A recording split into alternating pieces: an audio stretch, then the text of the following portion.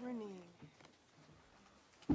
Welcome to the board meeting of the Board of Vocational Nursing and Psychiatric Technicians. This meeting is being held on Friday, February 22nd, 2019 at the Los Angeles Marriott Burbank Airport, 2500 North Hollywood Way, Burbank, California. I would like to call this meeting to order. I would like to thank the schools and other members of public who have joined us today. For the sake of time, I'll not introduce those who have signed in, but we appreciate your presence. So that would, could I ask everyone to stand and join us as the pledge, in the pledge as led by my fellow board member and veteran, Donna Norton.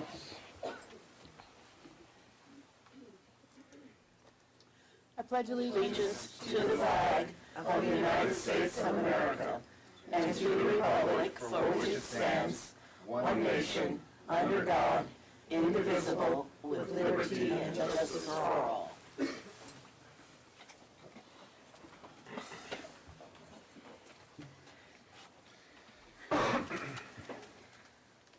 Agenda item 9.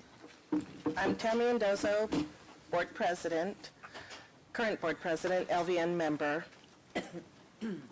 If I could have the board members introduce themselves, starting at my far left.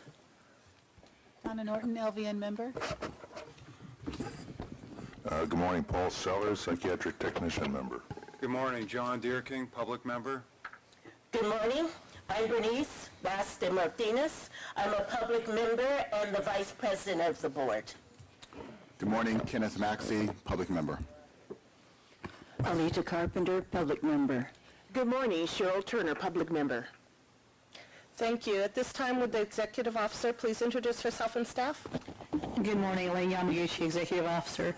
With us today are, in the back here, Vicki Lyman, our Assistant Executive Officer, Christine Dano, who's been helping us as our board support analyst.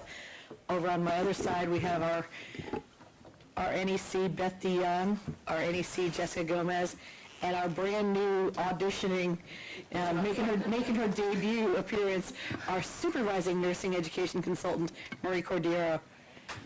And over in the back here, trying to look subtle and indiscreet, Mr. J. Fowler. I meant discreet, not indiscreet. Let the record show. And then if we could have DCA Legal introduce himself. Good afternoon, or I should say good morning, everyone. I'm Kenneth Swenson, Board Counsel. Thank you. The Board of Vocational Nursing and Psychiatric Technicians is required to hold public meetings and make policy decisions that protect health, safety, and welfare of California consumers. Public meeting agendas are prepared well in advance of the board meeting. Agenda requests for consideration must be clearly set forth in writing. The board requests that all items and supporting documents be included on the agenda, be received in the Sacramento headquarters by the first day of the month preceding the month of the scheduled board meeting. In addition, if there are documents that you would like board members to timely review and consider relative to the agenda item, the board asks that you submit 15 copies of the document and provide the board with an electronic version. Please ensure that you redact any student names prior to copying information. During the meeting today, public comment is welcome on any agenda item when the item is taken up by the board. Under the Bagley-Keene Open Meetings Act, the board may not take action on any issues raised by public comment that are not on the agenda, other than to decide whether to schedule that issue for a future meeting. If any person wishes to address the board, please come forward to the podium when I call for public comment. It is helpful for the record if you would state your name and the name of the organization you represent. However, you may remain anonymous if you wish. Please understand, we have a full agenda today, and in order to allow the board members sufficient time to conduct its scheduled business, I may limit the time given to each person who wishes to comment, generally 3 minutes. Please understand, this is because we want to hear from everyone and give those who wish to do so a chance to comment. We would rather hear from everyone for 3 minutes instead of one person for 30 minutes.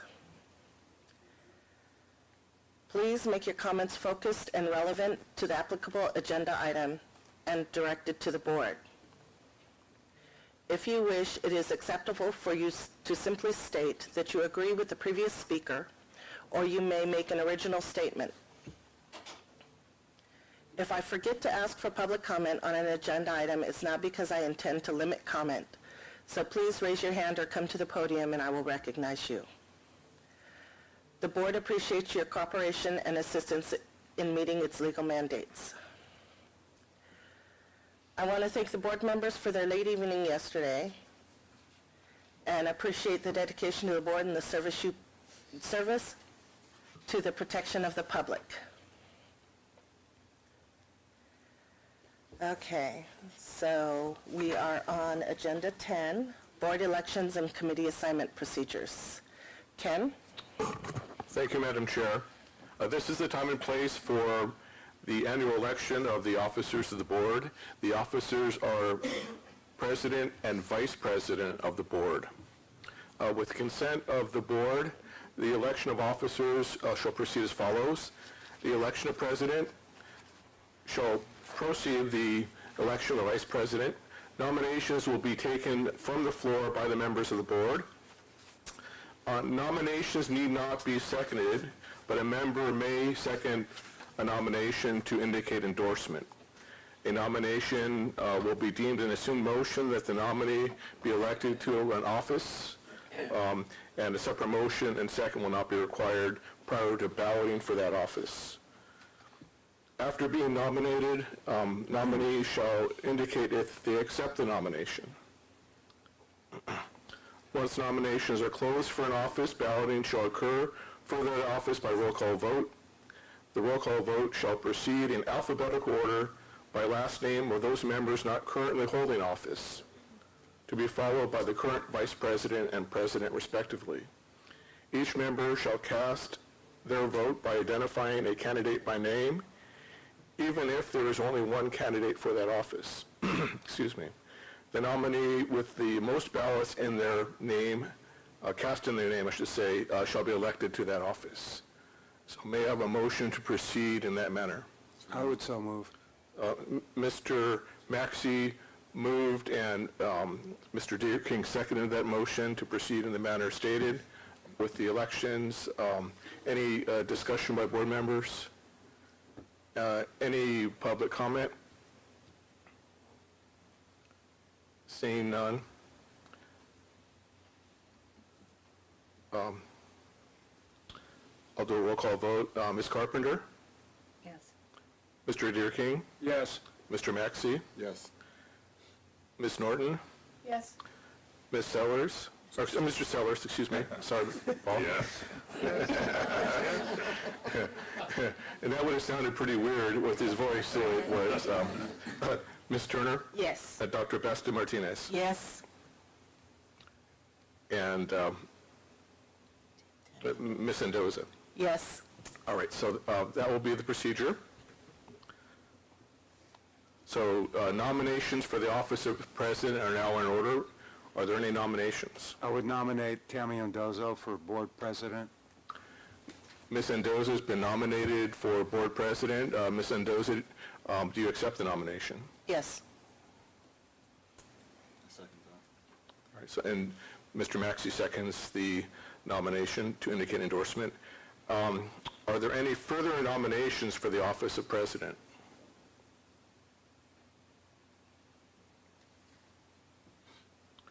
If there are no further nominations, the nominations will be closed. Any further nominations for the office of president? Hearing none, we shall proceed by roll call vote. Please indicate, even though there's one candidate, please state the name of the candidate you're voting for. The candidate is Ms. Mendoza. Ms. Carpenter? Tammy Mendoza. Mr. Deerking? Tammy Mendoza. Mr. Maxey? Tammy Mendoza. Ms. Norton? Tammy Mendoza. Mr. Sellers? Tammy Mendoza. Ms. Turner? Tammy Mendoza. Dr. Basta Martinez? I endorse Tammy Mendoza. and Ms. Mendoza. I endorse myself, Tammy Mendoza. So it's unanimous. Ms. Mendoza has been reelected to the office of president.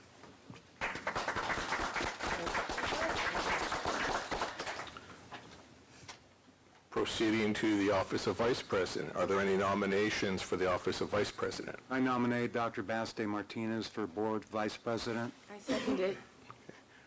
Mr. Deerking has nominated Dr. Baste Martinez, and Ms. Norton has seconded. Turner. Oh, excuse me, Ms. Turner has seconded it. I would have, but she didn't. Are there any other nominations for the office of vice president?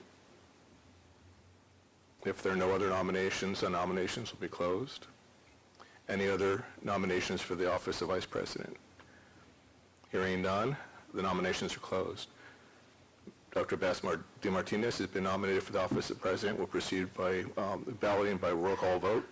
Excuse me, Mr. Swenson, should we ask if Dr. Baste Oh, excuse Martinez me, yeah. accepts? Dr. Baste Martinez, did you want to accept that nomination? I'm honored, thank you. Thank you. All right, so we'll proceed by roll call vote.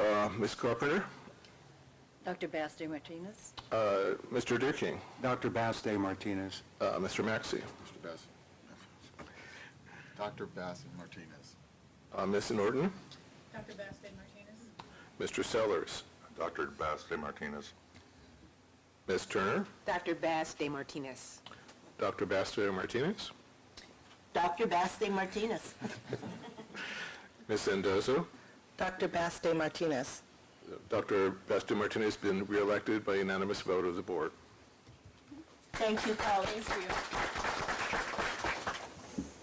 That concludes the election of officers for this year.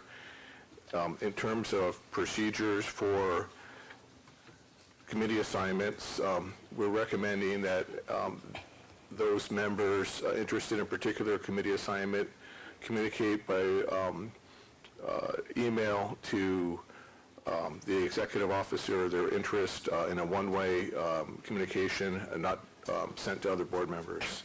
And she'll collate the information and provide it to Ms. Mendoza. Thank you. Thank you. Agenda item 11 is the review and approval of the board minutes from May 18th board meeting, 2018, August 24th, 2018 board meeting minutes, November 16th, 2018 board meeting minutes, and the January 25th, 2019 board meeting minutes. Has the board members had a chance to review the minutes? Question, are we going to approve them separately? Because there were some that I was not in attendance for, and I would not be able to approve those. We can do that. All right, so I would move the minutes of the May 18, 2018 meeting if there's no errors, omissions, or corrections.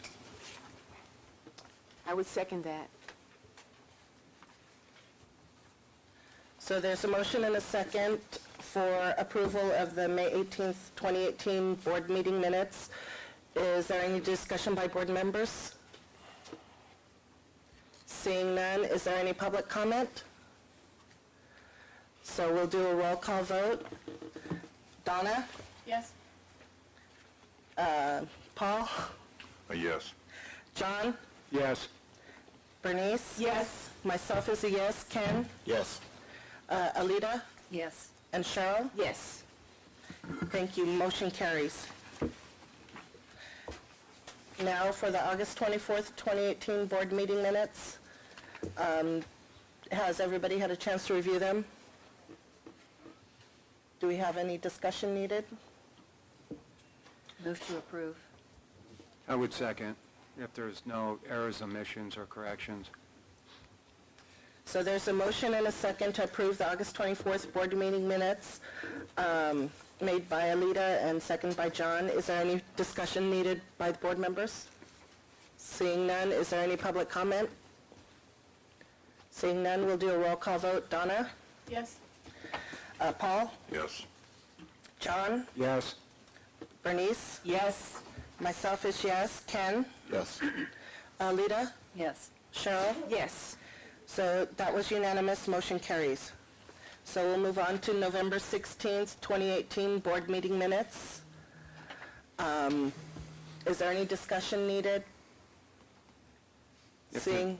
I'm sorry. If there's no errors, omissions, or corrections, I would move the minutes of the November 16th, 2018 meeting. A second. So it's been moved by John and seconded by Alita. Is there any discussion by board members?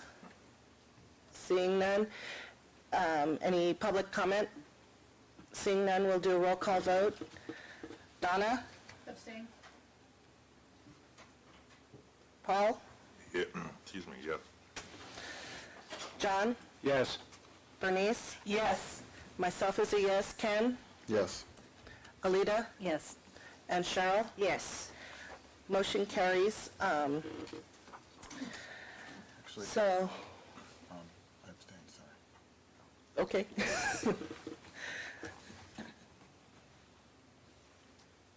Okay, motion still carries. Yes. And we move on to January 25th, 2019 board meeting minutes. If there's no errors, omissions, or corrections, I would move the minutes of the January 25th, 2019 meeting. Cheryl Turner seconds. So it's been motioned by John, seconded by Cheryl to accept the January 25th, 2019 board meeting minutes. Is there any discussion needed by the board members? Seeing none, any public comment? Seeing none, we'll do a roll call vote. Donna? Abstain? Paul? You are determined, aren't you? John? Yes. Bernice? Yes. Myself is yes. Ken? Abstain. Alita? Yes. Cheryl? Yes. And motion carries. So the board meeting minutes have been reviewed and approved by the board. We'll move on to the executive officer's report. Elaine? Hey, thank you, Madam President, and congratulations to our new and returning, perhaps I could steal from literature and say our once and future executive committee. It's a great pleasure to welcome everybody to Burbank, and congratulations on, this is, I think, probably the first time I've seen a full house to our board meeting on a Friday. But, and yes, we had to cheat to do it. But we appreciate everybody showing up and participating in the process. I don't want to spend a great deal of time going through my written report, but I did want to, of course, acknowledge that BVNPT finally has a complete leadership team, which I'm very, very happy to announce. We're going to hit the ground running on Friday, March 1st. Vicki and I will be starting the process of a management leadership team boot camp. We hope to meet hopefully about once a month or at least once a quarter to make sure that we're working as a team, that our leadership, our management, all start from a very good position of strength, and we share some skills and best practices and learn to work together as a team. It's very exciting, and it is, of course, the first time that I can say that now, so wonderful. As far as our board updates, as I mentioned, we have the proverbial good news, bad news. I'd like to, send our best wishes to Samantha James Perez and thank her for her very, very distinguished service to our board. She's going on to a new grad program, so I know everybody joins me in wishing her all the best. And even though Dr. Mountain couldn't join us this morning, I want to send a good, warm welcome to her as our new LVN Educator Board member. That seat's been empty for a good long time, but she's very enthusiastic. I've been super impressed by her vision and her passion for nursing education. I think our community, our board, and our constituency will be very, very well served by her. We did have a very busy holiday season, but I wanted to thank again the board members for their support and their generosity supporting our staff's holiday fund. We had a really good event with the team, and again, I thank you all for your support and generosity. One very important theme, I think, to both myself and Vicki Lyman, our AEO, is how we figure out ways to save expenses for the board. We've been noticing a few things. One very important move forward, the board has now finally engaged a printer service contract by which we no longer have our own contracted copiers, printers throughout the suite, but we have a service that maintains them all. So this is actually a double benefit. We are able to simultaneously upgrade our equipment and save money in terms of the costs. And it's also much more efficient because the printers are all networked, which means that the maintenance goes directly into the service. Toner appears as if by magic, and it's going to speed things up, and the staff won't have to send stuff to the printer and wait and think, oh, it's broken. It will automatically seek out, and we'll be able to speed things up. We'll be able to print to both sides. You can't imagine how happy that makes me. So we're very excited about that. And like I said, it's going to be a significant savings. We, of course, continue to clean up the office and get rid of a lot of extraneous materials.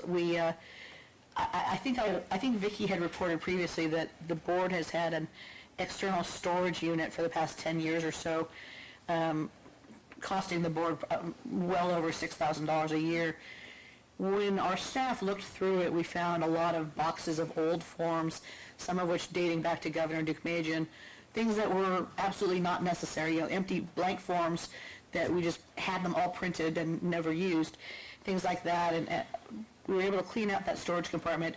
It has been discontinued. The board will now be saving that $6,000 per year. We're really excited about that. And last but certainly not least, our licensing renewal letters have been streamlined down from 7 pages to 1, and we're going to be going even further by having a postcard rather than a full letter go out. We're going to hope to debut that and showcase that for you at the May meeting. But we're going to be saving a good amount of money, of course, on paper and postage for that. And this, by the way, is achieved by directing people to go online to do this much more frequently and successfully.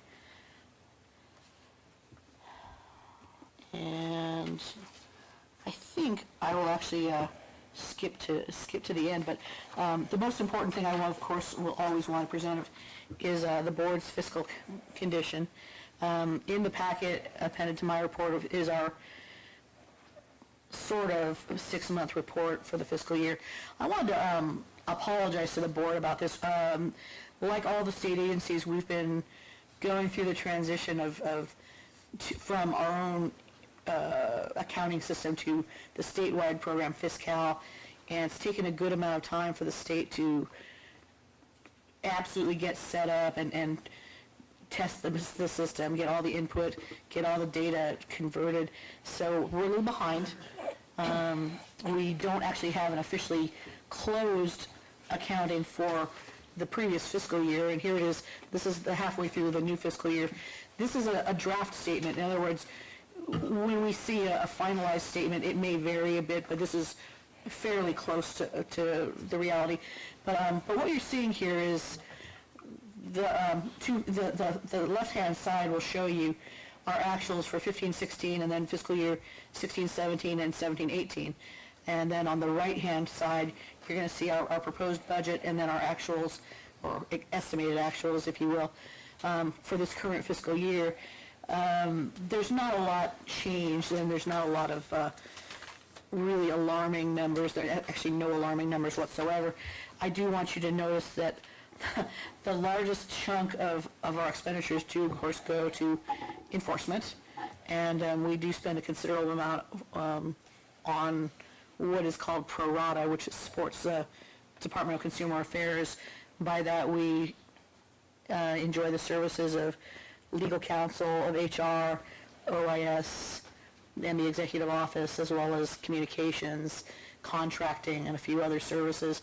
So it's not a very exact science, but it's based on our total budget allocation, and it's not really based on an hour-by-hour usage. So, but that is of course our current fiscal status. We hope to be able to catch up and have really solid numbers from here on in, actually closed fiscal accounting. But I'd be happy to answer any questions from the board. Does any board members have any questions for Elaine? Seeing none? Actually, I do have a question. So where in this report would we have seen that $6,000 that we were spending on an external storage unit that we did not need? General expenses, It would just be under a Yes. bucket of general expenses? yes. Is it possible to get a listing of what is in these buckets? Sure, absolutely. Because the listing of general expenses doesn't mean anything to me. Yeah. And so had I seen I know. storage unit from Governor, from Governor 20 years DeGratis. ago, I would have highlighted Yeah, them. yeah, What are you exactly, doing here? exactly. Absolutely, we should be able to get a much more detailed accounting moving forward.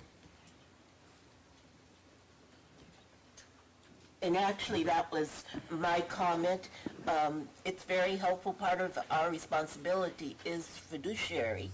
And without any indication of what's in, as was called, the buckets, we cannot do a good job. I'm well aware. Any other comments or questions for Elaine? Seeing none, we'll move on to the executive committee report. So we met twice, the most recent being February. We discussed the Brightwood colleges. We also discussed the strategic plan, the phase 2 of the strategic plan. We've gotten the survey questions, and I believe Elaine is working with Solid to get that out to the stakeholders so that we can get the feedback from them. Solid is also starting to contact the board members to do questioning and surveying the board members. It's my understanding they're sending it to the DCA email. No, we'll be sending it to our own listserv. Okay. So that is going out in the near future. I want to thank staff in filling positions. We are almost full, Almost full. fully staffed at the board. They've worked hard in getting the positions filled. And I want to welcome our new SNEC. And we'll be discussing the Brightwood College on item 14. We'll move on to the committee structure report. So in our packets, we had the committee structure. This was a recommendation that we put together.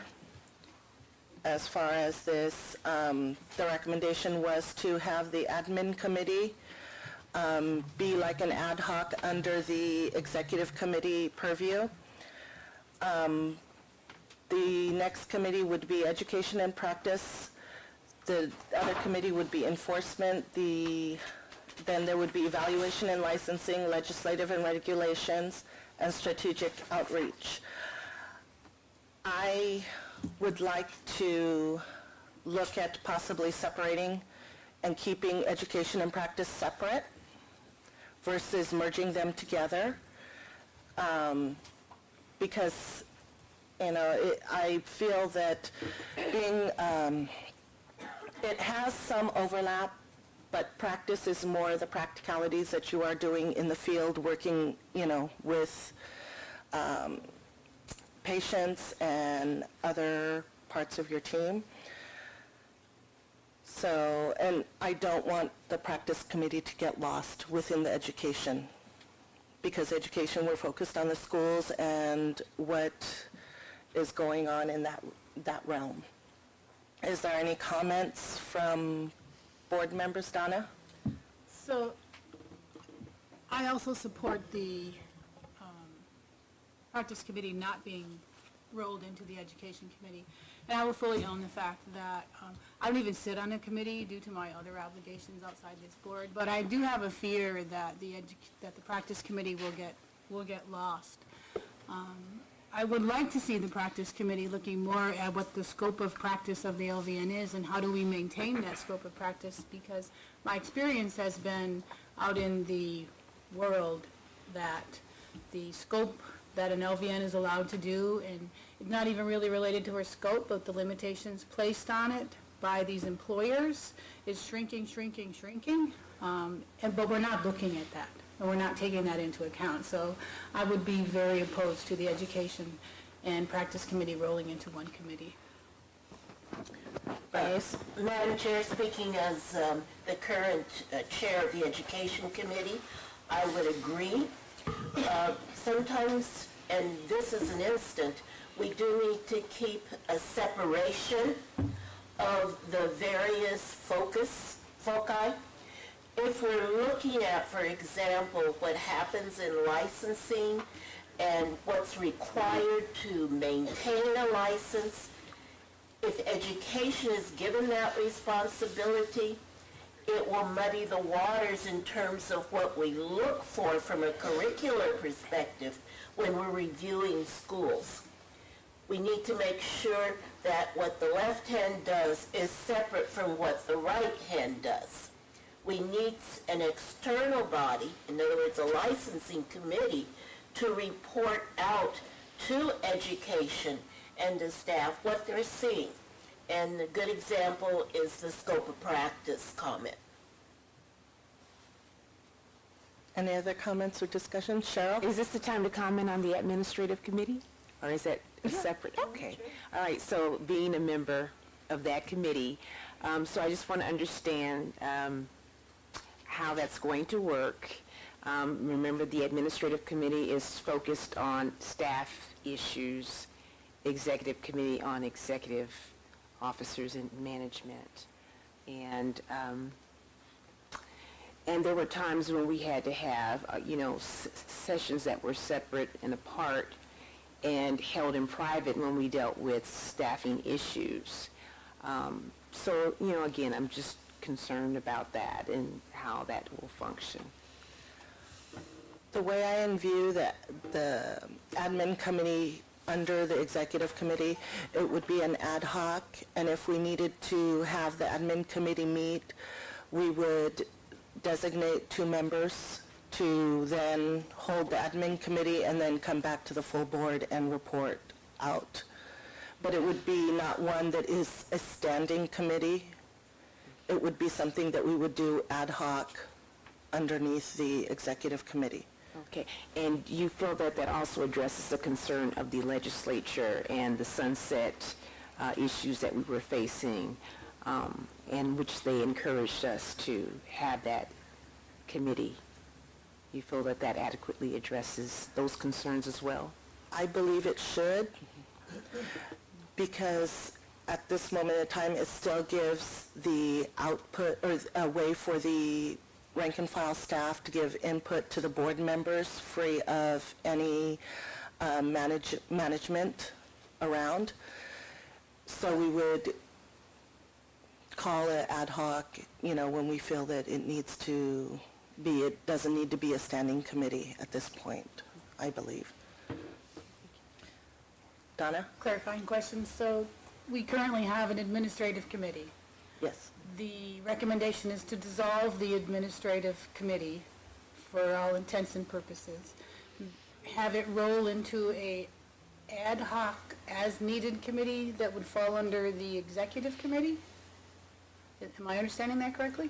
It would be a subcommittee under the executive committee. It would be a subcommittee. But it would not be the same members going to, when we call it the administrative committee. So it would be 2 members that we designate that would go into and hold a committee meeting for rank and file staff to come talk to. So it would be a subcommittee of the executive committee. It would not be the same 2 members. So it would not be yourself and No. Dr. Bass D. Martinez. Such a hard last name. And Bernice. Most of the time you are. I'm just going to call you Dr. Bernice. That works really well. So it would not be the two of you. No. It would be, so why do we not just leave the committee as a committee then? We can do that. May I ask another clarifying question, Madam President? Under what circumstances would the ad hoc committee be convened? I would say when it looks that we're having issues or that we're hearing issues from board staff themselves or rumblings from around. My understanding in following up on Ms. Turner's comment, the admin committee was originally conceived and recommended as part of the monitor's report. So I think it was envisioned that it would be more or less a standing committee. And I share Ms. Turner's concern. If we don't have regularly scheduled meetings about the triggering events. Elaine? Thank you. I'd be happy to address this. Over the past year, and I will of course admit that that's not a very long period of time to base an experience on, the administrative committee started off badly needed, and I do agree that when the legislature and the monitor's report advised the board to form this committee, it was very badly needed, and the committee provided the services that it had been set to do, which was to provide a forum for the rank and file staff to voice a lot of very, very valid concerns and to start, I think, I hate to phrase it this way, the healing process as we started to rebuild the board. Now, and I realized that, I recall, and this was before I started as your EO, that they met individually with staff and they arranged through the EAP program, Employee Assistance Program, some counseling and advising for the staff who expressed a desire for such. And after that, the administrative committee asked staff member as a whole, do you need to see a follow-up? Is there anything else you would recommend that we address for you? And there was no response on behalf of the staff. Now then, in the ensuing months, when they had an actual management leadership executive team who was addressing the bigger infrastructure issues of the board, the personnel issues of the board, a lot of things have, of course, been ameliorated. So over the past year, as the committee has met, and even though the committees meet quarterly, there is still a substantial amount of staff work and time that goes into staffing a committee. It's not that I would begrudge that, but over the past year, we haven't seen a lot of expressed need for the exact purview of the administrative committee. So over this past year, we've asked the committee to review and provide some input on the staff engagement surveys. We suggested a number of ways that the administrative committee and then the board could create an employee recognition program. We've had some other discussions on facilities, staffing, management issues. Now, also, as a footnote, I will tell you that the way that this committee has been laid out, it's also expressly been staffed by somebody other than myself or the AEO for very good reasons. We talked a little bit about having some appointed rank and file staff members participate as actual members of the committee, or just on a come if you want kind of situation.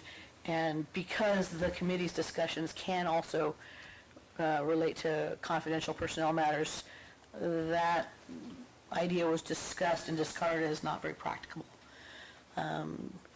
And so, of course, we've also been sharing the contents of our suggestion box with the committee, and our suggestion box comments have been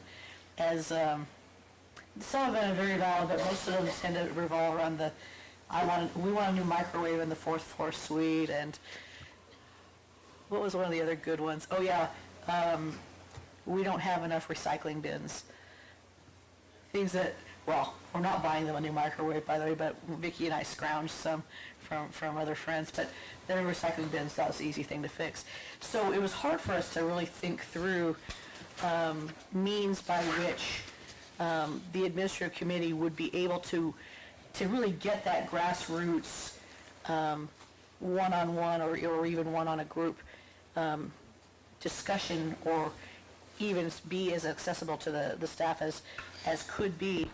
And we also discussed the matter of, if there is an issue with the staff, the rank and file staff, either with their management or with the executive management, the executive committee, the president and vice president, are the executive officer's direct supervisor, and if there is something that they want changed, they are actually the fastest way to change anything that's going on in the management of the board.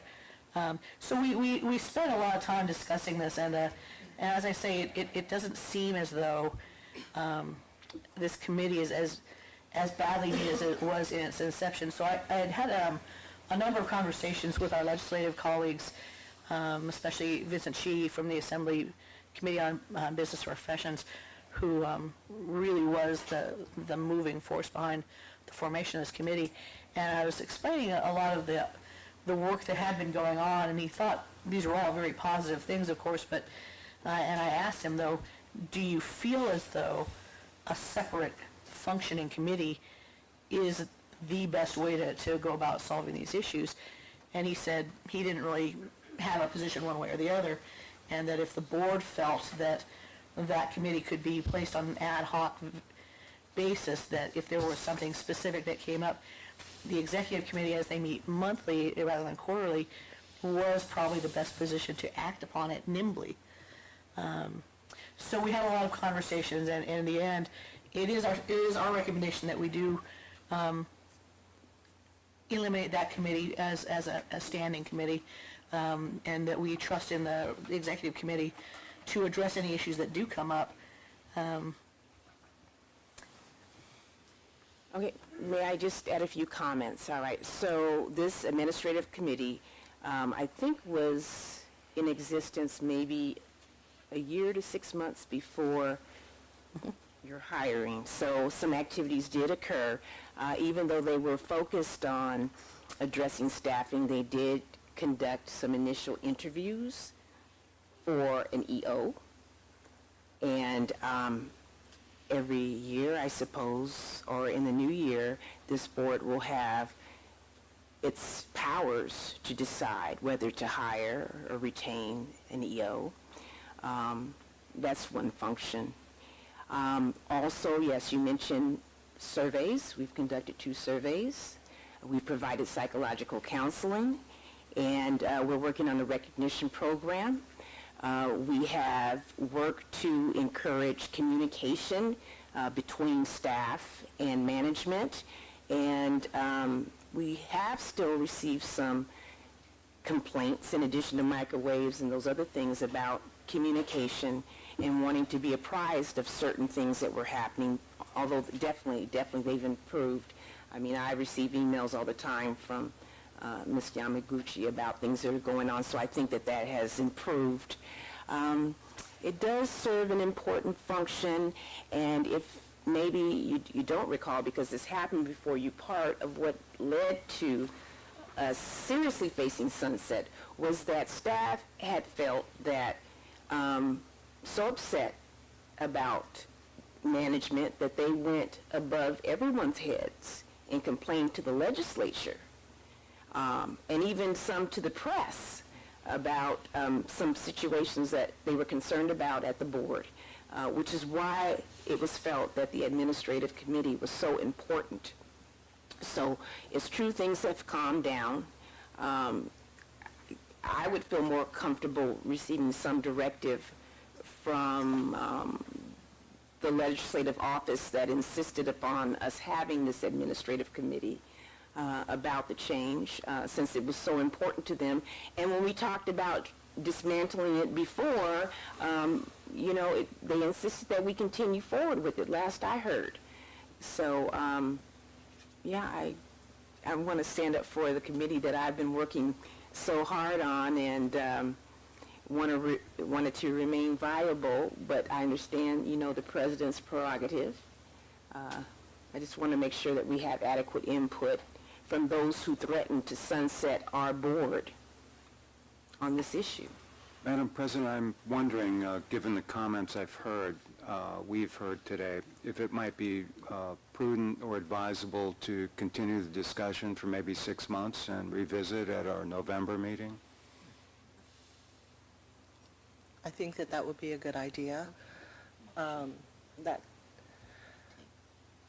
table this until the November board meeting.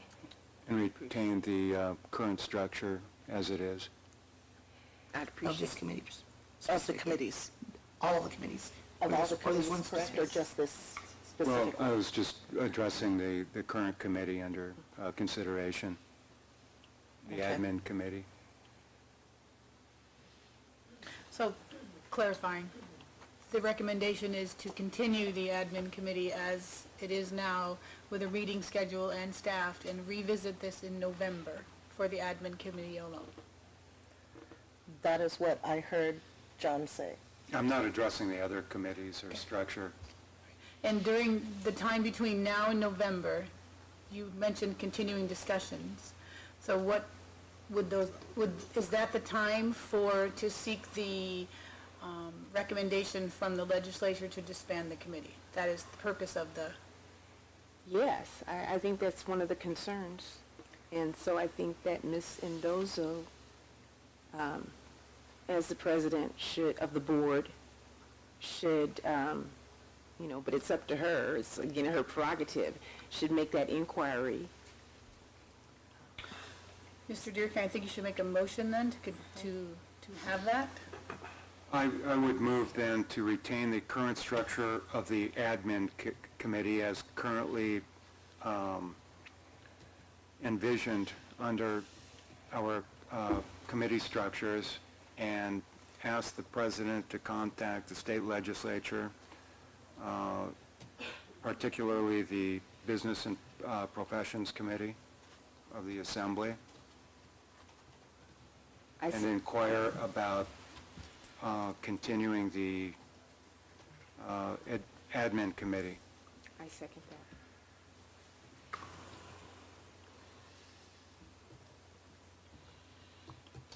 Relevant to committee structure, there has also been some comment or question about other committee recommendations. I'm wondering if the maker of the motion might accept a friendly amendment that we haven't finished talking about what's presented, but that those committees which might be recommended for change fall under that same motion to table the discussion, and that additional information be sought for a report at the November meeting. I think that's acceptable. So, I second that. Cheryl, so it would be to move to retain the current structure of all the committees that are current, to retain all the current structure of the committees the way they are now, and revisit it in November, at the November board meeting, and in regards to the admin committee, have the president contact the legislature about the continuance of the committee or the discussion thereof. Clarifying questions?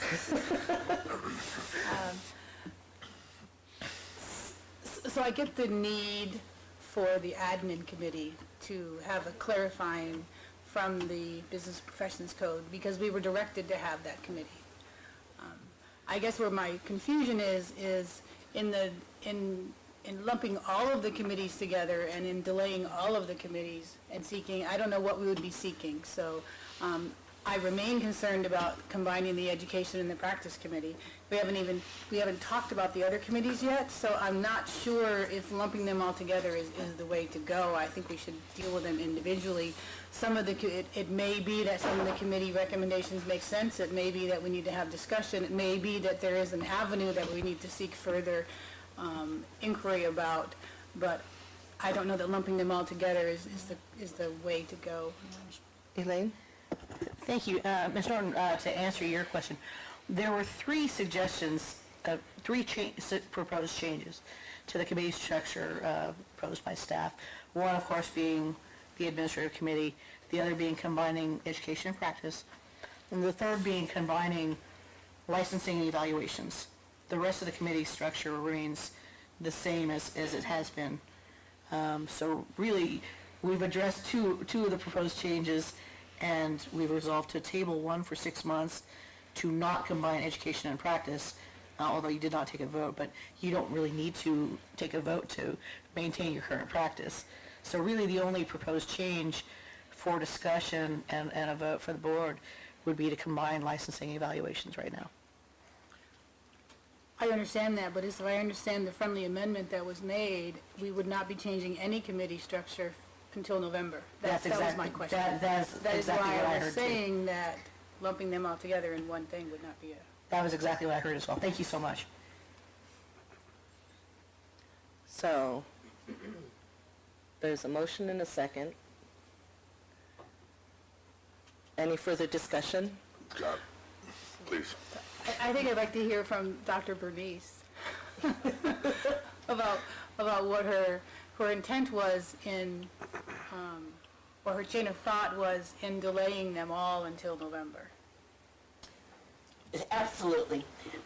If we're going to make change and publish that, it makes sense for us to understand the recommendations for any and all of the proposed changes.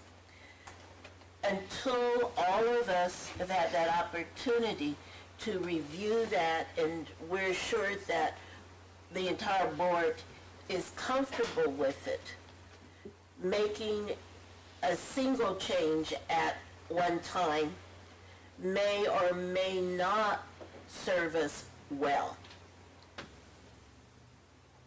We're talking about a total of 3 proposed changes, 2 of which we've discussed, 1 of which we have not had, as of yet, any discussion.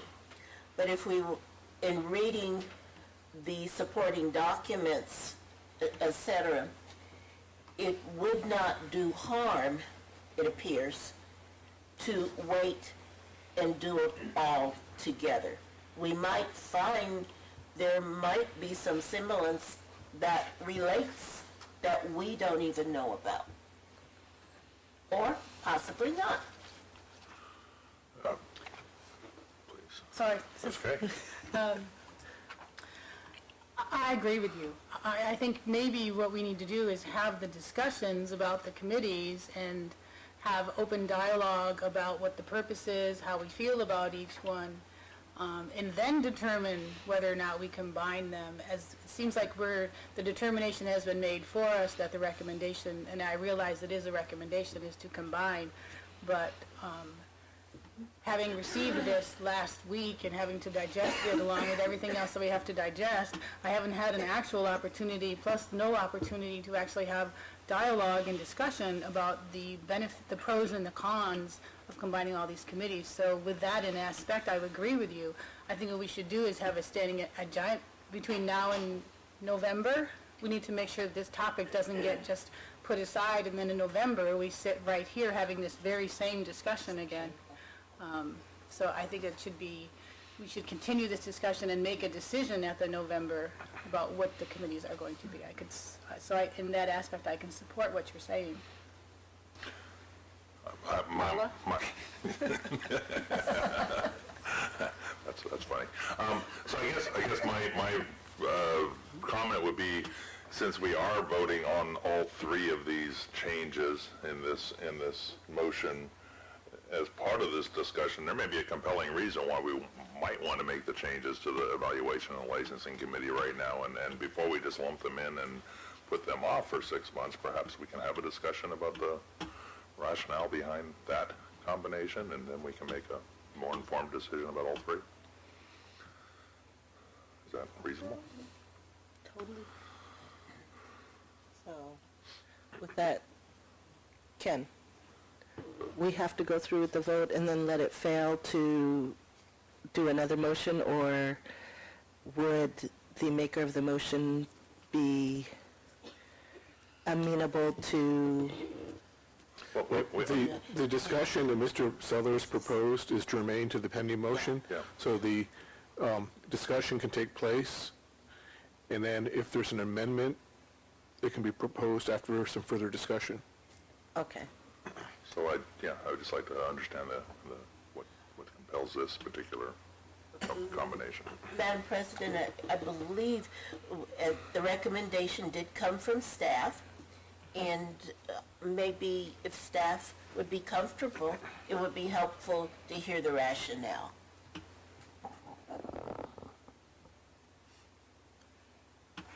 Elaine? Thank you, I'd be delighted to. The combination of licensing evaluation has come about discussion for a long time. It's really difficult on one hand to separate licensing from evaluations when you're really looking at the policies, the programs, the statistics, the performance measures. From an efficiency standpoint, it's staffed the same. The information provided is very similar. And having two committees that probably have a more than 50% overlap, it didn't seem very efficient to us. We felt that we would have a better policy-making body looking at the whole of licensing evaluation in one sitting rather than looking at the alternative, I think, is probably better sharpening the divide between the licensing function and the evaluation functions, and having the committees have a much more tight focus on the two separate types of information. But again, from a staffing standpoint, the same staff have the same information presented, and it is somewhat duplicative. Now, the other side of that, of course, is the fact that we really have a lot of challenges in front of us to create a strategic plan. And so much of what comes through the strategic plan, our goal setting, comes through the committee structure. And to not finalize a working committee structure for this year and going into the next, it doesn't derail your current strategic planning process, but it creates some uncertainty in terms of goal setting and in terms of developing your performance measurements. So truthfully, 6 months, if you wanted to delay for 6 months, that would have, I think, a negative impact on the development and the finalization of your strategic plan. I think 3 months, it still wouldn't be our advice, but it's more workable. But to speak to specifically to the point, the licensing evaluation is, and you know, you've been participating in these conversations, and Dr. Bernice, I know you as well, and Ms. Carpenter. You've seen how the statistics are really the same, and the specific focus is kind of coming through, rather than going this way, they're kind of coming this way. So as I said, when we've discussed how this may be better managed from a staffing standpoint, obviously it is one unit within the board's staff, and they're very, very tightly knit together. It would take, I think, a lot more work to better focus them on separate pieces of that picture than it would be to combine them. As we've been working on improving the way the board does business, it's really become more of a knitting everything together. I think our internal reorganization with regard to the administrative staff and the licensing evaluation staff has kind of come to the fact that really we are much better served by all of those staff members understanding what everybody else does and being able to back each other up, rather than continuing and reinforcing the silos that had been in existence. I think the committee structure is kind of an indication of that by siloing things into two separate, very, very distinct categories. We don't have that kind of ability to dovetail and create a better synthesized policy direction, in my opinion and staff's opinion. So we felt that this was a smarter move, a more efficient move for the board at this time. No, you go right ahead. I was just going to ask Ms. Turner if she thought that 3 months would be an adequate time to get feedback from the legislature. If we can receive the feedback by then. Actually, I already have. I've had a conversation with Mr. Chin. I apologize for interrupting, but I know that Tammy had expressed a desire to speak with him herself as well, and he's absolutely open to that. But I actually did have a very substantial conversation with both the Senate and the Assembly staff about this, and they felt that if there hadn't been a sharp need for that structure and that alternate communication, that it was up to the board, really. They had no desire to impose that will upon the board. So it would be the board's decision as a whole. I share Ms. Turner's concern. We did go through a challenging time there, and we have thankfully apparently made great corrections, but I certainly wouldn't want to abandon those fixes if they're premature. So I do share her concern and certainty on that decision. Sitting on the licensing committee, I could support the combination of the evaluations and licensing. That makes perfect sense to me, and I think there has been already discussion about not breaking up the education and practice. So. I just want to point out something I believe I heard. And Elaine, correct me if I'm wrong. We're talking about our overall, the impact on strategic planning. And I believe I understood that without some form of committee structure, it would be hard to address, or it's more challenging to address and place goals. If that's the case, that says to me that structure drives the planning. And I'm wondering if it might be to our advantage to look at it from the other end. If we're really looking how to be more effective strategically, the workaround and the building of the new strategic plan with its goals, and if it's done effectively, it should better inform us how we might best or better be structured or organized to advance or to get to those ends.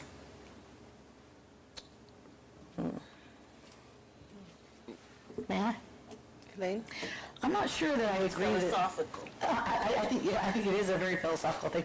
I'm not sure that I agree that by going this way, that the structure defines the plan. I think it still very much is that the plan and the goals define the structure. It's just that as you go through as a board talking about which goals become our priorities for the ensuing 3 years and how we design an action plan around them, you absolutely do need the effective parties to throw that ball to. So unless you have your committee structure defined and operational, when you define your action goals, 1A, 2B, et cetera, it is not impossible, of course, always, ever, but difficult and more complex and perhaps much less efficient to say, for fiscal year this, these entities will be supervising and developing the performance measures and possibly changing in the second year. The other thing is, because And this of course I think is a bigger conversation for the board to think about is, do you really feel that it's best serves the board to have annual elections rather than going to every 2 years, for example? Because again, this is, even though I think the past several board elections have upheld the continuing structure and have had a lot of preservation of institutional memory and knowledge, you never know what could happen. So if there was an upheaval, for example, and a complete sea change in the board's leadership, if you don't have everything completely planned out, organized, your entire, you saw, I think, in 2016 and 2017 what happens without that coherent leadership change. Fortunately, I think you're in a stronger position in 2019 than you were in 2016 and 2017 by having a solid management staff in place. And let me be absolutely clear, it is, of course, the will of the board of how to proceed. What the board decides on, we will implement. But our best advice to you is to make a few changes in the name of, I think, efficiency for one, but also I think for clarity's sake, to provide, I think, a much more nimble policy focus, the ability to look, I think, critically at our goals and set forth the action plans thereof and how we evaluate those action plans, how we fine-tune those action plans in year 1, 2, and 3, or however many years you choose to have a plan for. So, and as I said, it is the will of the board, of course, but I feel like by delaying a decision, you are probably lessening our effectiveness a bit. But as I said, we'll make whatever you want work. Can I ask, so we've talked about the admin committee, we've talked about the education and practice committee. So regarding the combination of the evaluations and the licensing committee, and it seems that there's support for that from the members that sit on that, can you tell me what your plan then would be? Because we have had challenges in evaluations and licensing over the years. Can you tell me what your plan for that committee structure would be? Would the committee meet more often? Well, because you can't take one committee, you can't take two committees, make it one committee, and then have that one committee meet for the same amount of time or with the same people, because you won't be effective. So what is your plan for the, for that committee to be effective and to be efficient? Certainly. Yes, actually, we could very well keep that a two-committee structure, although again, if the board chooses to make that a three-person committee and make it a public meeting, we have absolutely no problem with that. We can certainly make that work. And, I, as a good government advocate, I would love for everything we do to be out in the public. There's with a few exceptions, of course, having to do with like personnel, bargaining, and things like that. But that wouldn't be a problem. And again, as I said, if the board decides that that's the way they'd like to go, that'd be possible. Now, in terms of knitting that together, in terms of licensing evaluation, it already really is. And I think if you looked at the reports, I don't really think it would require longer meetings. I think it would work fairly seamlessly. There would probably be a little bit of an uptick, but I think it would transition quite nicely. So, Ms. Carpenter and Paula? Can call you that all Well, day. I'm gonna get it all day, I can tell. I agree. There is so much overlap that I don't think that our meetings would last that much longer, possibly another half hour, but it's just such an advantage to the staff. John, you had a comment? No, I didn't. Bernice? Well, as the chair of evaluations and having experienced some of the issues that were very serious issues around evaluations, such as the huge number of letters that went out seeking information about continuing ed units in relationship to everyone's license. That's part of the evaluations, even though it's the data that comes from evaluations that also can help inform licensure. But an overall view of evaluations is more than just about evaluating licensing. That said, it's clear that whether we restructure the committees or not, we really do need to go back and look at how are we defining the roles and responsibilities of all of the committees.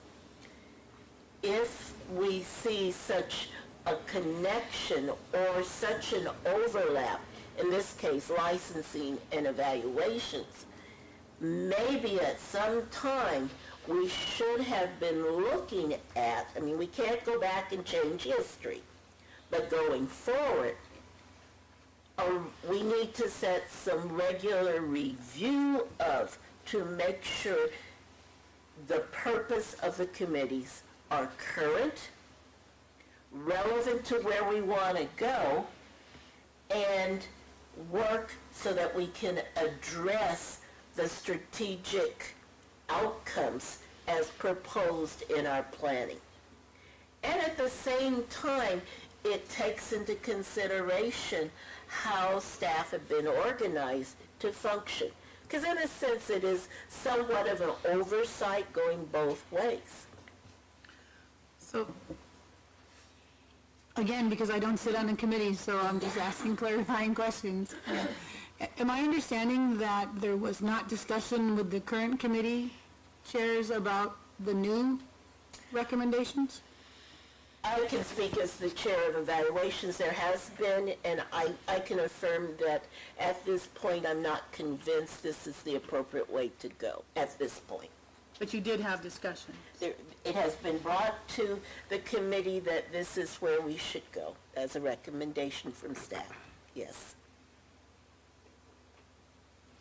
I'm aware of the discussions from the licensing side, and again, I can't speak to the evaluations. I don't sit on that committee. I know that the time that we spend, we're not swamped in that committee. We certainly have additional time. I don't think that would become a challenge.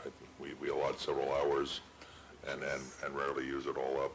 So, and again, I'm not speaking for the evaluations committee. From the licensing side, I've heard of this. I don't have any objections myself. And picking up on what you just said, point in case, if it appears or it feels like there has not been sufficient work for the time spent in committee, it does raise the question, is the role of the committee also addressing? And if not, then it does need to be changed, or I don't want to say collapsed or combined with another committee. My experience has been in the licensing committee is that we have been kept clearly apprised of the progress being made, and have rarely disagreed with the direction they're going. I have made suggestions, and I have had responses and actions taken on those suggestions. So it has been. It's been an advisory and oversight kind of a role to this point. We haven't struggled with, we have sat and watched them make great progress, frankly, to this point. May I make a suggestion? If I may make a suggestion then, all the committees, current structure or whatever adapted structure there is, would be meeting between now and our May meeting. If I could suggest then maybe we not make any changes in the structure right now, that each committee, let me backtrack a little bit, because as we were starting the strategic planning process, I know that Dr. Bernice had made a point of reading the committee charges to each of the committees and having a discussion there about, is this the current, is this the appropriate, etc.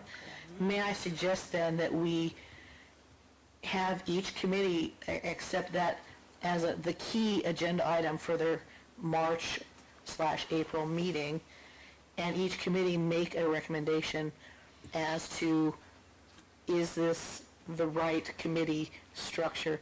Is this the right purview? Is this the right policy assignments? Are these the correct performance measures? And is this an appropriate structure to move forward for the board? Would that be acceptable to the board? I'll make one comment, and this may not be popular. I personally find the Bagley King ties our hands so much in discussing these types of issues that I don't know how we would have a full discussion. I'm not free to talk without convening an entire meeting and addressing the public to even have this conversation outside of this forum, and it's very frustrating and challenging in these kind of decisions. That's my comment on that. I agree with you, Paul. Thank you. So essentially, Madam Chair, we do have a motion on the floor. There are options that you could rescind the motion, et cetera. Is that correct, Lico? That's correct. And there could be a replacement motion. We could continue discussion, but it appears we really won't be able to come to conclusions no matter, at this time. I don't think we have enough information. Particularly asked to talk with elected officials, for example. There might be additional staff input, possibly. And this is really not the forum for that kind of discussion.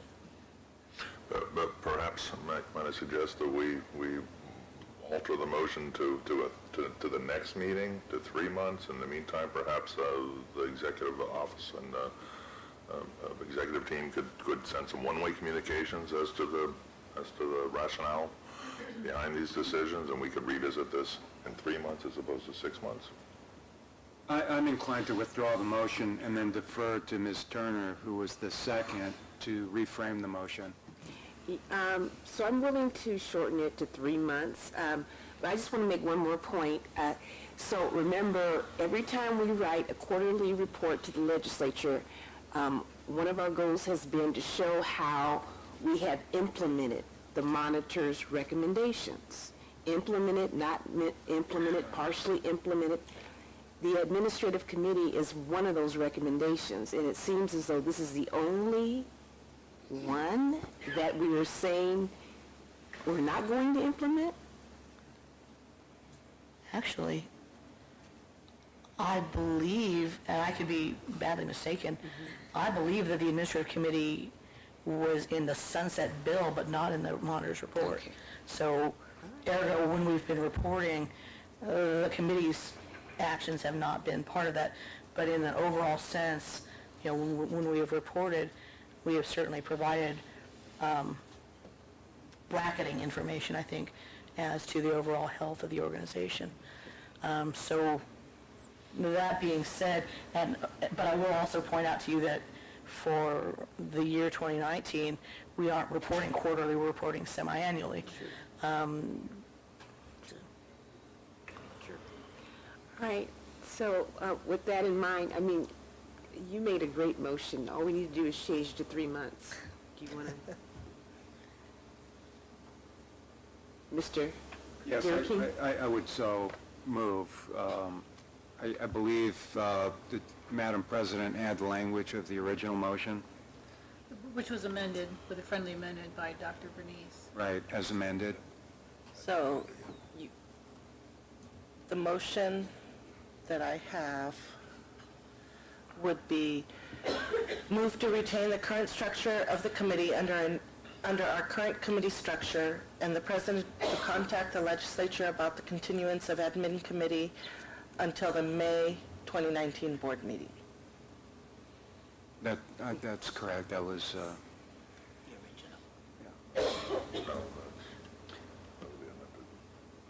Do you need a new sec? That's the motion. All right, so we need. We can't hear you, I'm sorry. So, do I need to make that motion? I'm making that motion. okay, then I would second. Okay. So it's been moved by Cheryl and seconded by John. Is there further discussion needed from board members? Seeing none, any public comment? Please. Seeing none, we'll do a roll call vote. Donna? I will abstain. Madam Chair, I think it'd be helpful if you clarify the motion so that people, I think there's just a little confusion. So it's my understanding it was to continue the current structure of our current committees and give, and to contact the legislature about the continuance of the admin committee until May of 2019 board meeting. Thank you. So, Paul? Yes. John? Yes. Bernice? Yes. I'm a yes. Ken? Yes. Alita? Yes. Cheryl? Yes. So motion carries. I'd just like to add for the minutes that unfortunately I will not be at the May board meeting, which is why I abstained. Okay. And then we will move on to the Board Administrative Procedures Manual. And this staff has brought to us to approve the attached recommendation to the 2019 Administrative Procedures Manual. It incorporates recommendations and for more accountability to the board members as far as the per diems and that. There are some things that are highlighted are the changes that they wanted to add. With that being said, there is on the per diems, one of the ones that they had on there was for the travel reimbursements. I do know after reviewing this that within state service, when state employees go on travel, they do have a reasonable time for travel time that's given into that. In our manual, it was recommended to remove the travel time. It was only for the current committee time, specific time frames for the committees. I'd like to change that and have that placed in there that it would include reasonable time travel for board-approved items, committee meetings, and other. Would that be for all board or just for state? No, for all the board members. Since I've been on this board, I have never put in for, I mean, clearly, we are all volunteering our time to be on this board, but travel time has never been a part of it, which I believe is, So, in here, should be. when you read the definitions, they have the cumulative total of 8 hours where the member performed any one or more of the following functions in a reasonable amount of time. Day actually spent does not include compensation for time spent en route to/from the site of the board business. I know that when we have filled out the papers, it says the start time from when you leave the business to go to, or your point of your house to travel to the board meeting, and then from the time you return. That's what was my understanding, but when we started, it was 1 day. So 1 day for the mail ballot, one mail ballot package was considered 1 day. The board meeting, each day that the board members met was considered 1 day. If you met with a committee, that was considered 1 day. There was no broken down of hours or any of that. I believe that has been my experience as well, and it kind of balanced each other out. I remember in one of my very first board meetings was when we actually went from 1 day of per diem for the number of mail ballots that we were getting. We actually went to 2 days of per diem. The 2 days balanced everything else out. The fact that, not to mention when we have an actual board meeting, as with yesterday, we frequently go from 9 a.m. to 9 p.m.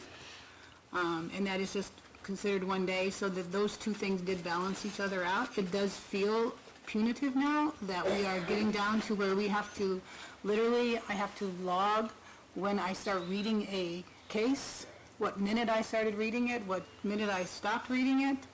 And now to say that a day, that you can go for 12 hours a day and it's still one day, it does seem a little bit punitive. So I don't quite understand where this is being driven from. From what the discussions was from staff was that it's more accountability for board members, that it's documented if they were to call for records as far as what they're paying out versus the amount of work, or what is considered, how are they rating the number of hours, or how are they rating 1 day's per diem. So, So I Sure. thought when we spoke last time, Mr. Swenson said that there was some entity that set the per diem amount in the rules regarding that? It's set in the code, I believe. Yeah, the state law, but it doesn't define a day.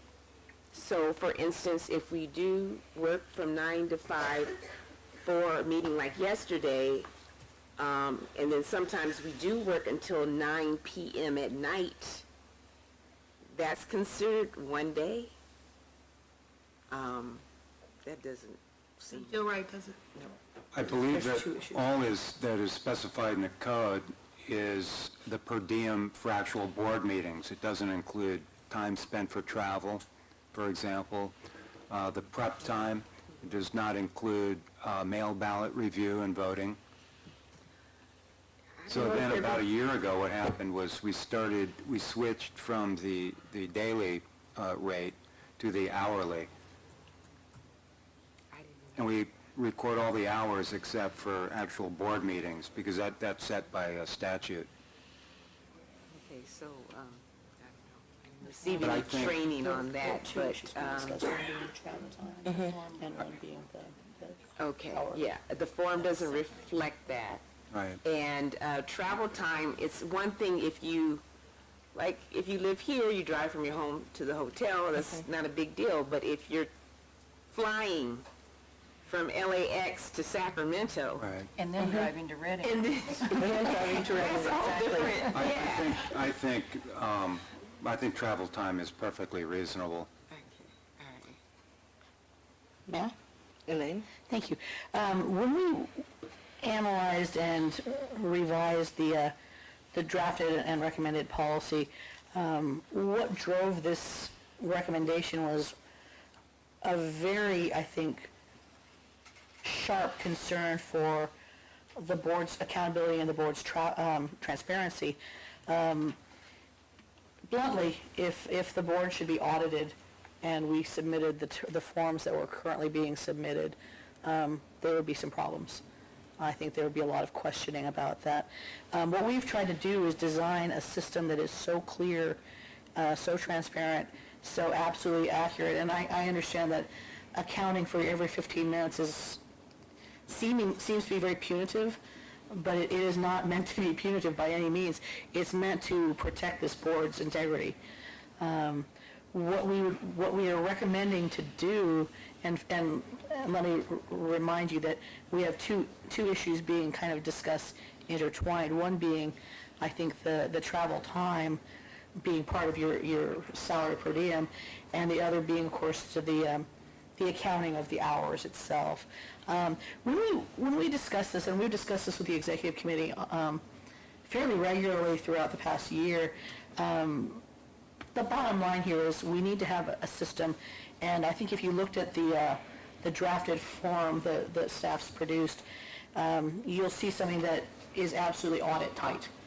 That would stand up to any kind of inquiry whatsoever. When we talked about the travel time, we looked at the statute quite carefully, and I know that I had a number of conversations with Mr. Swenson about that statute is not exact. It does not say is or is not. It just says and shall reimburse. So our reading for this, and by the way, I looked at a number of other boards and bureaus manuals as well. Most boards and bureaus do have the policy laid out that the travel time is not counted in the salary per diem reimbursement, but that the travel expenses are reimbursable. And since the travel expense reimbursement is separate from the salary per diem reimbursement, we thought that having that absolutely clearly distinguished from one and the other was also a very accountable and transparent decision to make. Now, I understand that you all act as volunteers, and of course, some of you, and all of you use your own conscience and your own budgets and your own time to decide what to ask for reimbursement. And I know several of you don't ask for any reimbursement whatsoever. Thank you for that, by the way. But I will tell you that it's hard to plan, and it's been very inconsistent, I think, on what board members have chosen to ask to be reimbursed.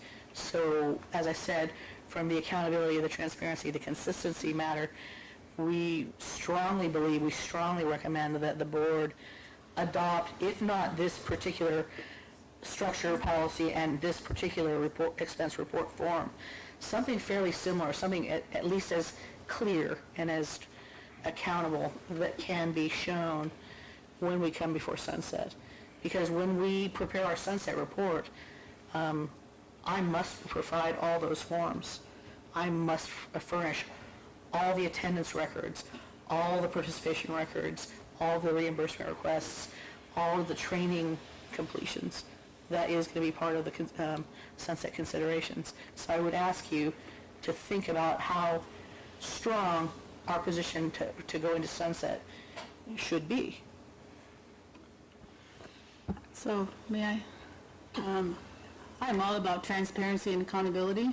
So I believe that if we have, if some are asking for reimbursement and some are not asking for reimbursement, that would be an area that is, but the overarching thing there, I believe that is why we had that in the beginning, that there was the per diem reimbursement for the hours spent reading all of the mail ballots that come to us. And that is your accountability, you know, that you are reading those and you are sending in a vote. And, it, you know, the agreement was that it would be 2 days per month in order to make that happen.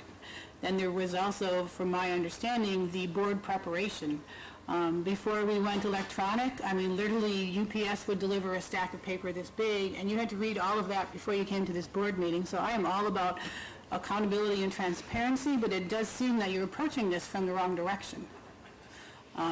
If we had a system where we had an agreement that for the mail ballots, the voting, that you would get this per diem. For the board preparation, you would have this per diem. For those that sit on committees, going to the committee, you would have this per diem. I believe that to support what Ms. Turner said, if you are flying, that is board business. I didn't fly down here to go to Disneyland. I flew down here to come to this board meeting. So that is board business. I think we have latitude in the definition of what is a day, what is board business, to make something that works for everyone. I don't believe that the intent, and I would sincerely hope that your intent with transparency and accountability is not to imply that there are board members seeking reimbursement where they were not entitled to reimbursements. That was not my intention, no. And I don't think there's ever been any criticism or comments in Sunset about how we bill per diem? Not yet, but I will remind you that the state's government, one, is going through a large transition, and two, the kind of scrutiny that consumer affairs boards and bureaus is under is sharpening every single year. It's impossible really to quantify and define, but the state's, the legislature, the governor's office is very, very interested in the way that we do business, the way we spend our money. Even though we're self-sustained funding, the government is very interested in the way that business decisions are being made, the way that things are budgeted, and the way people are doing business.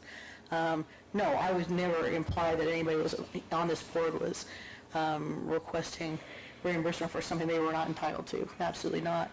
But what I am saying is that to protect this board and this board's integrity, being able to document to the hour, if not the 15-minute increment, strengthens our position tremendously.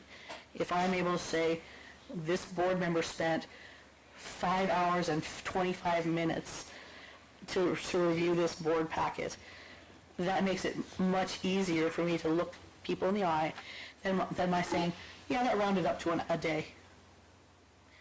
Can you see the distinction there?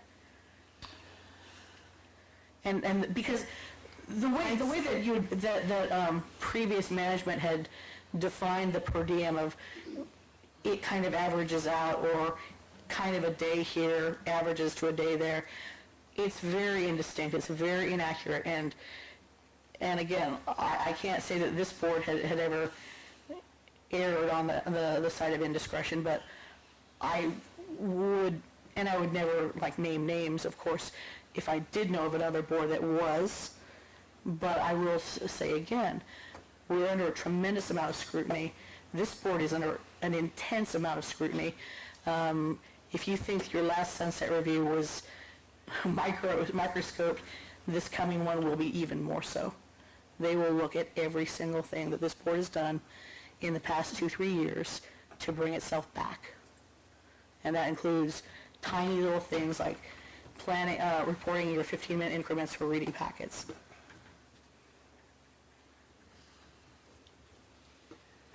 Bernice? Thank you.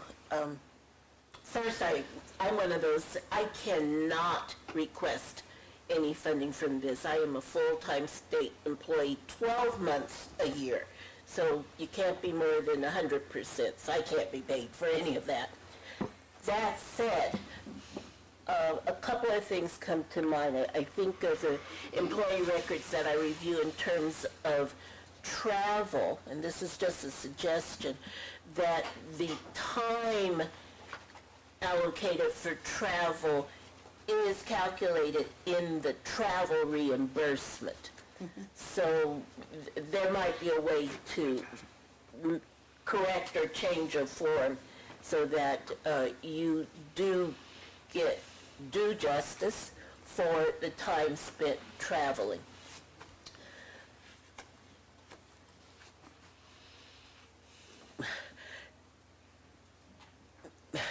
To our executive officer, this is the first time, and I've sat in all of the executive committee meetings where I've heard such a strong statement about the potential of heavy scrutiny around the sunset.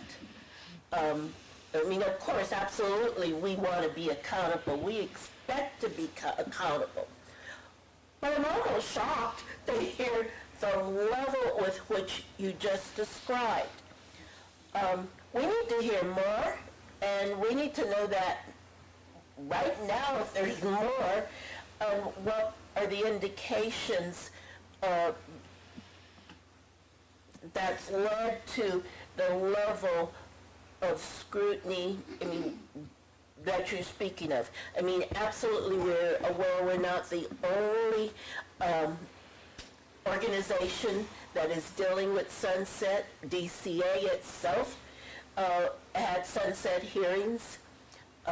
Not that we know what was in their report, but they do, in essence, lead the entity under which we fall.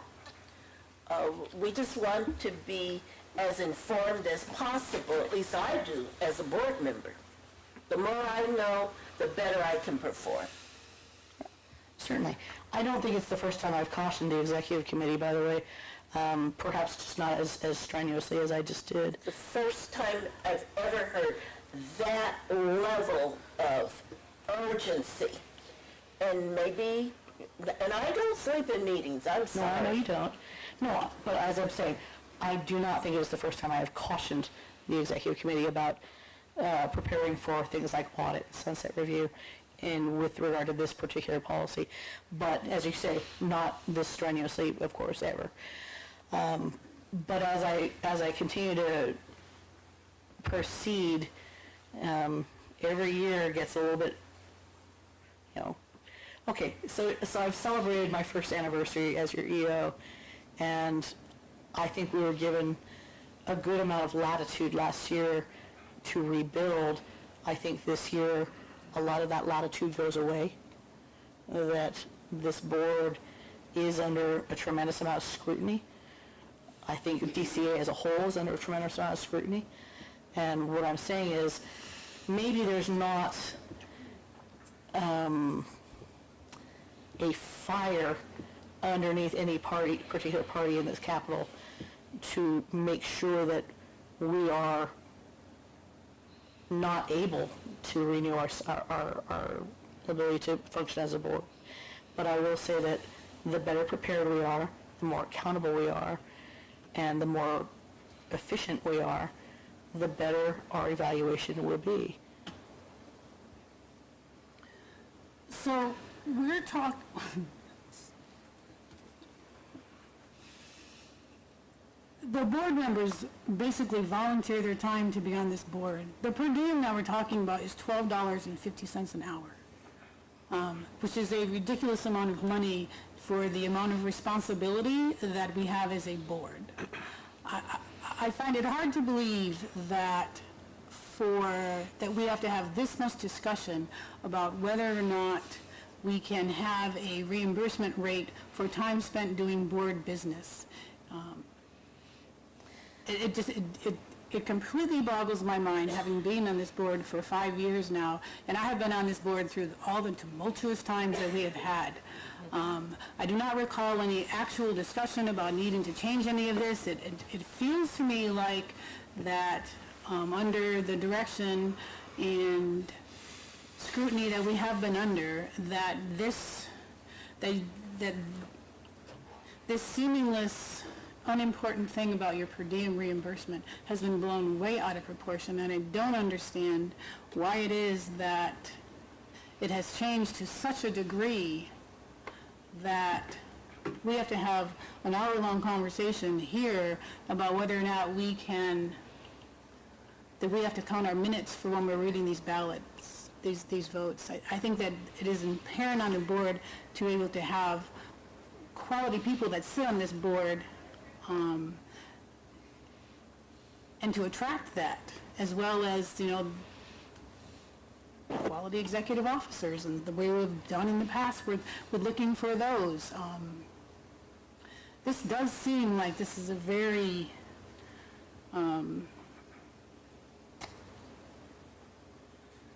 unnecessary thing to be going through right now. May I ask you a question? Certainly. Did you look at the draft, the recommended form? Well, that might be part of the problem. The recommended form, yes, and then it's really hard to figure out, because looking at a form is one thing, and then coming and then finding out and then getting emails from, you can't do this and you can't do that is quite something different, so. It's just like. So maybe we're pursuing this the wrong way. Why don't we look at the form, and if the board, couple suggestions then. One, this particular form, the executive committee has looked at a number of times and refined a number of times. And this drafted policy, they've looked at and drafted and corrected a number of times. Now, and we sent this particular out before the rest of the board packet so that board members could look at it. Now, but as I said, if we take another tack at this and look at this form specifically and tell us how you want this to look, how finite, how exact, because what I'm after, I would never say you may not claim for 3 hours of this and 2 hours of this. I personally think the travel time statutorily is a little off, but again, the statute is so indistinct that, again, if the board says we want to reimburse for a reasonable amount of travel time, that is absolutely fine. If the board wants to say we will authorize up to X number of hours per specific function, the mail ballot packet, the committee meetings, the board meetings, whatever else, that's absolutely fine. But if you look at this form and tell me what is not okay, we revise the form, and then we revise the policy based on how you feel an appropriate reporting mechanism would look.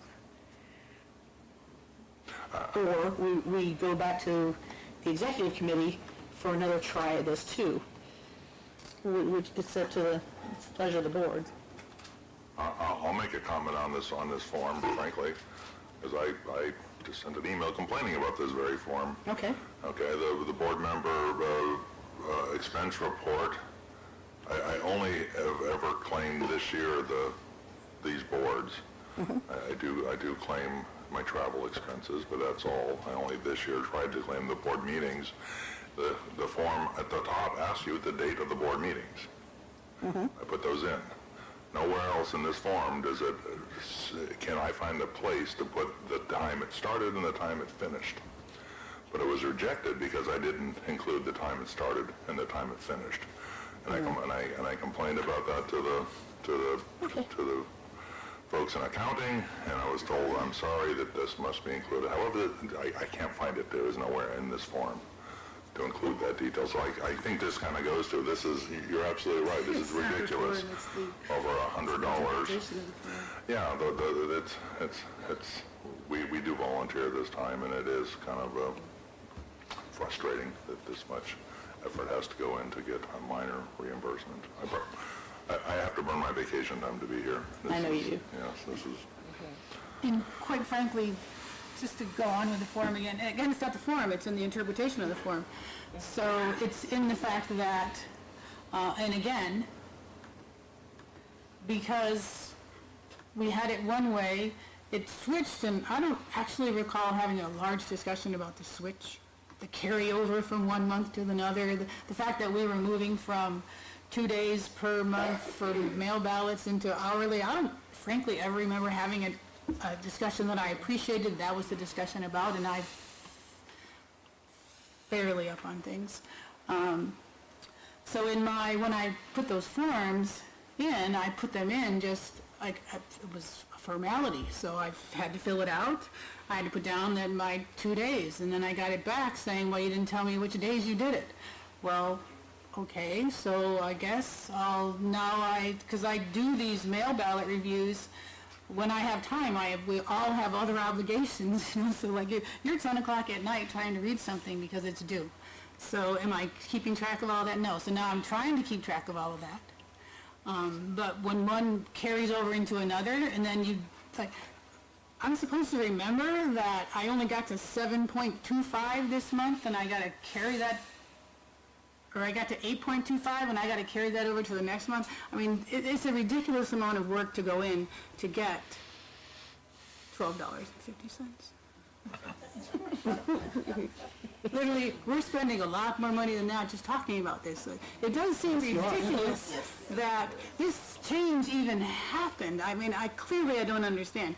I would make a move that we go back and research whether this is even necessary, because we had a system where, due to the amount of mail ballots that you received, you're allotted per diem that month, and trust me, we spend a lot more time reading those ballots than, this is,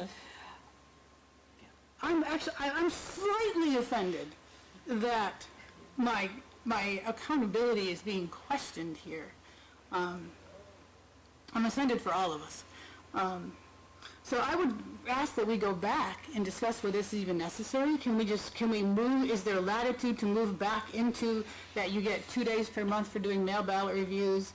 You have the board prep 2 days, and then you have the time spent in committee, you have that time, and that it is just an overarching, that this is what you get. This is your little penance for the amount of time that you spend on this board.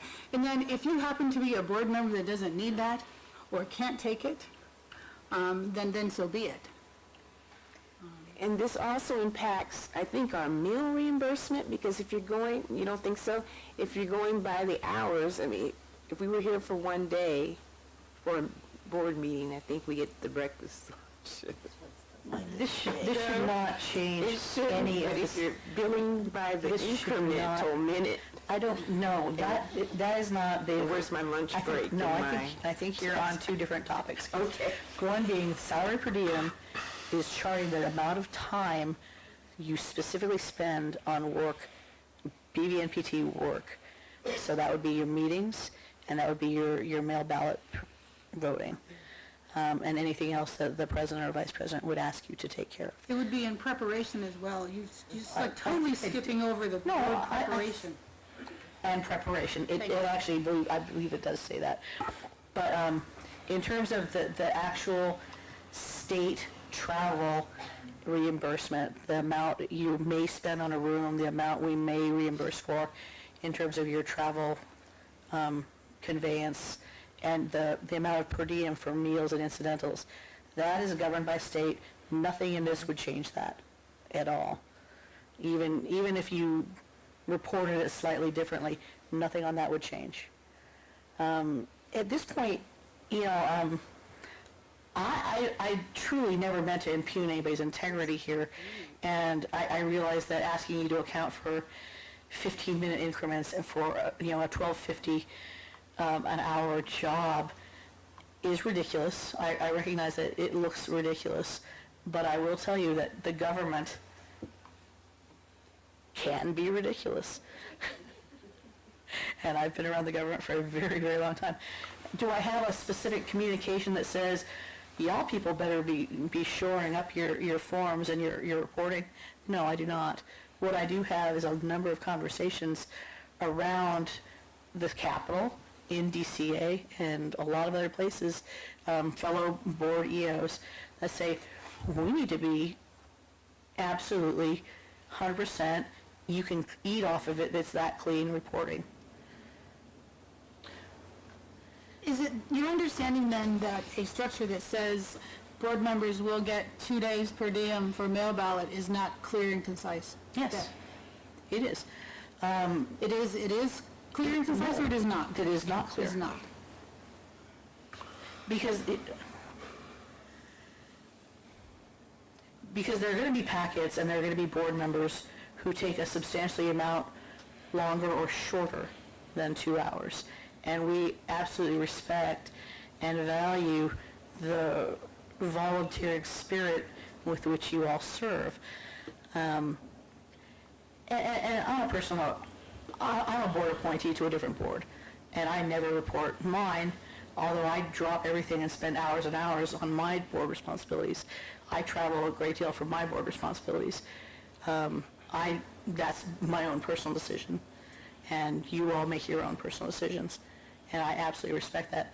What I'm asking the board to consider is developing and maintaining and adhering to a coherent, consistent policy that is absolutely crystal clear, so that when we're accounting for our board's actions, it is absolutely unquestionable that board member A put in this many hours and board member B put in this many hours.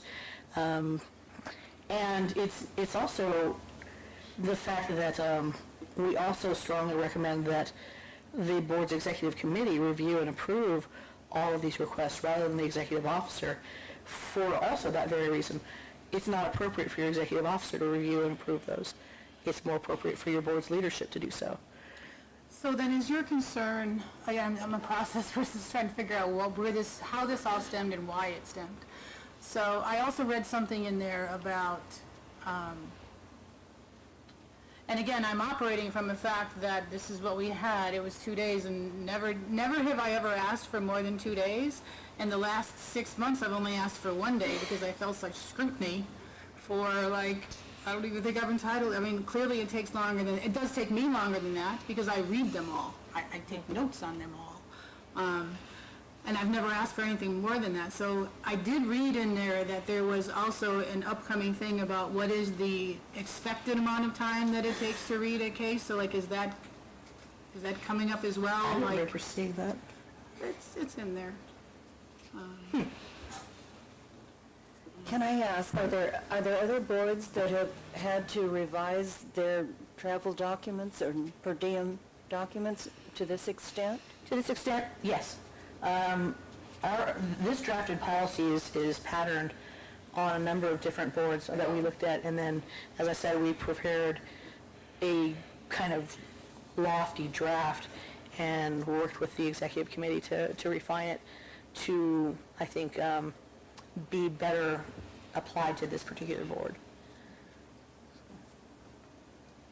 But yes, I think, let me be a little more clear. There are quite a number of boards, if I'm not mistaken, probably every board is moving toward the system of having that much tighter hour-to-hour accounting of their time for salary per diem. Is this at the instigation of DCA? It's not an instigation, no, but I believe it's been discussed, and I think a lot of the boards have realized that there are certain things that are a little looser and less defined than they would like.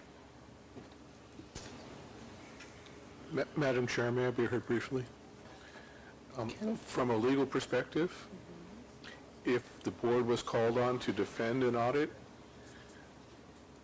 the more that the records look like time and task billing records, the more defensible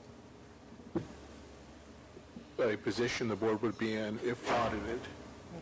So from a legal but not policy perspective, I would favor any sort of process that makes definite the time and task spent to a reasonable degree of certainty. So do you believe that working from 9 a.m. to 9 p.m., and that only counts as 8 hours? 8 hours, is something that's legal? Well, from a legal perspective, you have to keep in mind that the law governing the reimbursement of public officials is a creature of statute. And those statutes are strictly construed in favor of the government, not the board member. Yes. Yes. Right? There's a particular statute that deals with this board's reimbursement. It's Section 2855 of the Business and Professions Code. And it simply says that each member of the board shall receive a per diem and expenses as provided in Section 103 of the Business and Professions Code. In turn, Section 103 of the Business and Profession Code provides that each member shall receive a per diem of $100 for each day actually spent in the discharge of official duties, and shall be reimbursed for traveling and other expenses necessarily incurred in the performance of official duties.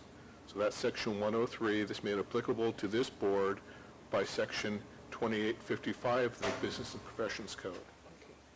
So the reimbursement provision makes a distinction between the per diem payment and the reimbursement for travel costs. And so the fact that there was a distinction made suggests the legislature intentionally decided to treat those two things differently. The legislature could have, but did not express a allowance for travel time. It expressed an allowance only for reimbursement for travel costs. So there's a long-standing interpretation by the Deputy Director for Legal Affairs at the department, going back to 1996, that says that travel time is not reimbursable under these code sections. Okay? Now that is not necessarily binding on the board, but it is a long-standing interpretation that is consistent with the statutory language and the legislative intent behind the statute, together with the way these code sections are strictly interpreted in favor of the government. Could you read that one phrase about the reasonable travel one more time, please? Okay, so there's two parts to that code section. The second part says, and shall be reimbursed for traveling and other expenses necessarily traveling? incurred in the performance of official duties. So that phrase, Or traveling So- and expenses. well, it's actually been interpreted to mean traveling and other expenses and expenses of traveling, not the travel time. That's separate than the per diem. So that's the interpretation that exists of that code section. I think we can argue. Yeah, it's arguable, Comma, and reasonable expenses. but the idea here is that there is a longstanding interpretation by the Deputy Director for Legal Affairs for the department that travel time isn't included. And so this is based on an interpretation of the statute. It's not necessarily binding on the board. There are no court decisions that interpret it one way or the other. There are other statutes that, relating to other boards in state government under the Business and Professions Code, the Health and Safety Code, the Vehicle Code, that have very similar provisions that have not been interpreted by the courts.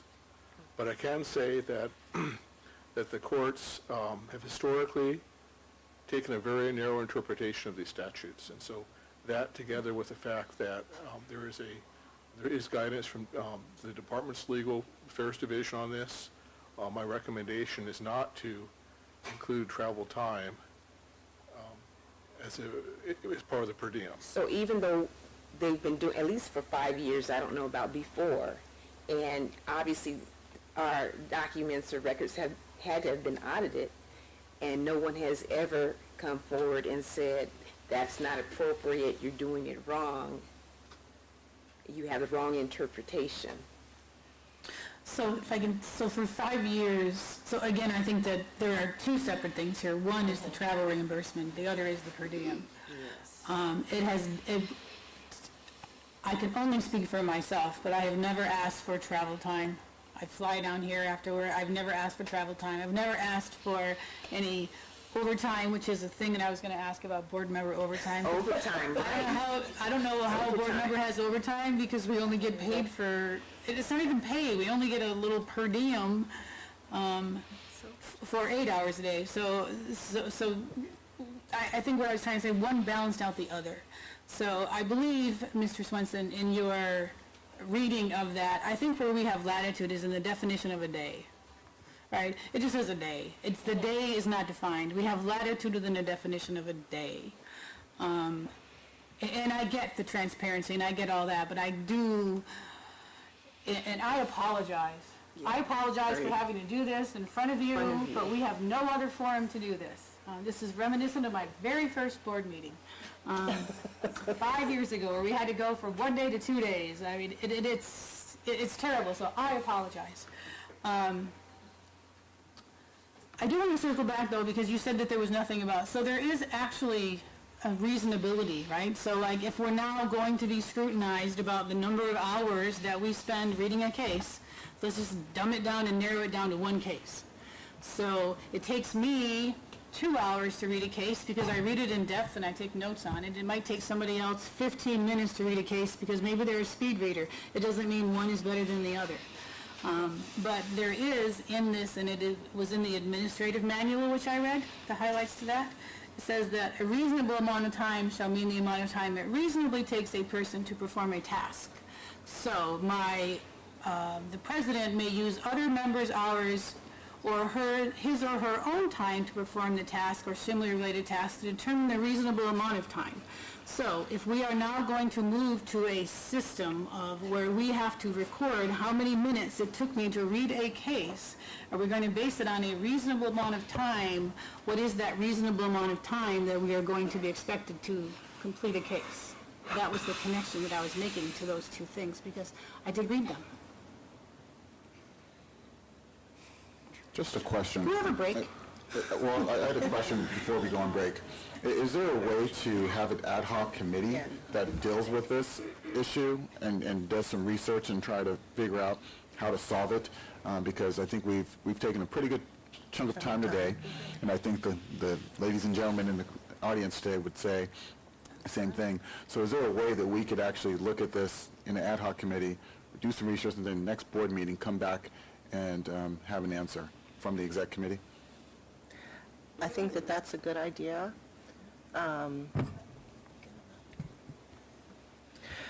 Ken, that's a good idea. And would Donna?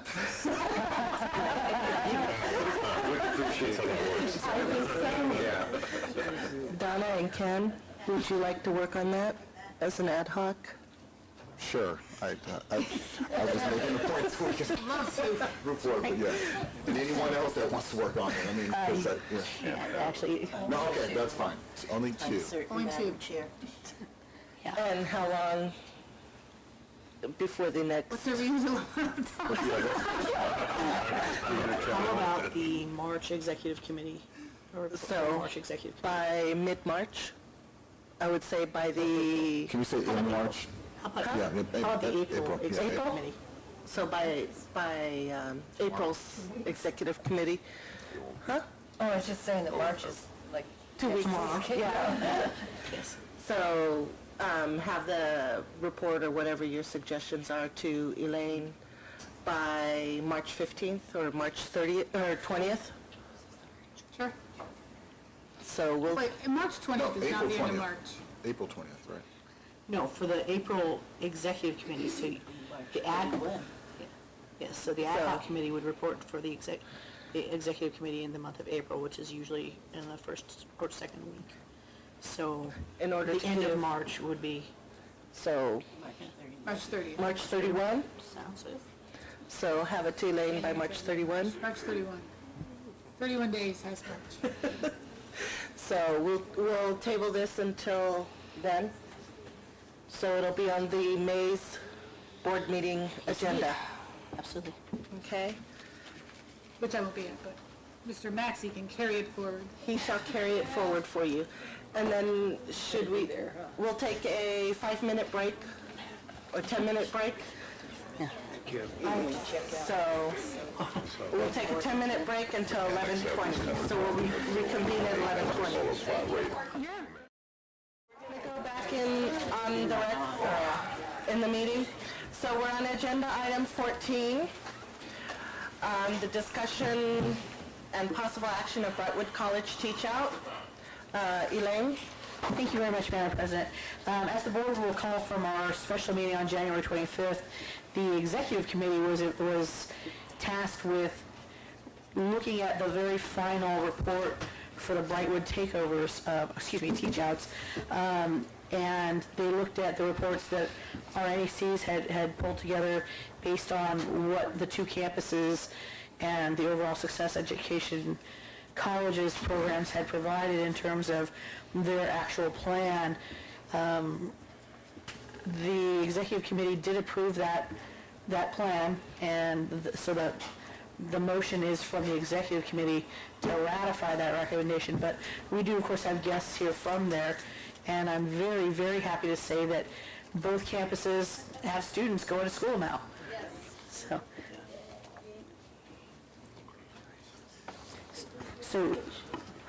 So your motion is from the Executive Committee's report. Should we find that? I didn't have that in there. It should have been. It was...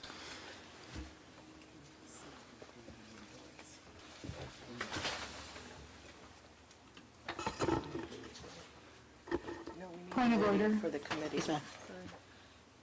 Yes, Donna? I almost hate to raise this question, but were we not going to discuss 13C? Kind of did. That was administrative board procedure It was all, manual. so that entire thing was encompassing into that? Yes. Okay. So were there any other corrections? I know my name was not listed as a... No, I did fix that. Sorry about that. All right. As I was trying to re-alphabetize things. Okay. No, actually, I apologize, because if you wanted to approve the rest of the manual sans that one section, the board certainly could do that. Otherwise, we could probably just carry that whole thing forward. Because aside from that one policy, most of what changed in the board admin procedures manual, we highlighted the things that were either new or substantively changed.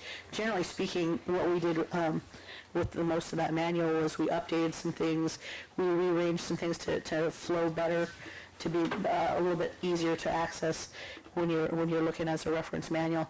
But the salary per diem item was actually probably the most significant change proposed. So actually, yes, the pleasure of the board, if you want to either just table that and then be able to pick up the whole manual at the next meeting with the amended and new and improved salary per diem policy, or if you want to just forego that one section and approve the rest of the manual.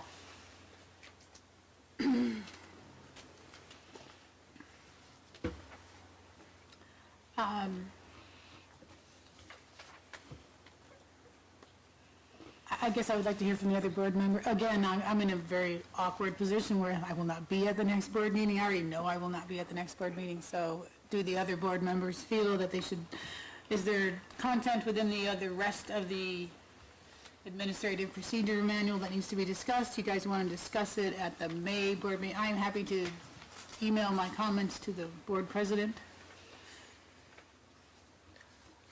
That's what I had thought, to keep it whole, because it's a part of the procedures manual. So it was gonna, that's what my intent was. Just, I'm a process person, I was just clarifying the intent, because it was like we stopped, and there's a lot more to this administrative manual than just that piece. Yes, So, quite a bit. so that was my intent, was to take the whole manual as a whole, after that is all done in there. So is that, I am fine with that, the rest of the board members. okay. So, Brightwood College, you have the, Right. So as the board will recall, there was a specific motion authorizing the executive committee to act.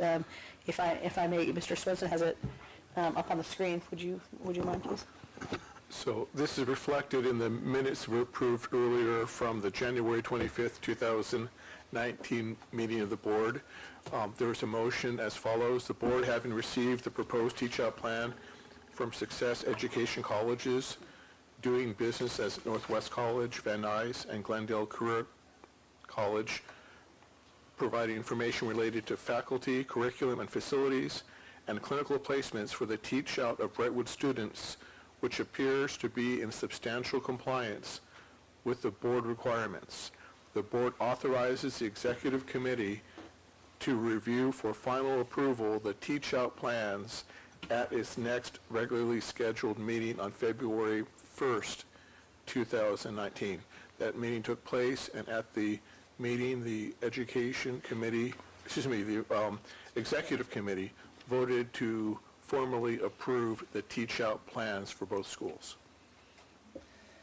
so what the motion is for us here at the board is to ratify the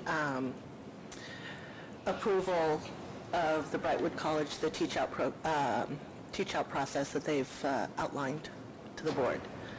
So And that's a motion out of the executive. that's a motion that came from the executive committee.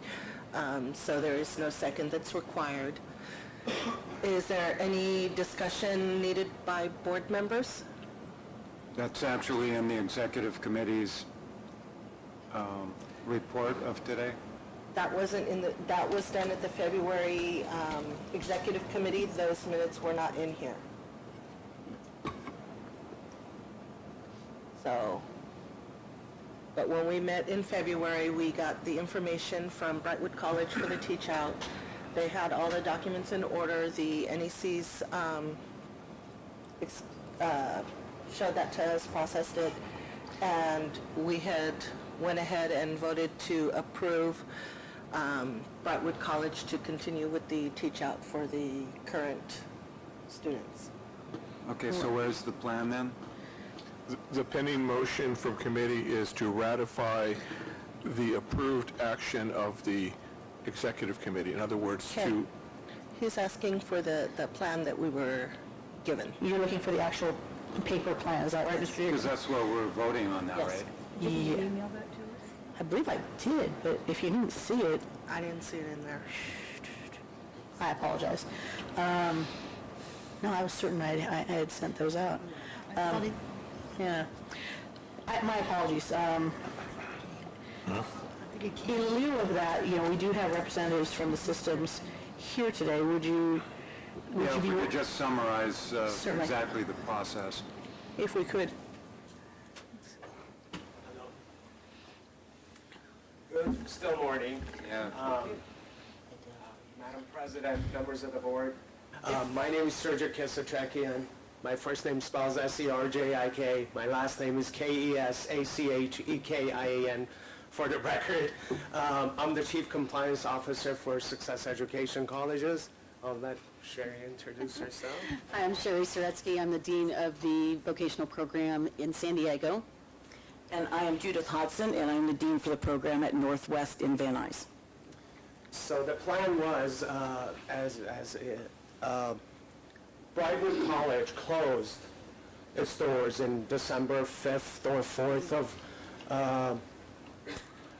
Success Education Colleges doing business as Glendale Career College and Northwest College sort of stepped in and offered to help these displaced students to go through the program and complete their program.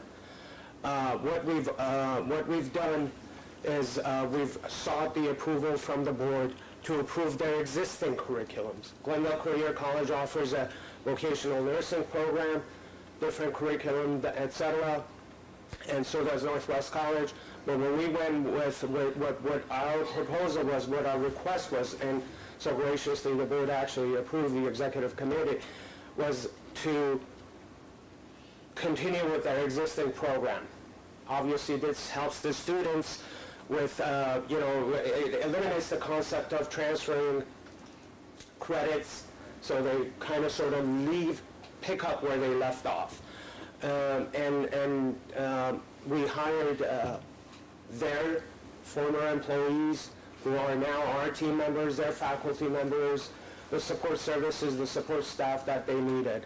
So, and basically the program is off to a great start, and I'll let Sherry and Judith speak to that. So at this point, we were able to retain almost all of our faculty. We have, I would say, 90% of our students that came back.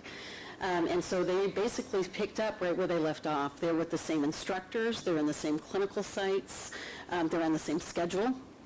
And so really they are just feeling that 2-month lapse of class. We're doing assessments with all the students to see how that 2-month has affected them. So we are doing HESI testing and just looking back through. We've also planned remediation and review for the first month while they're back. So we can just make sure we've developed some new forms that are just looking at how we're tracking the remediation for the students and how we can ensure that they aren't going to feel that 2-month gap as they go forward and get ready to take NCLEX. The students, we actually even also retain financial aid representatives from our old college to come because they're aware of the curriculum, they know how to package it. So it really, the students were extremely excited to be back with us and be back with the instructors that really have developed a relationship with them. So we just can't thank the board enough and for everybody that put work into helping us get here. We will be bringing up students to the education committee meeting next month, so to allow them a chance to speak as well just about their experience. So. I think Sherry said it all. I'm doing the same thing at Van Nuys, looking to where the students have been and their remediation plan and all the things. Again, that gap is our biggest concern, but they are thrilled, I can tell you, to be back in class, back where they picked up.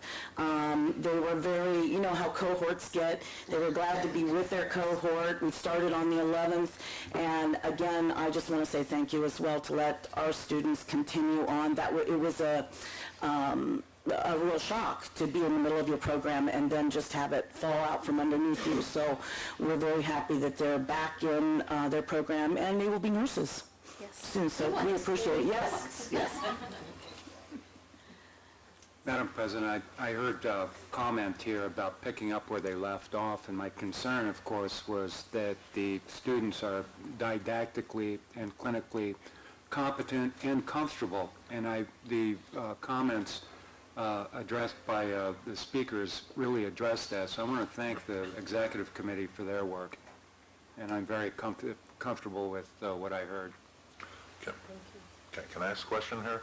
Is this a permanent relationship? Have you purchased the remnants of this No. college, or is this just to teach out the cohorts? Correct, it's a teach-out agreement. Okay. That's correct. So Okay. we're basically, our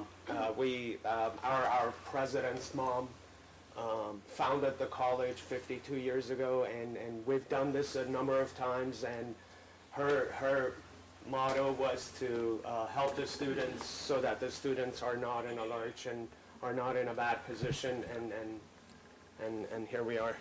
Here we are. That answers my question, thank you. I appreciate it, too. Madam Chair, I had one question as Thanks the well. board. Yeah. So have the programs been approved by the U.S. Department of Education yet? Correct. So what obviously, there's certain, we're on our way to submit that approval. As everybody knows, the summer was like the holiday season, and it was a Herculean effort, truly.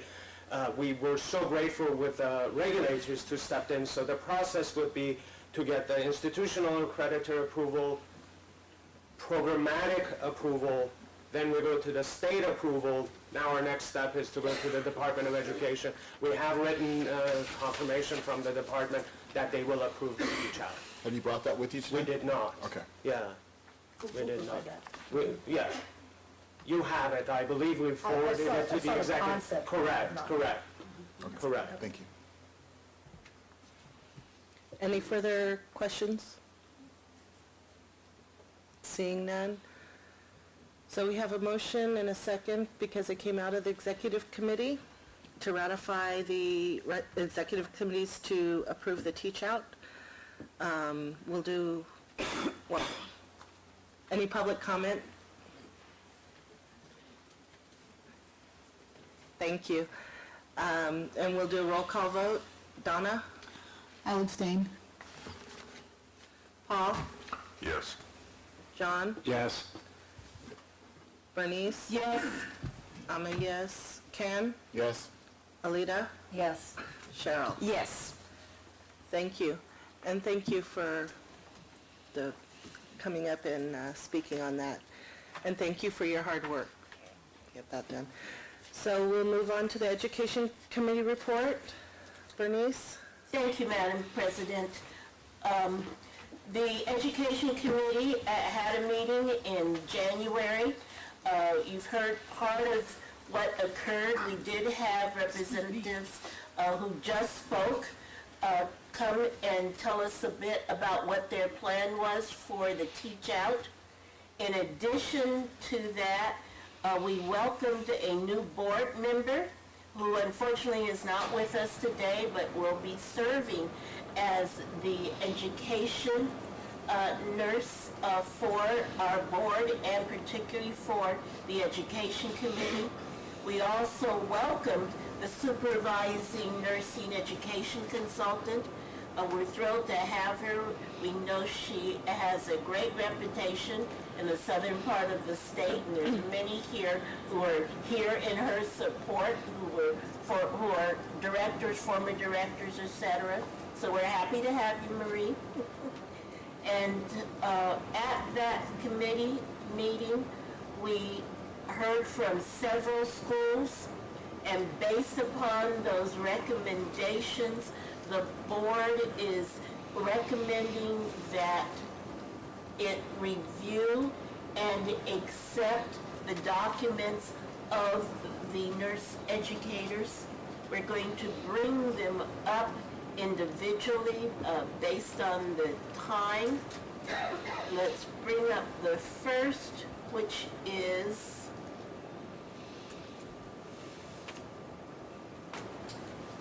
Faith Silverman. Are you here?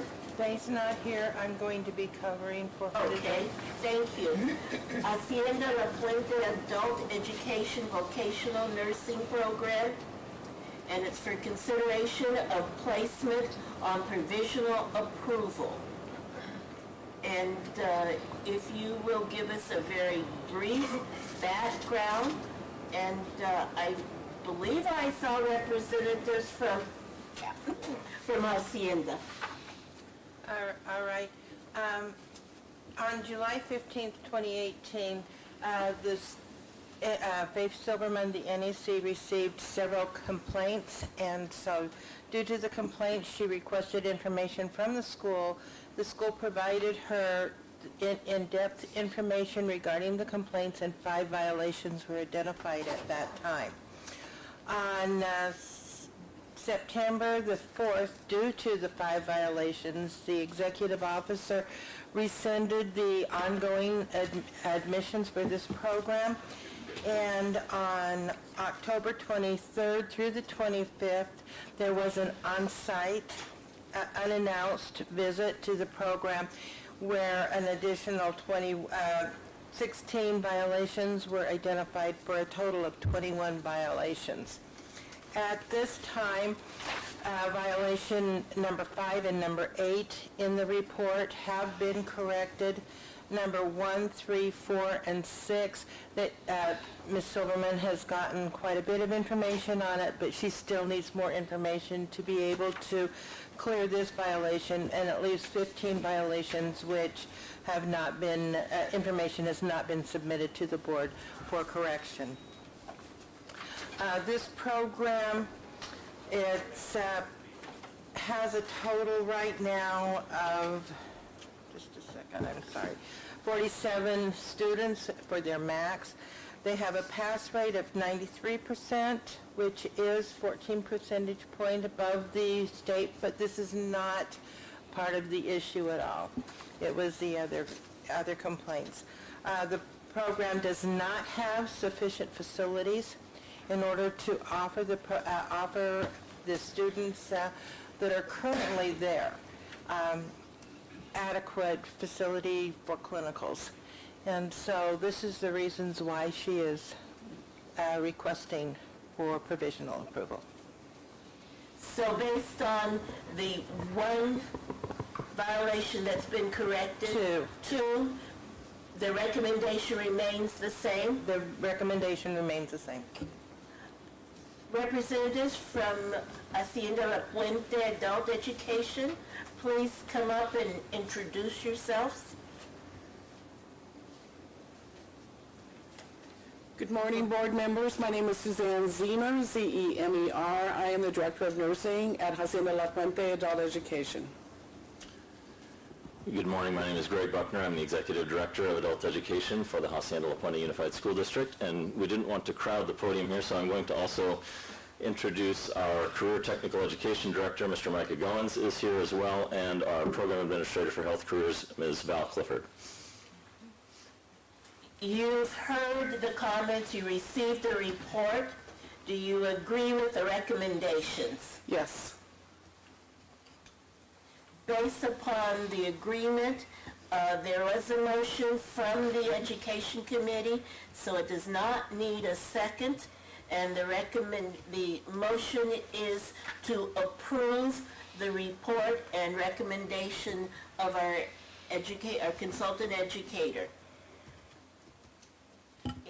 Madam Chair,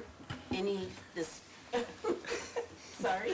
So there's a motion and a second because it came out of the Education Committee to accept the recommendations from the NEC's, accept the recommendation to approve the report and recommendation from the NECs for this school. Is there any comments needed by board members? Seeing none. Any comments from public? Seeing none. We'll do a roll call vote. Donna? Yes. Paul? Yeah, yes. John? Yes. Bernice? Yes. I'm a yes. Alita? Yes. And Cheryl? Yes. Ken's out. So motion carries. Thank you. Thank you. Thank you very much.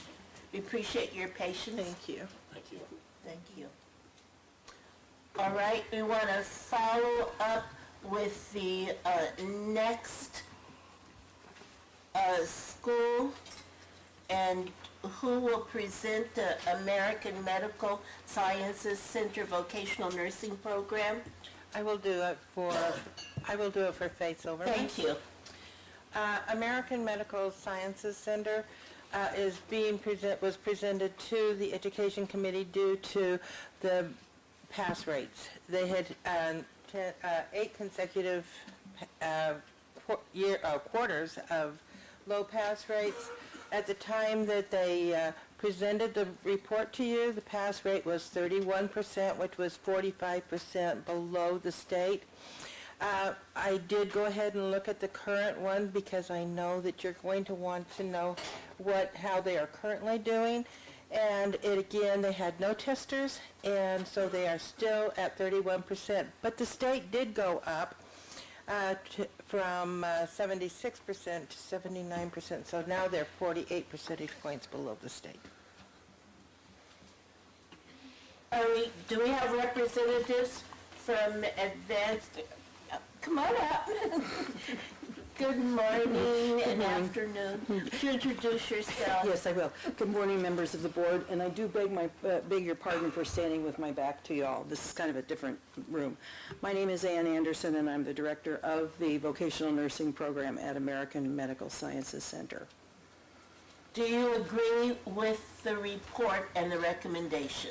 I do agree. There's no escaping the fact that our pass rates had been good, then they went down, then they were good, then they went down, then they've stayed down. And the last class that graduated in February, the testers, I think everybody has tested from that group. The group that graduated in October is getting ready to take their boards, and so we're looking at better pass rates from them. And currently, we have 11 students in a class that began in October. And can you speak to why you anticipate better pass rates for October? Yes, I can, because we exerted a lot more engagement with the students who graduate or finish their program in October. They attended an on-site review that was done by Hearst.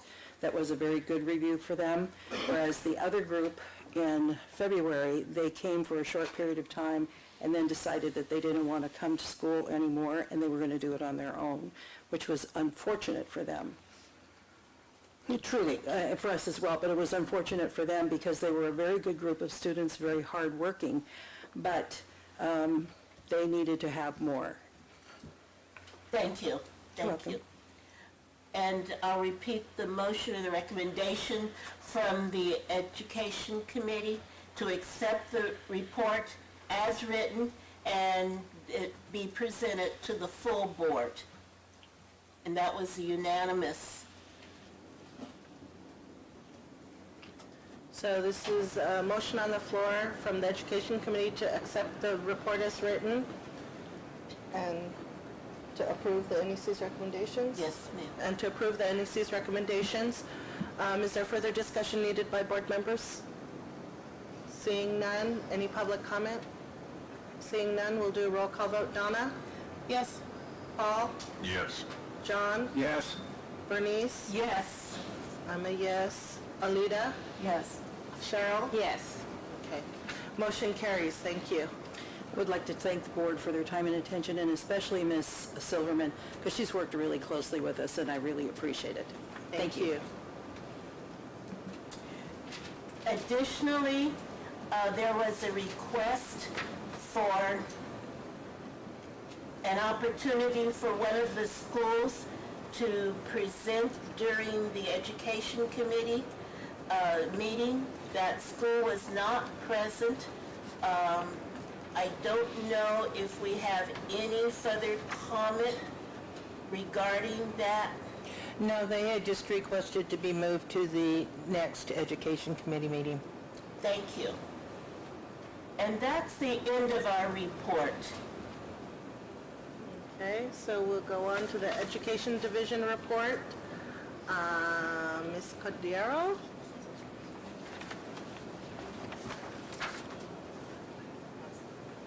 Okay, so you have my report there. Hopefully you've all read it, and if you have any questions, I'll take any questions. Board members have any questions for Marie?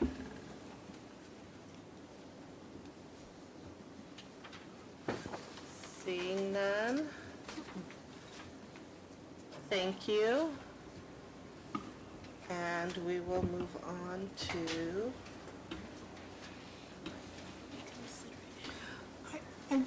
I do have a question. Well, I'm not sure where this question goes, so I'm just going to throw it out here right now.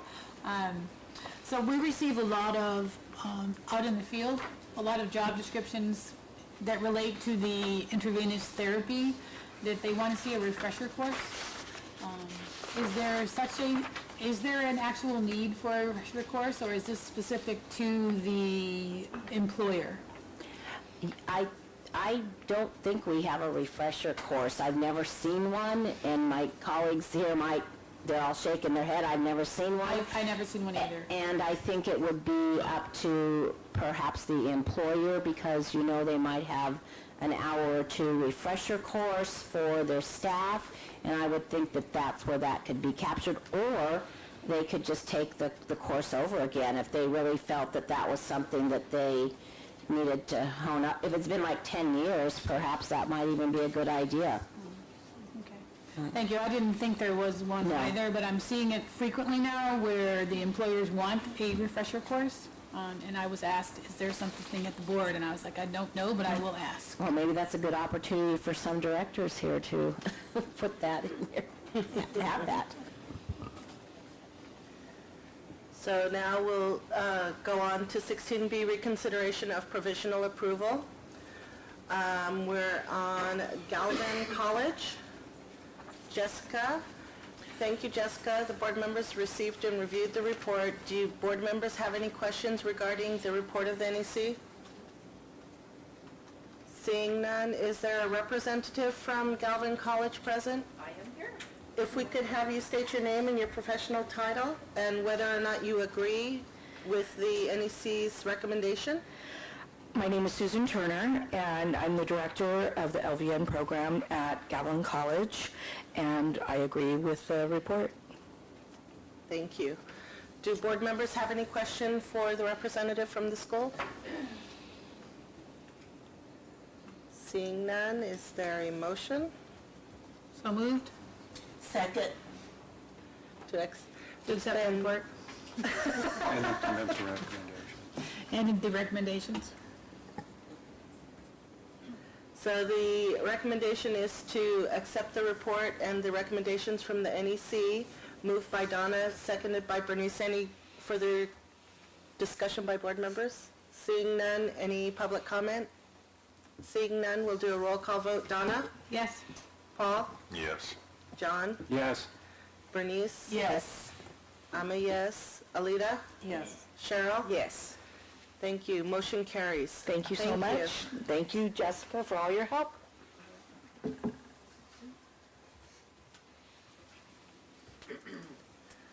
So we're on 16B2, Medical Allied Career College. Thank you, Beth. The board members received and reviewed the report. Do board members have questions for the NEC? Seeing none, is there a representative from the Medical Allied Career College present? If we could have you state your name and title, and if you agree with the NEC's recommendations? I'm Alfie Ignacio, the director of the VN program of Medical Allied, and yes, I agree with the recommendations of the NEC. Thank you. Do board members have any questions for the representative? Seeing none, do we have a motion? Move to accept the NEC report. Is that the correct terminology? And recommendations? Recommendation, thank you. I second it. Okay, we have a motion and a second to accept the NEC's recommendation made from Alita, seconded by Paul. Further discussion needed by board members? Seeing none, any public comment? Seeing none, we'll do a roll call vote. Donna? Yes. Paul? Yes. John? Yes. Bernice? Yes. I'm a yes. Alita? Yes. Cheryl? Yes. Motion carries. Thank you. Thank you. Thank you, Beth. So we're on 16B3, Palo Verde Community College. Thank you, Beth. We received the report and reviewed it. Do board members have questions for the NEC? Seeing none, is there a representative from the Palo Verde Community College present? If we could have you state your name and title and whether or not you agree. My name is Dr. Teresa Seasai, and I am the Director and the Associate Dean of Nursing and Allied Health at Palo Verde College. I came into this position almost a year ago, January the 16th. And I have to thank Beth over and over again because she's been really, really supportive in helping us put all this back together again. And I do agree with her recommendation. Thank you. Do board members have any question for the representative? Seeing none, is there a motion? I move that we accept the report and the recommendation of the NEC. Second? So there's been a motion and a second to approve the NEC's recommendation, made by Cheryl, seconded by Alita. Further discussion by board members? Seeing none, public comment? Seeing none, we'll do a roll call vote. Donna? Yes. Paul? Yes. Yes. John? Yes. Bernice? Yes. I'm a yes. Alita? Yes. Cheryl? Yes. Thank you. Motion carries. Thank you all. Thank you so much, and thank you, Beth. Okay, we are on 16C, request to admit students by programs on provisional approval. We'll start with Advanced Medical School of Nursing, Pittsburgh. Jessica, we've received the report and reviewed it. Does any board members have questions for Jessica? Seeing none, is there a representative from Advanced Medical School of Nursing, Pittsburgh? Yes. If we could have you state your name and title, and whether or not you agree with the NEC's recommendation.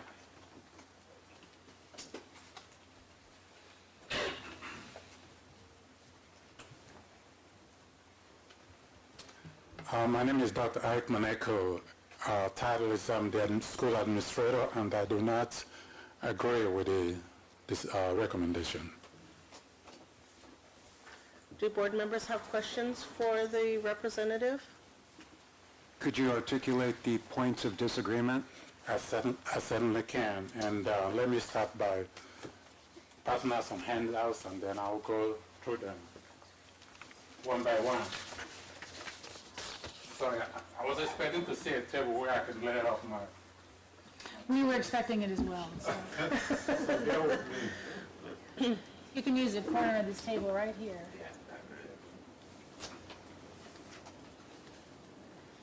Or my granola.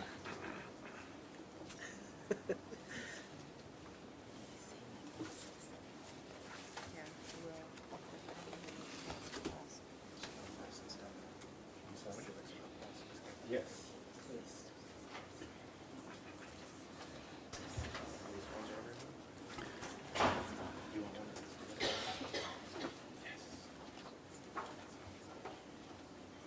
I'll get the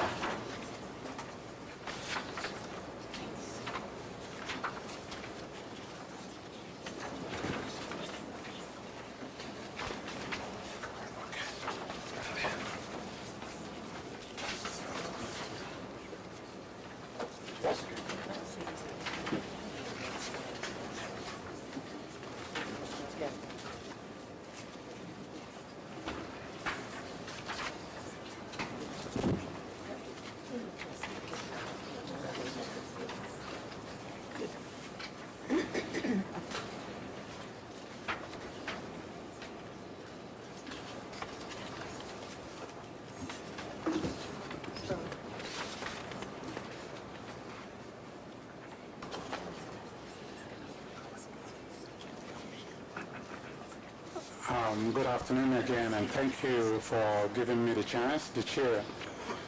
I'm going to be reading from this second flyer that I just passed out, the second handout. Hold on just a minute. Jessica, did you get any? I have never seen any of this information he's handing out. Okay, do you have a copy of it now? No, I do not. Can we? Jessica. I got plenty. Jay? I got plenty. Okay.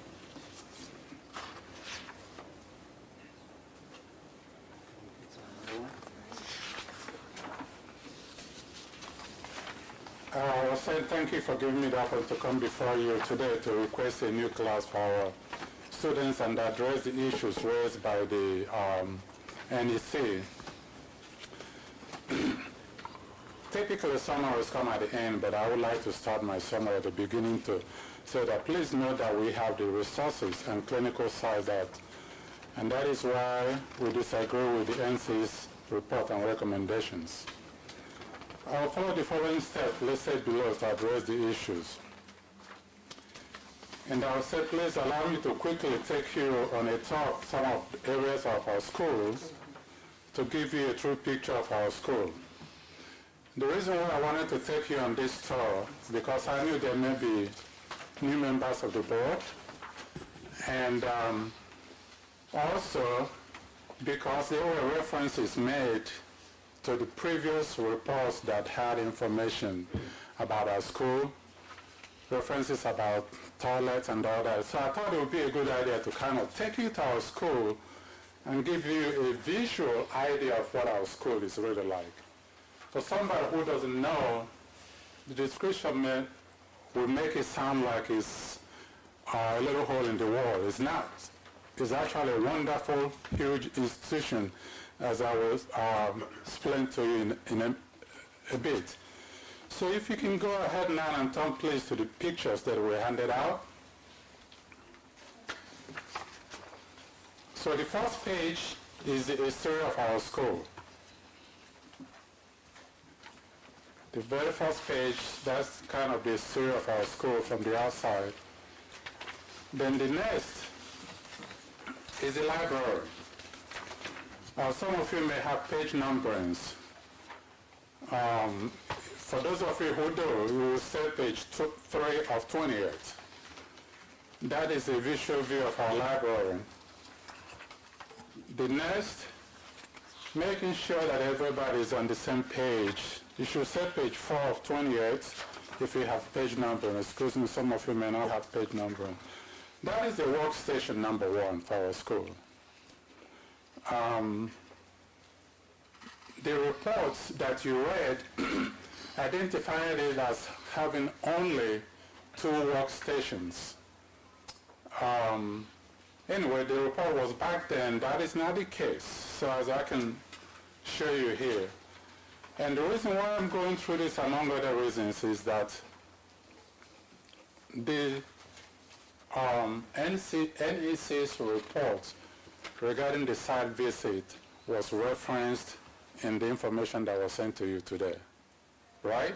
And that's why I want to go back and make sure that you understood what happened back then and what the situation is today. So the following page is workstation number 2. Overlooking that, you can see a door going to our conference room number 1, which I will get into in a little bit. So that's another workstation with 2 office chairs. Then page 6, the one with just a whiteboard, that is an electronic writing board that I will talk about in a little bit. In an electronic display, we have 2 of those. Then the next is going to be our our classroom. So that is the classroom. The next picture is our classroom. So I'm just going to kind of move out fast a little bit so I don't take too much of your time. Following that is another view of the classroom. Then the next following that is the DON's office.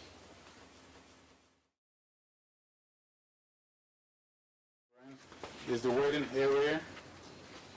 And another view of the waiting area. the waiting area kind of, the other view has the one that with flowers around. Make sure that everybody, and please, excuse me, do you need a picture? I have more. I'm looking at his. Okay. Okay, I make plenty of copies, so. So I'll start at the other view of the waiting area, and then followed by the conference room. We actually have 2 huge conference rooms, which you wouldn't guess from the reports. That's conference room number 1, following this conference room number 2. Then the instructor's lounge follows that. Is everybody on the same page with me? Please feel free to stop me. And then another view of the instructor's lounge, followed by the financial aid office. I just thought to give you a tour of some of the areas. Now, this is not all our school, but the areas that I thought you'd be interested in, and also that were kind of referenced in the reports when the report was written back then following the site visit. So I thought I was zeroing on those key areas. Then after the financial aid office, the next one is the administrator's office, which is my office. I know most of you are wondering why I say, but bear with me because this is important. I want you to see our school, to visualize what our school looks like before we start talking about the other issues that we raised. Another view of the administrator's office and the famous toilet number 1, or the infamous toilet. I believe that's the right way to talk about it. That was referenced on the reports. That's a picture of that. Then we have toilet number 2. So everybody still with me? Okay, toilet number 2, and then toilet number 3. So that kind of takes you on a brief tour of our school. That is our school right there. The key areas that I thought might be of interest to you. And like I said, the program occupies the whole building. As you can see, it's a huge building. We have plans, nursing programs coming up. So we're not that small entity, so to say, even though that given the report of the site inspection, we had many citations, which I will talk about again. We were here last time with our DON to talk about it. And forgive me if I don't want to bore you again with some of those things we discussed last time, but we will get into that. Okay, so now having done that, the number 2 in the second handout that I passed out was the clinical facilities, which I'm going to ask you to please allow me to stop here and pass out information about the clinical sites reconfirmation, because that is actually the key issue that we're here to talk about today. Because NEC's recommendation is that we don't have the clinical site. I've been in the healthcare industry long enough that I can tell the board today that getting a clinical site was never, is not, and will never be a problem for our school, because I know the guys out there that run those facilities from my business dealings with them. So I'm going to pass out the reconfirmation so you know that we have reconfirmation for all the clinical sites. We have clinical sites to be able to offer the new class. So I'm going to be passing out a handout that says number 2.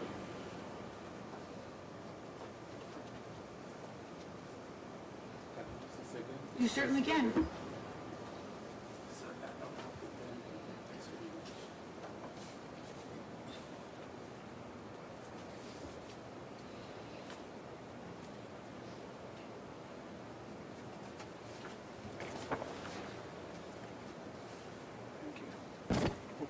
Did these, Can you say how many total handouts you're, I'm sorry? do you know how many total handouts you're planning to distribute? Yes, I do, but I would like to distribute them as I get to them. But may I know the number? The number of what? The number of handouts you're planning to Handouts. distribute?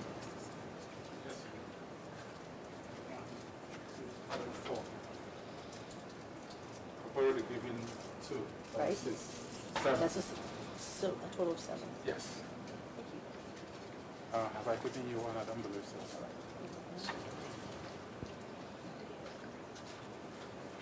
Did I give one to Jessica? Yes, please. Okay. As you can see from the handout that I just passed out, I'm going to be pointing out the confirmation for Pelican Gardens, Windsor, Concord, Windsor Vallejo, Windsor Pleasant Hill, Pittsburgh Healthcare Center, Antioch Healthcare Center, which are OB PIDS, and Brentwood Healthcare Center, OB PIDS. The very first page says, this is to Mrs. Gomez, please accept this email confirmation from the administrator as a clinical reconfirmation. So if you go to the next one,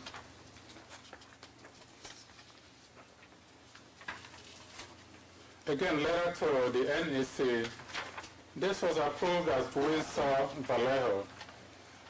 And when this confirmation came in, the facility was called Windsor Vallejo, and they later on added Windsor Care Center. No, Windsor Care Center Vallejo, so they added Care Center to their name.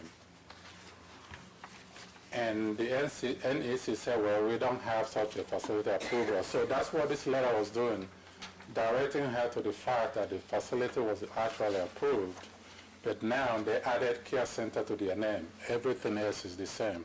So that's what that email that said, which was on the third, the third page, says, thanks for the feedback. They are now called Windsor Vallejo Care Center. Okay? Then the next page, the same thing. The next page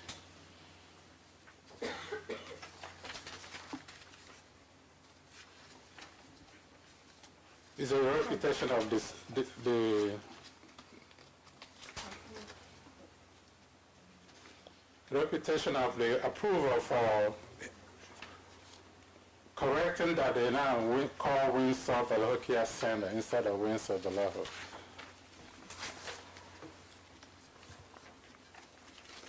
Then the next one that was written on top, Windsor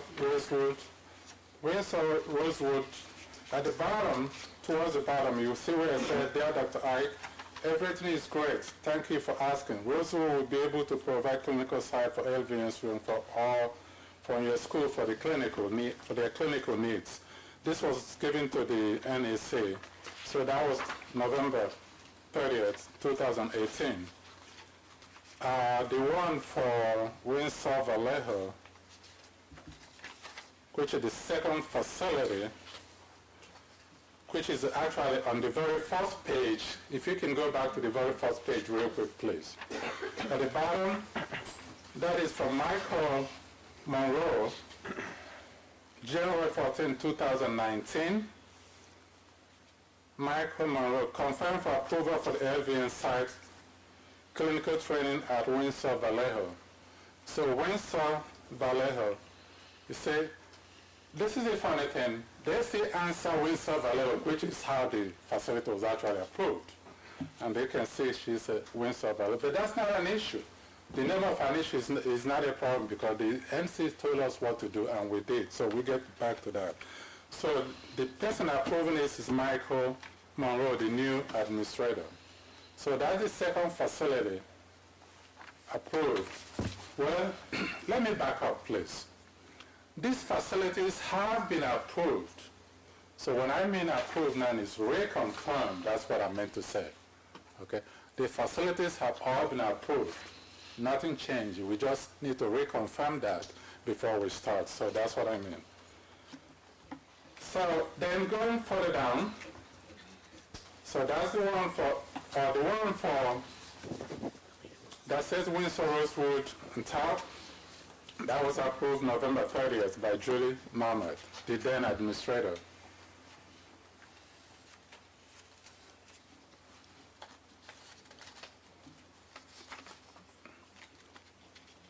So that would be the two facilities. Then the other one is further down, they say Windsor Concord. Again, I keep using that word approved, forgive me, reconfirmed, because they're already approved. Excuse me. Yes, We have a board member that has a question. certainly. What are the 4 clinical sites that were identified by our NEC? We identify as, Which 4 clinical sites are those referred to in our NEC's reports that were already on board? yes, except this clinical sites, these ones that I just, the 4, 5, 6, 7, 3, 4, 5, 6. Which 4 were the ones that Ms. Gomez referred to? All has not been approved, or The ones that had been approved. the ones that had been approved. Okay, well, her report just says that we do not have resources, specifically clinical sites. So I'm not sure I'm understanding you. The ones that have been approved, she didn't There's one, specify. yeah, that's true. Go ahead. No, that's all right. No, I'm sorry. The ones, okay, according to her, the ones that have been approved will be only one, which is Pelican Gardens. Okay. Yeah, I believe it's only one that I read in the report that I have a feedback. So the 4 that she identified are included in this list that you've just provided. Exactly. To us. Exactly. Thank you. You're welcome. So the one that has Windsor Concord written on it, one of the issues that we're going to be addressing is that management changeover at facilities, which was one of the comments that was made for denying our request, because one wrote there's a possibility. It all depends on student policy and new management coming on board. Okay? I say this because I'm going to get to that point, but I say this that the approval for reconfirmation for Windsor Concord came on February 15th. That's very recent. And that's, again, because of changes in administration. We needed time to walk through the process, get things back to legal department, as you know. Those of you who are in the healthcare industry, particularly convalescent hospitals, we know that change in management is nothing new. It's not unusual. As a matter of fact, if you stay there too long, people will wonder, this person is different. So, to deny an approval request because somebody told us that a new management may be coming on board, I didn't think served the best purpose, because it's normal. We get calls every time that a new manager, a new DON may be coming on board. You better get down there and get to meet the new person. And we do. That's how we keep the relationship going. So, Excuse me. Yes. We have another board member that would like to. I don't have a question for you, actually. I want to have a question for Jessica. Yes, ma'am. So trying to follow, and I appreciate the passion behind what you were telling us. I do appreciate that. My question for you, Jessica, is in light of what he's presenting, that he does have clinical sites, because it's not that we're just simply denying your request for students, we're actually removing you from the approved vocational nursing effective immediately. So it's really not, it's more so about that than it is about the clinical. So Jessica, can you speak to, have you changed your mind at all with what he is presenting? And if not, can you explain to us why that is? I mean, I've read it, but I want to hear from you. No, I have not changed my mind. Programs, he's saying that the change of names means nothing. We have to have information when a school program changes their name so that we understand. Also, the emails that I got, none of them specifically said which facility they were. I had to guess from the email addresses. One of them was very clear. We will decide once we have our new administration. So that does not tell me anything. Also, all of these were from January and November, and some of them were for March. This tells me nothing about their requested class for September, whether they will still have a facility for September or not. That question was never asked to these facilities. And as we know, facilities fill quickly, and things can change for facilities. So, no, this would not change my decision at all. Okay. Please. Thank you for the documents and for being here with us to explain. I'm looking at some of the violations that have been identified, and I'm trying to place what you're sharing as a response to some of the violations. And maybe I'm missing or misunderstanding, but for example, documentation about program hours and records of such, the pictures don't help me understand if those corrections have been made. And I'm looking at the emails you shared with us and the most recent dates. I don't know if you've, and I guess I'm really asking, have you had time to sit with, in this case, I believe you're working with Jessica, with Ms. Gomez, to review what you submitted? And we realize we only have board meetings quarterly. We do also have education committee meetings. This is not necessarily one that comes to us as an education committee, but the education committee is charged by the board to hear of such concerns. And I'm just wondering, when can we anticipate that you might be on our agenda? Good question, but please, before I answer that question, allow me to respond to her or comment real quick before, so that I don't forget her. If you don't mind, is it okay? It's absolutely okay. Please. She did say, so we do have an email to share that shows that the names and the facilities that she said that she couldn't identify were sent and clarified. I have that email documentation to give to you. You gave that to us. Okay. Well, I haven't given you that one yet. It's still coming. I have the emails clarification that some of them may be included. Forgive me, I don't want to sidestep your question, okay? But I have another email that actually clarified. I said, this person is for this facility, this person is for that facility. So let me come back to it. So your question is, have we actually sat with her and discussed the violations? Yes, we have.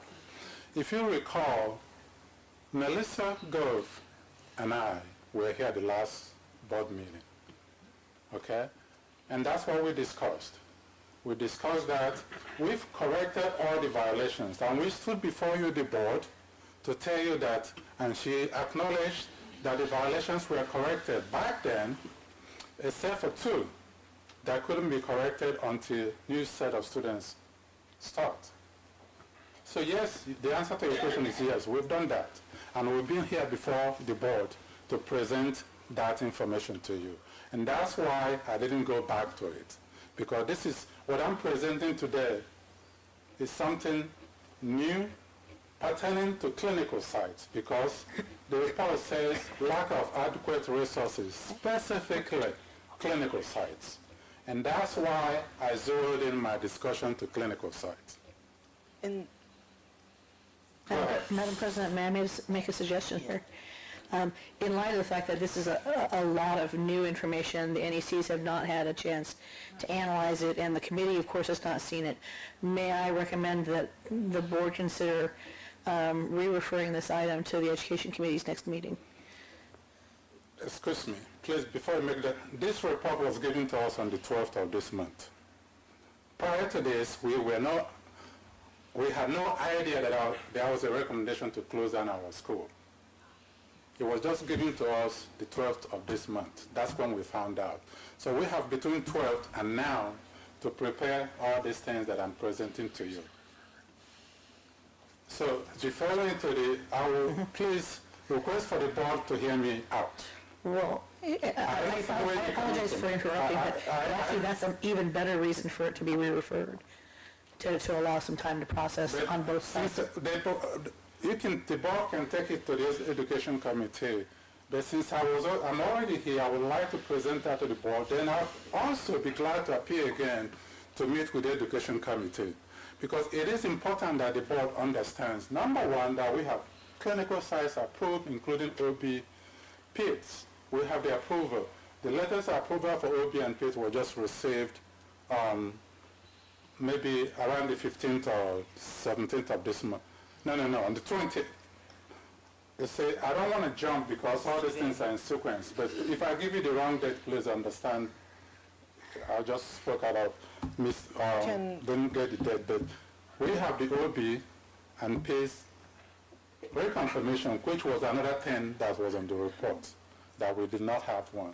It's on one of the things that, so if you hear me out, I'll get to pass out all these things. They're all there. We definitely have all the clinical sites reconfirmed.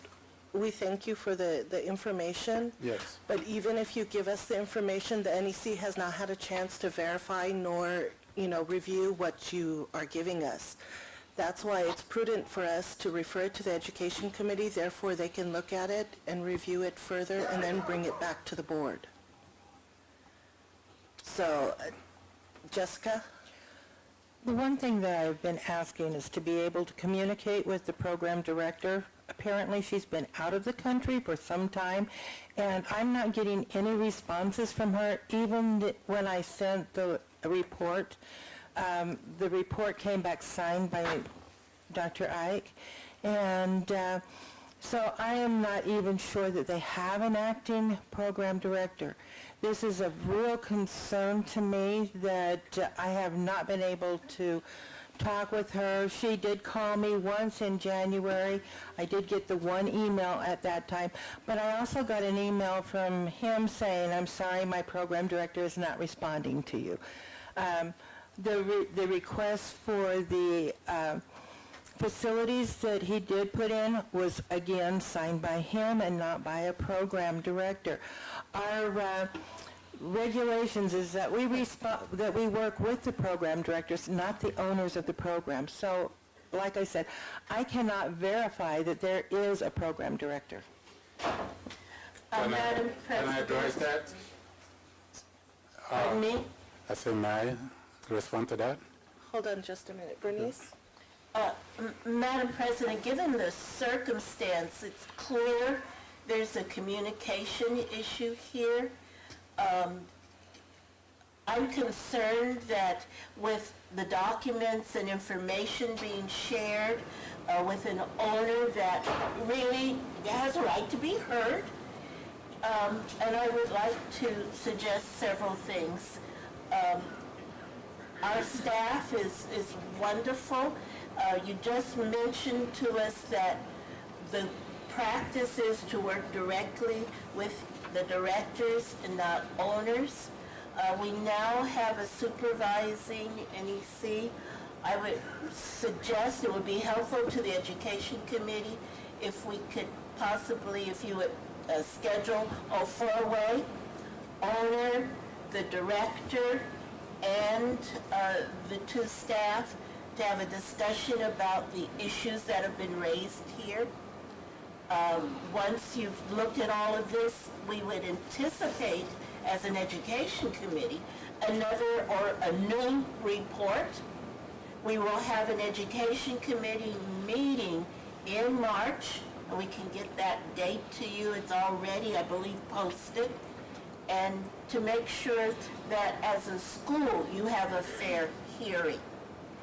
At this point, what the action can be either table or, we can still hear you, but as a board without a report from staff, there's not much more we can do. I understand that, and thank you for sharing that information. However, what the board decides, I will go with that. But I would like to address her concern about not being able to communicate to the DON. We do have a DON. she and I, we talked about it. I particularly instructed my DON to get everything. Communication with the board in writing. Stop phone calls unless it's absolutely necessary. And that's one of the reasons why. Please call me, and then she sends an email. They communicated via email in January when needed. There's no need for that, and when the need arises.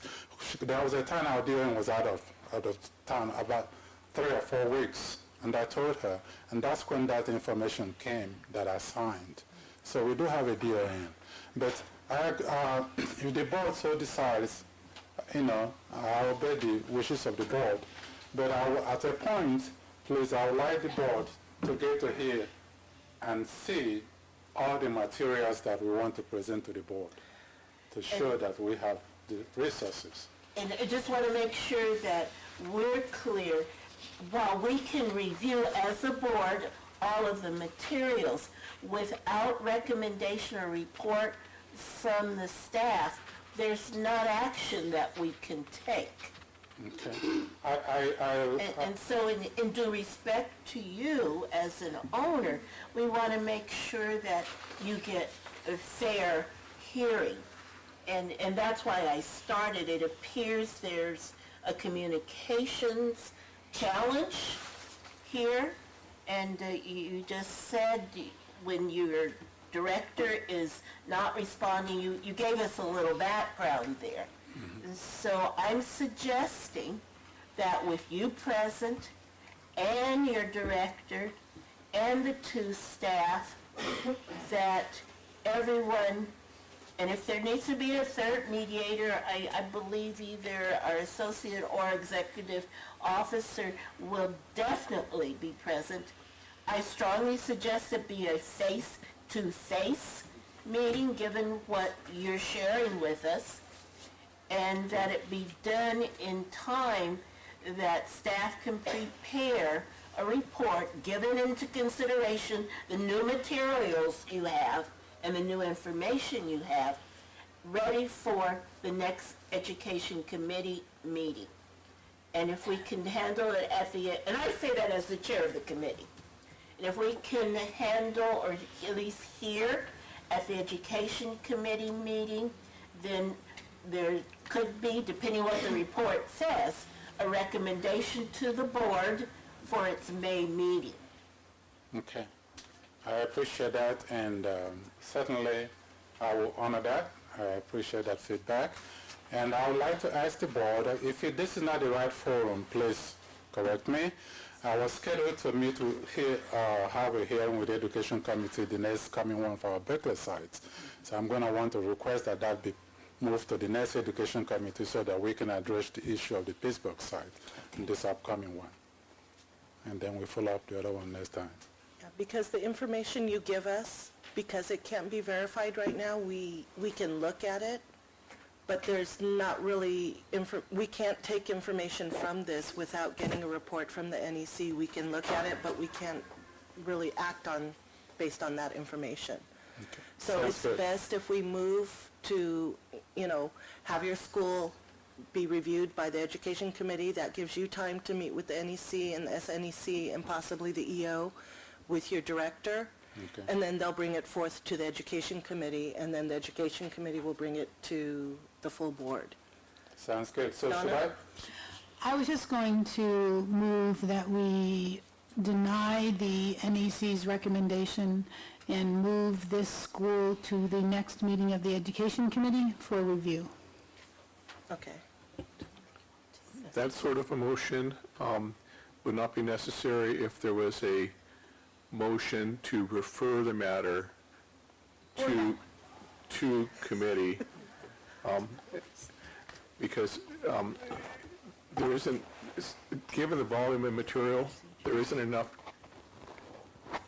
that has been vetted by the NEC to act upon, and so it would probably be a better motion to refer it to committee for consideration, and then to have the committee report back at the next board meeting. That's even better. I'll second. So there's a motion on the floor made by Donna, seconded by me, to move the school to the Education Committee, or refer the school to the Education Committee for further review. And so any further discussion needed by board? I would just ask the NEC for what your opinion would be.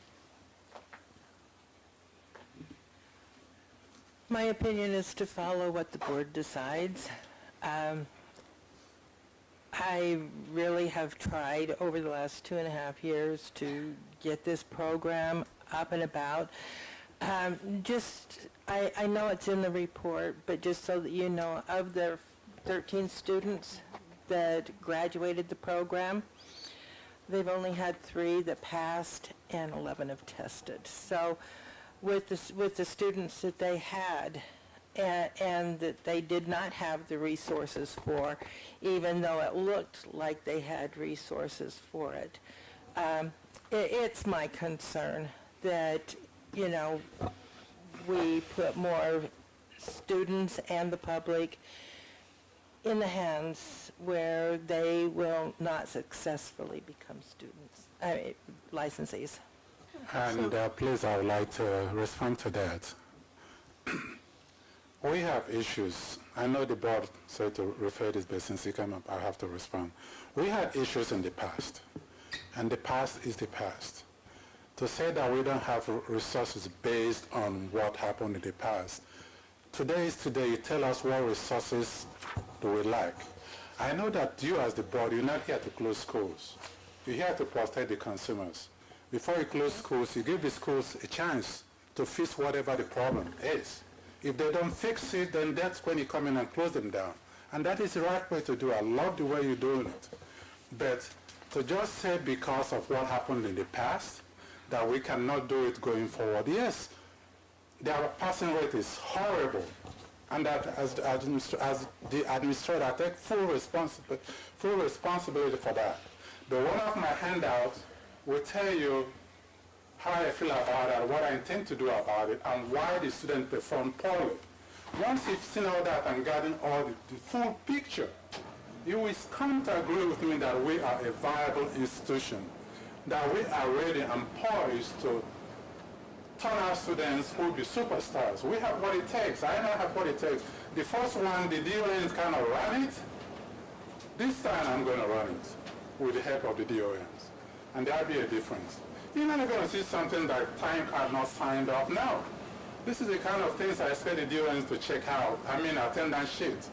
But this time, it's not just going to be the DON. I'm going to be involved in the process. Everything from A to Z, I've been involved in the process to make sure we turn out quality students. So I'll stop here and turn it back to the board. I just have to respond to what she said. So please let's not keep dwelling in the past. Let's move forward to the future. So this really would be an opportunity for you as the owner, along with your staff, and I think it's clear who we would hope would come, and that you meet with the staff of the board, and I believe at this time it might really be necessary to have the EO present, and that we get the communication going, that hopefully there would be a new report based on the gathered information. It could include a site visit, we don't know, but we trust the staff to do what's right and to make sure you are heard, along with the necessary required representative staff from your school. And as the chair of the Education Committee, I will look to see that that is added to our agenda. But it can only happen if the necessary steps, the work with staff, if all that has occurred before and in time to disseminate the agenda. Thank you. Donna? I just wanted you to know that the recommendation put before us today is to close your school. We're giving you an opportunity to to not have that happen today, in light of the information that you have brought forward, in light of what Ms. Gomez has said, there are other considerations regarding your school that need to be taken into account. But push come to shove, given a needed answer today, my answer would be to support my NEC. So we are trying to give you this one last chance, and I would press upon you to have your DONP at that meeting. Oh, yeah, she will be. And to try and alleviate this, because there are underlying things that are probably more problematic than your clinical sites. So, Okay, I appreciate that. And again, I definitely appreciate that. And again, the reason why I'm just talking about the clinical side, because the report says specifically clinical sites. you should stop now. Yeah, thank you. So any further discussion by board members for the motion on the floor made by Donna, seconded by me, to move the school to the Education Committee? No, I think, as a matter of practice, our NECs bend over backwards to accommodate schools. Yes. So, any further public comment? Seeing none. Donna? Yes. Paul? Yes. John? Yes. Bernice? Yes. I'm a yes. Alita? Yes. Cheryl? Yes. Motion carries. So the school will be on the March Education Committee agenda. Thank you very much. And Jessica, if you could get with the school and set up a meeting with the school, you, SNEC, and Elaine and his director before that, so you can gather the information and have a report presented to the Education Committee. Thank you. Thank you And, very and much. excuse me, Dr. Ike, if you could provide at least one copy to Jessica of all the documents you Official brought with. reports. Thank you so Okay, much. I will. Thank you. Thanks again. So with this, we'll take a lunch break until 1:30. And we apologize to the And schools. I'm sorry for the schools. I was trying to make it through till we could get through all the schools and then take a lunch break. Unfortunately, it didn't happen. So we will reconvene at 1:30. And we will start with Angelus Institute at 1:30. Thank you. Alicia's pretty flexible. Go ahead and get back started with the board meeting. We are on Angelus Institute. Thank you, Beth. We've received the report and reviewed it. Do board members have any questions regarding the report for the NEC? Oh, I got started without Ken. Oops. Seeing none, is there a representative? Here I am. And if you could give us your name and your title and let us know whether or not you agree with the NEC's recommendations. I'm Brandy Coward, Director of Nursing Angelus Institute, and I agree with Beth DeYoung. Do any board members have questions for the school representative? Seeing none, is there a motion? I move to accept the NEC recommendations. I'll second. So there's a motion and a second. Donna made the motion to accept the NEC's recommendation. I seconded. Is there discussion needed by the board? Seeing none, public comment? Seeing none, we'll do a roll call vote. Donna? Yes. Paul? Yes. John? Yes. Bernice? Yes. Myself is a yes. Ken? Abstention? Alita? Yes. And Cheryl? Yes. Motion carries. Thank you. Thank you.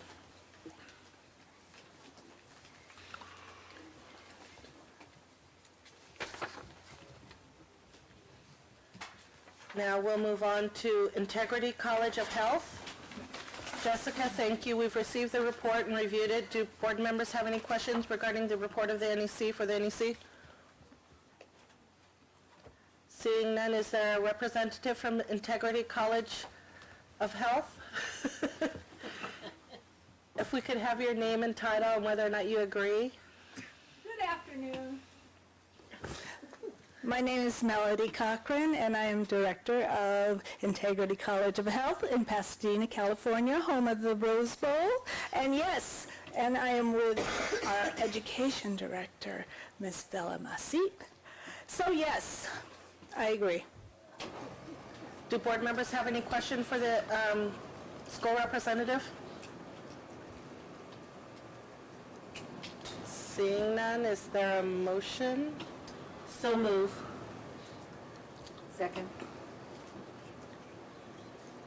So it's been moved in second to accept the NEC's recommendation.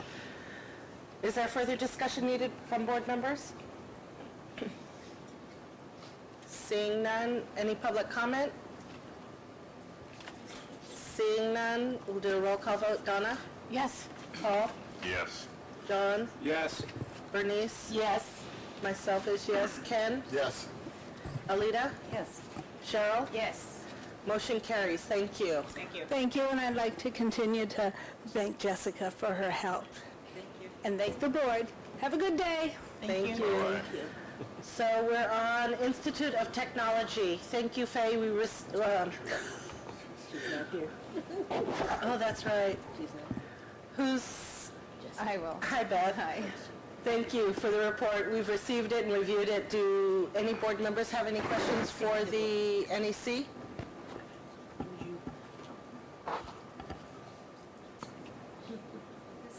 This report is in my... Yes. We can't hear you.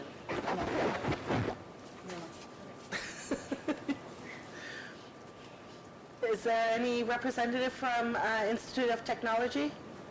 If you could say your name and title and whether or not you agree with the NEC's recommendation. My name is Paula Richards. I'm the Director of Nursing for Institute of Technology Modesto and Clovis. Yes, I obviously agree with my NEC's report, and I also want to thank the board and the NECs for allowing us the opportunity to have classes so that we can demonstrate our improvement. I know you got it in your report, but the last 2 quarters of 2018, our pass rates were 75% and 100%. Not bragging about the 100%, it was only one person, so it could obviously have ended disastrously as well. Take But- 100%. Yes, exactly.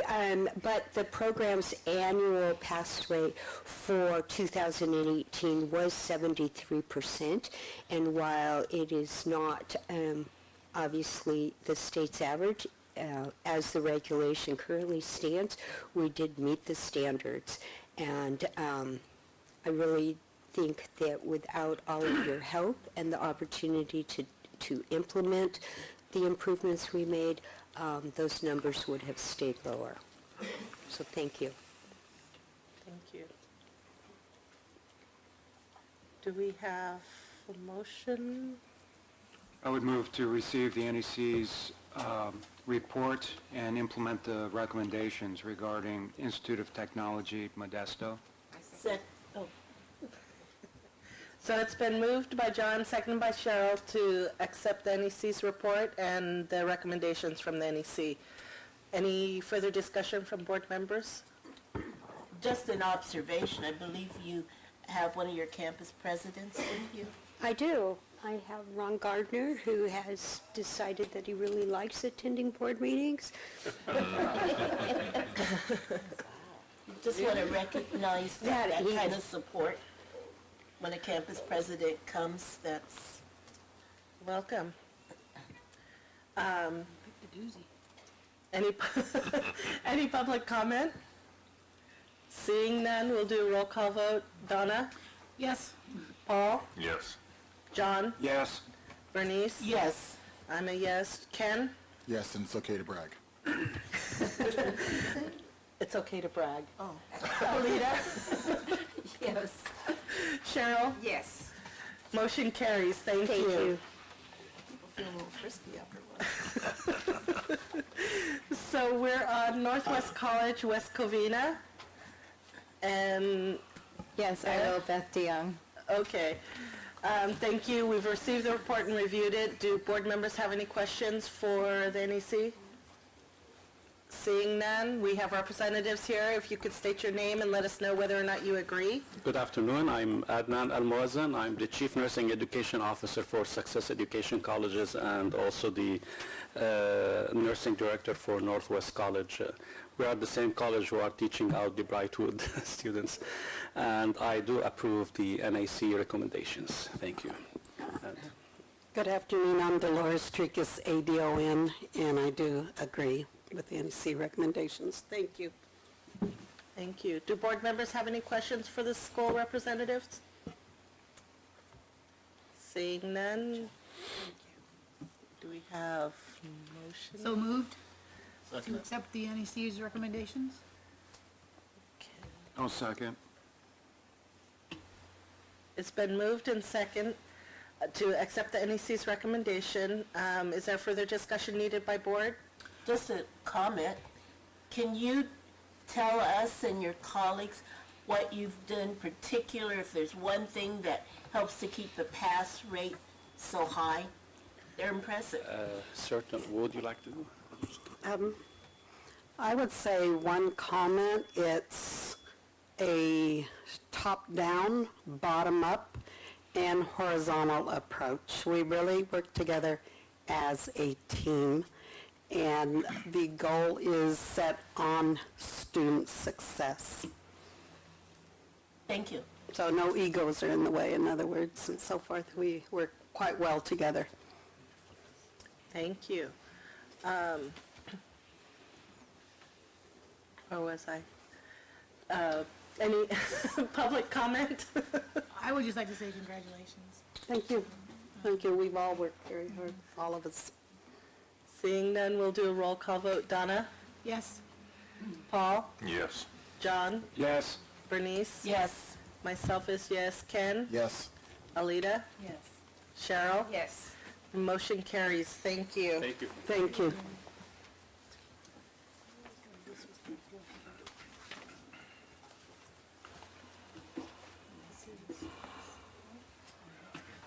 Nope, we got them all. I'd like to make a comment. I don't know if this is the appropriate time to make it or place or whatever, but in the interest for the schools, I'd like to see the schools be on the beginning of the agenda in the morning as opposed to following the reports. I believe that's the way it used to be. Well, this really was supposed to be the very beginning of the meeting, but we can look at the agenda. So in other words, when we have the executive report and that, to have those, In the move the afternoon? education first and have us after We can follow do that. We can do that. Generally speaking, the executive committee report has not taken this. But Yeah. we can certainly do that. And That then, will allow for, when it does take this long, then the schools don't have. Exactly right. so I'm going to take a point of order, and then we'll take the NCSBN, agenda item 20 at this time.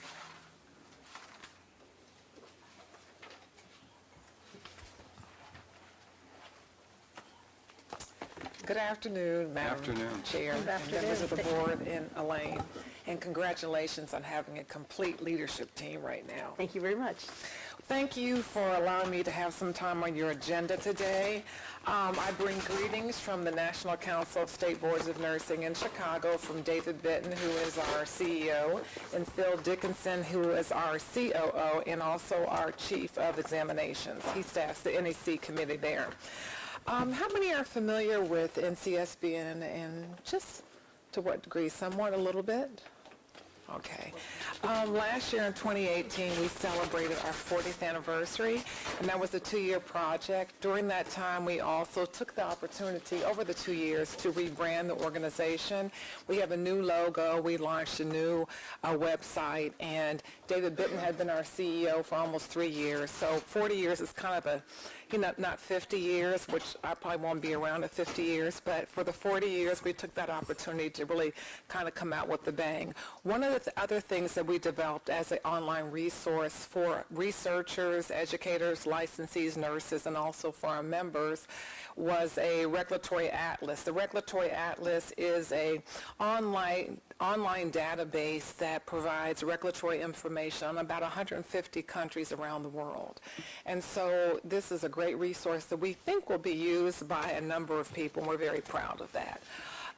In your packet that Christine was very nice to distribute and hand out for you, in honor of the Academy Awards, I'll call it your gift packet, your gift bag. There are a number of little resources and what have you in there.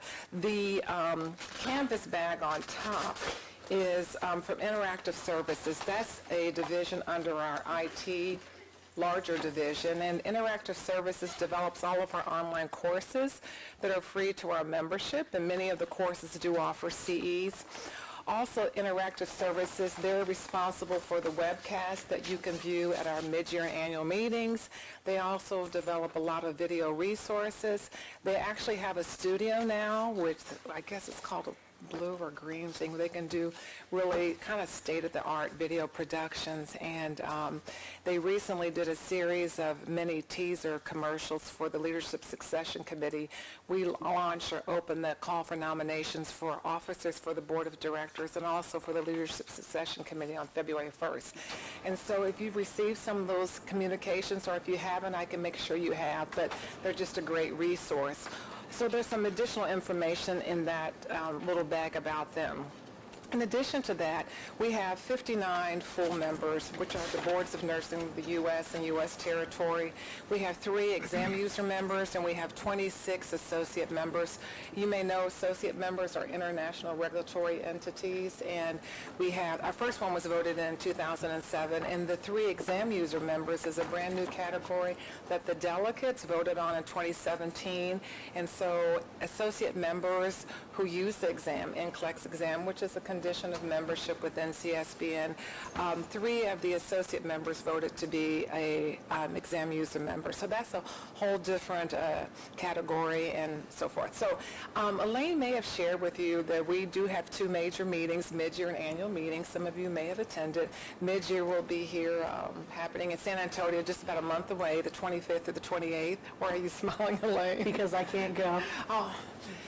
Oh, we're sad about that.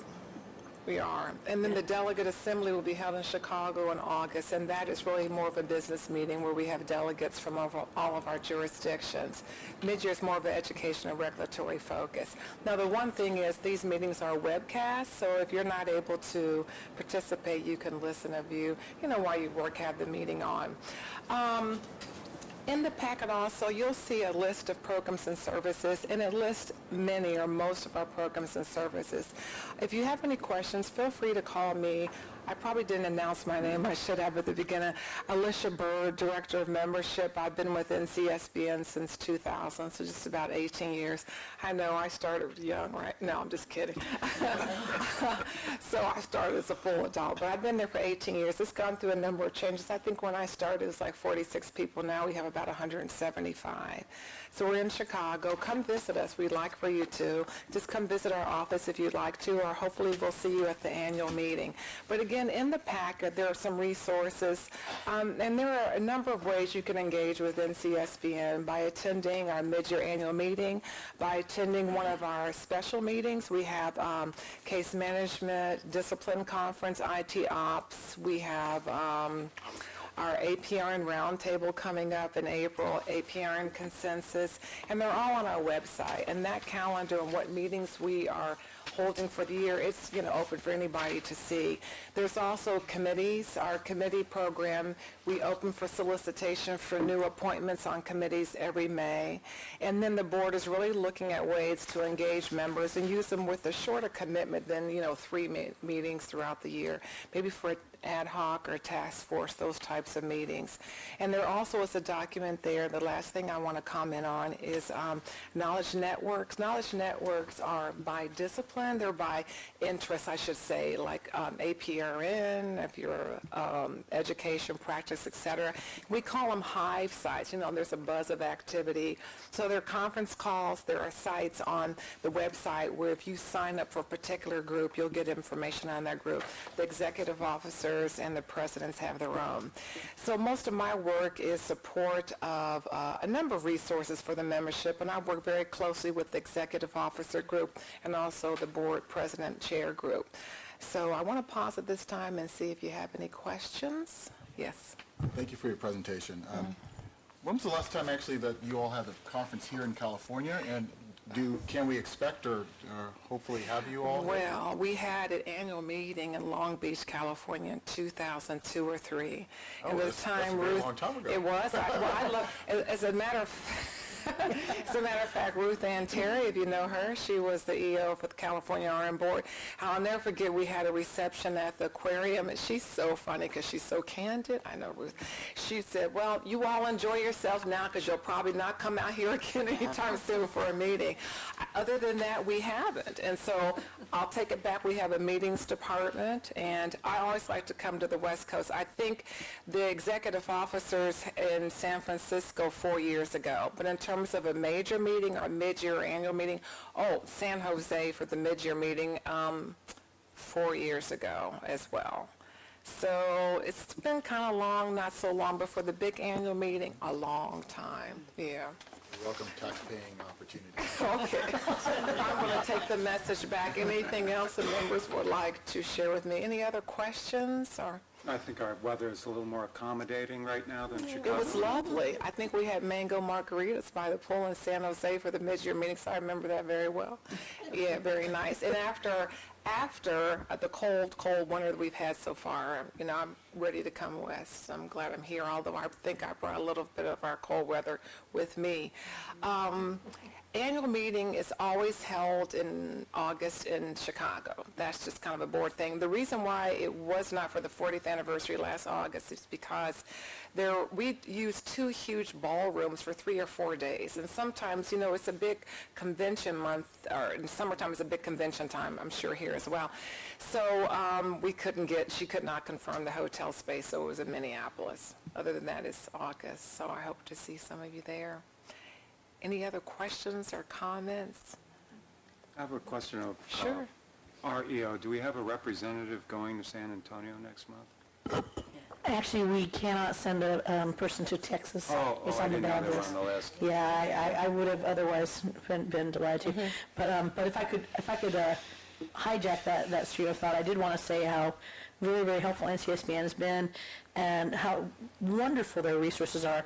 Actually, in May, Candace Rainey, our enforcement chief, will be going to their specialized investigation training. It's specific to investigations for boards of nursing. She'll be going for that in May. The enforcement conference in the summer, unfortunately, is in another banned state. But we do, of course, plan to go for the EO Summit in Rhode Island. I've never been there. Newport, Rhode Island. Newport, Rhode Island. And, of course, we will be going to, of course, the annual meeting. Generally speaking, the board president and the EO have attended that. We're looking forward to that. But the other really tremendous, and one really important conference in the fall is reviewing the NCLEX. So we'll be certainly looking to send some of the our education staff to that as much as we can. They've been very supportive, but I also wanted to just call out the regulatory atlas, because as an analyst, I was so geeked out by this database. Did you go in? Yeah. I did. I played with it for a day, and then I told all of our analyst staff, you got to look at this. It really is something. It was a 2-year project. There were a number of initiatives that the board had approved leading up to our anniversary, and so we had a number of people working on this project, and some temps in our IT department built the platform, so they hope that it will be well used and respected. So I'm glad you'll say that. I'll take it back to our nursing regulatory team and our research and IT team. And you mentioned BONNET. That's the acronym for the investigator training. And you know, that came out of EOs telling our board of directors that, hey, I need some additional training for our investigators. I mean, it's a lot of responsibility. Disciplinary issues consume a lot of the board's resources and time, as you know that, of course. And so that's what they did. So it's offered twice a year in October and April, and I think it's into its third year now, what have you. And Kathy Russell, you spoke with her, and did she assist with making some modifications? Very good. Absolutely.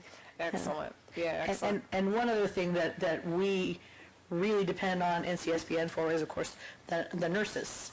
That's the disciplinary database that we depend on for information from all the other jurisdictions and also up to the national and to the NCLEX to make sure that everybody follows up and makes sure that all the disciplinary proceedings are complete and correct. We depend on that database substantially.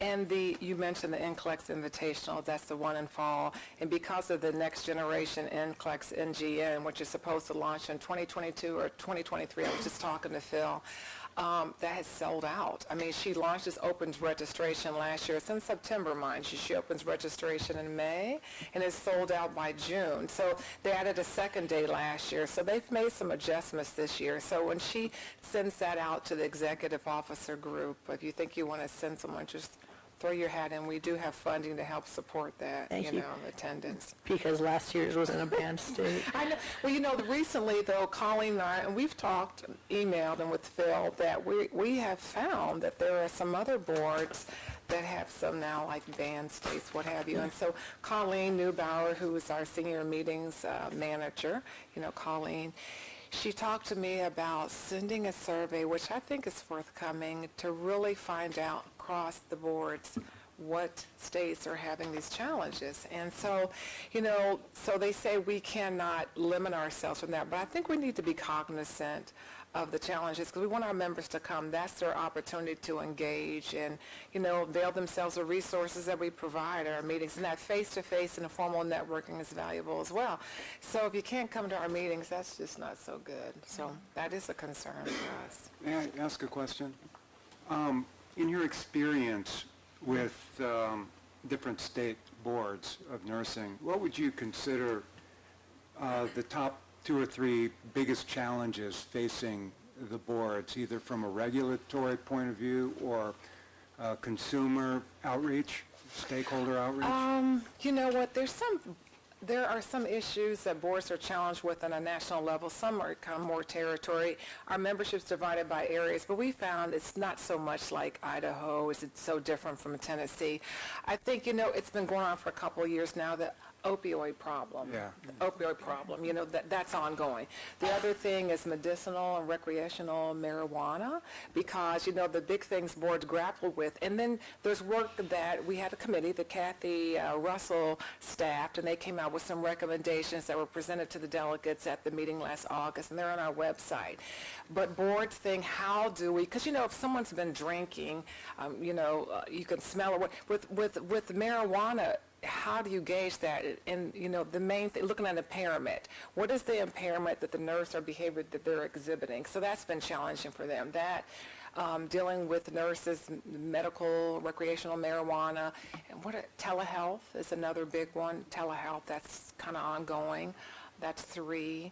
I can't think right off, but those are some of the things that I see.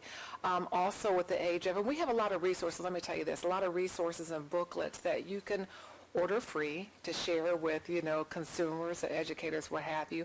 I think the other thing is with social media, back in the day, we started nursing, maybe not all of you, some of us, you didn't have cameras, you didn't have this, you didn't have that. So that's always, it's just social media, what's inappropriate, patient confidentiality, that's just one of those things. Those are some off the top. I'm sure there's some more that I cannot think of right now. Is that helpful? Yeah, absolutely. Thank you. Telehealth is really still one, yeah. Where's practice where the patient or where the nurse is?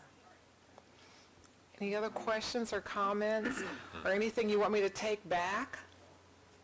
Can you talk a little bit about the organization's lobbying or engagement with legislation? Well, you know what? We don't lobby per se, but we do, how can I know if the word is advocate, or we do... Educate. Educate, that's a Yeah, good word. that's a good word. On behalf of the boards of nursing, we actually have an office in D.C. It's a one-person office. It's two-person. He has an assistant. Elliot Weiss, he's our Director of Legislative Affairs, and he's been there for about 4 years now. And he's there to keep his finger on the pulse of what's happening on the national level, where there's going to be some impact to boards of nursing. He's a great resource. You can reach out to him, ask him anything. He's there to work on behalf of boards of nursing. Now, I don't know if that really answers your question, but... It was about advocacy. And he's there for that. We actually have 2 attorneys that work in our nursing regulation division under Mary Ann, who's our chief nurse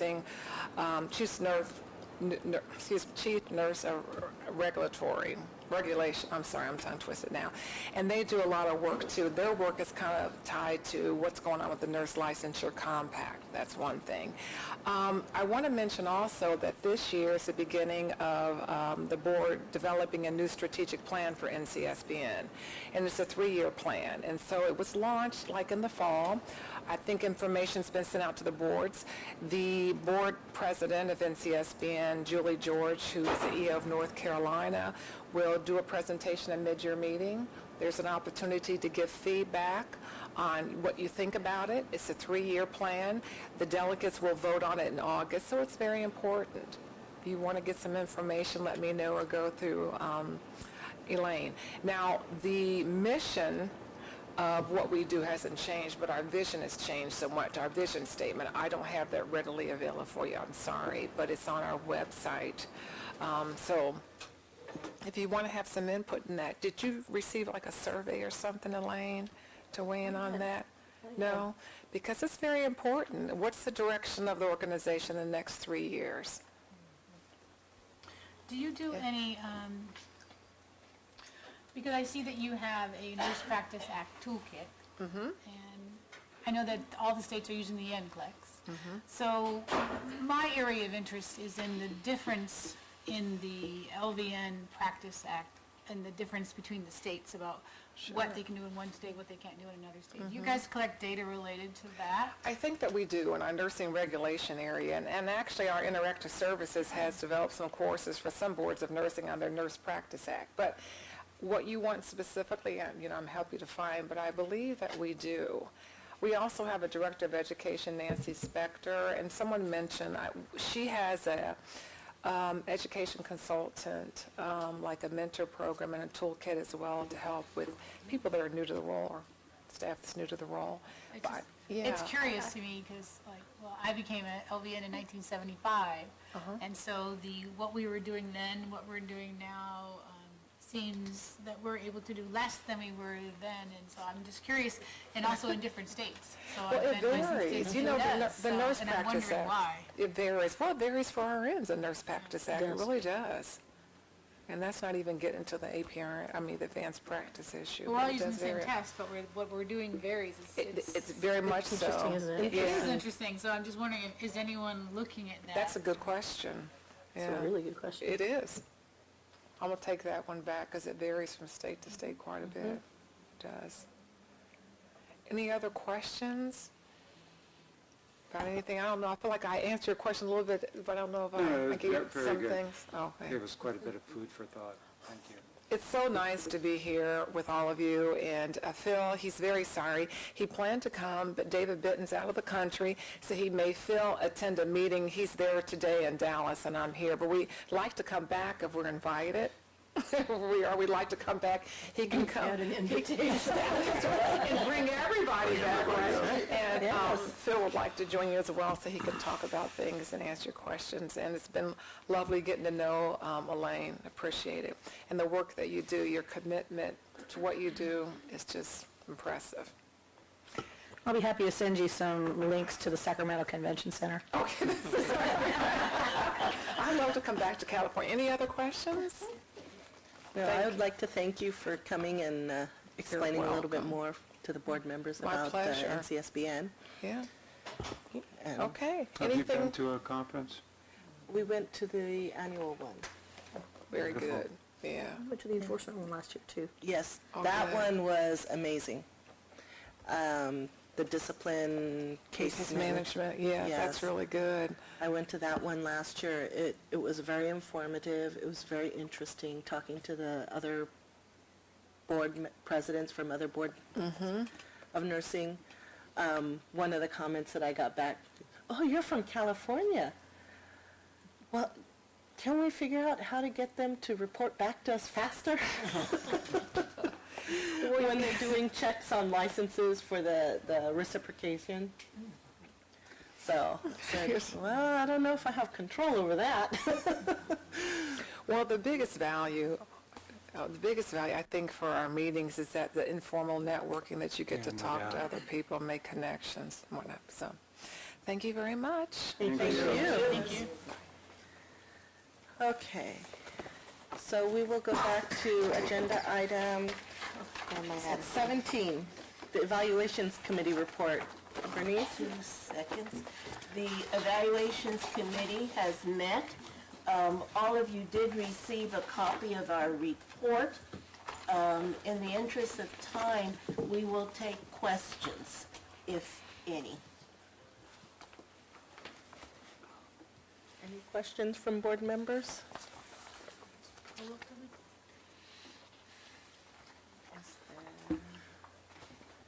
Seeing none.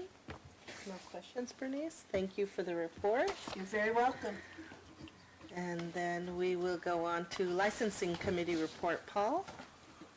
Yes, the licensing committee did in fact meet, but I'm going to defer to Vicki Lyman for the licensing division report. Thank you. I just received a text from Jen that they completed the survey for MCSB. I just sent it, Jen's watching, I just wanted to let you know, and she said, please let them know I completed the survey and just emailed it back to them.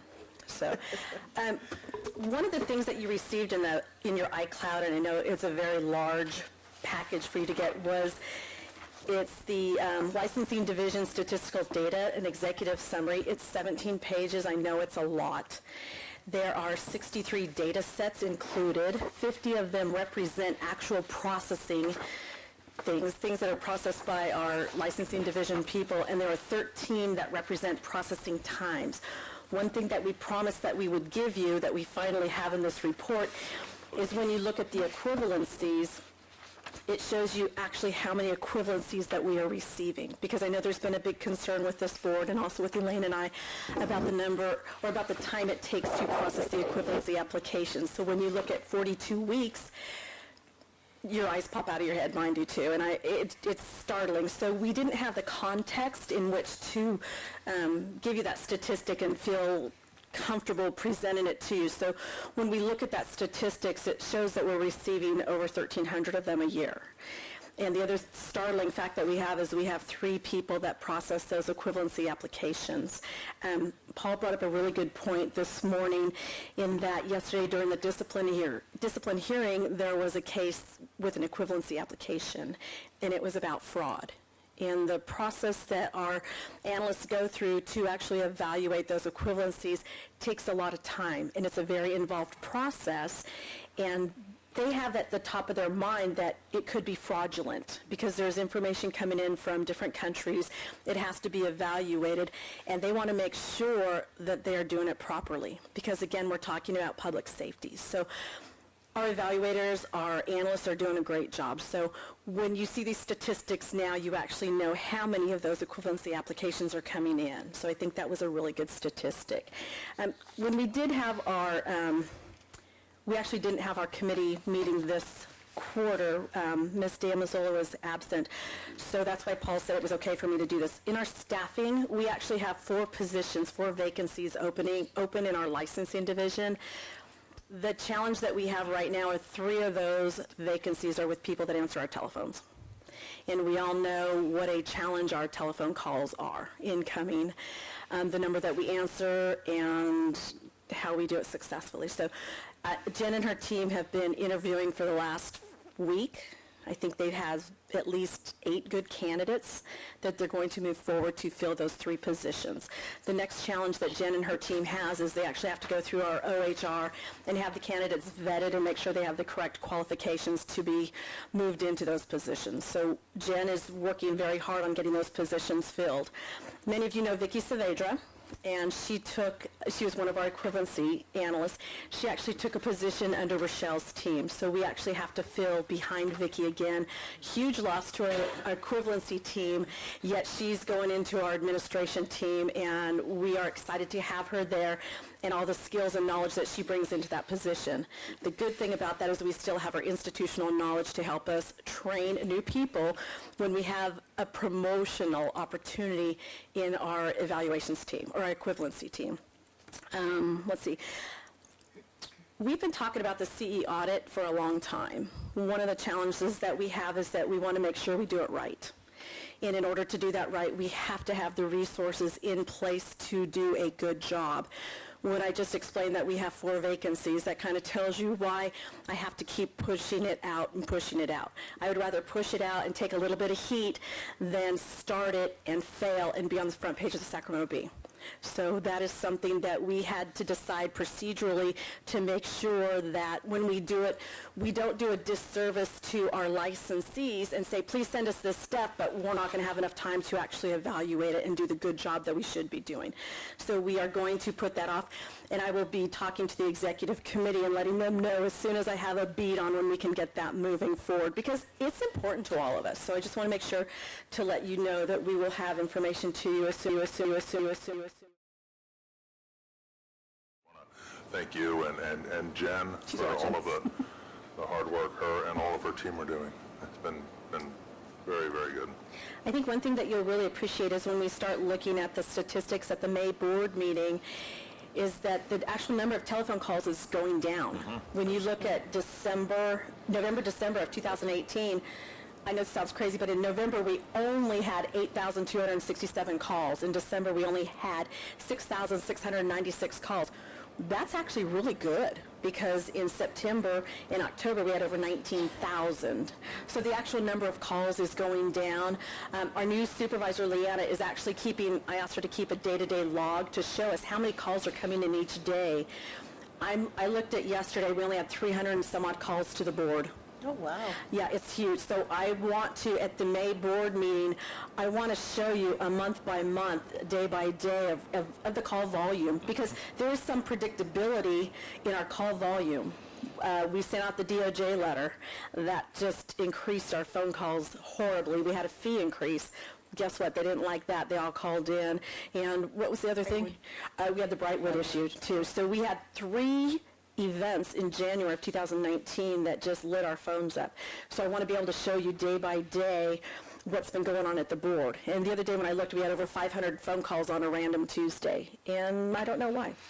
Yeah, and you can see, if you look at these numbers, you can see the transition from again, actual hands-on touching of these as they transition into the Breeze systems, as the numbers kind of adjust out, and then the overall lowering it. It's a lot of information to digest, but it's really impressive the work they're doing. It's a lot of work to digest. The one thing, too, I think that is actual key to Jen's team being very successful at what they're doing is the reorganization. Change is not fun. Change is not always well received, but it's something that we needed to do because we had to address the amount of phone calls that were coming in and actually being answered. We have 19,000 coming in, but when you look at the statistics, they're only getting to about 4,000 of them or 8,000 of them. So that's problematic to us. And even something as simple as, well, just put more people on the phones, and then they explain, well, you just can't do that because there's unions involved and there's scope of practice. No, I'm not saying. There's a lot of stakeholders involved, and there's a lot of difficult challenges to get through, even with what seems like some of the simpler things, and they've been very clear in explaining that, and we've come to understand the challenges, and again, they've done great strides in solving these issues, these bottlenecks. You are going to have the opportunity at the May board meeting to meet 2 of our new people that are at the front desk, Gabby and Jeremiah, they compete with each other. They're both, I would say they're averaging about 80 phone calls a day answered, which is just amazing. And when you think about it, we have 2 people answering the phones. If somebody's out, somebody has to take a break, we have to pull people from Jen's team that are doing the evaluations, that are doing the licensing, so we're going to hit backlogs. If we keep pulling, we're robbing Peter to pay Paul, we're going to increase backlogs. And I did that to her. I said, no, you have more people on the phones. And then she goes, well, we're suffering now, we're getting a backlog. I said, okay, take them off. So there's a balancing act, and there's a point where it's all going to work out. So I want you to look forward to that. I want you to know that it's coming. We will have speed bumps, and we are just going to move forward the best that we can. Any other questions, comments? Okay, pardon me? Oh, training, yes, we are going to do that.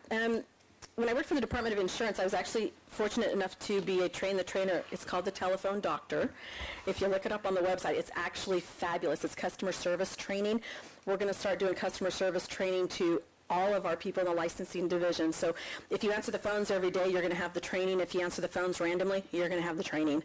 If you are the HR person, you're going to have the training if you work in the mailroom. So everybody eventually at our entire board is going to have customer service training. And we do have some fabulous DVDs, and any of you are welcome to join us for training. Any other questions, comments? How long does the training take? That's up to me, and I sent out a list of all the DVDs. I would like to initially start out with a 4-hour block of training. Okay.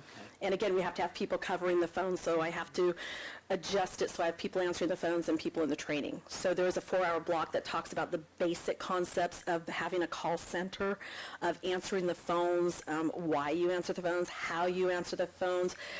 It's a very prescribed program. Thank you. Any other questions or comments? Thank you, Cheryl. We appreciate that.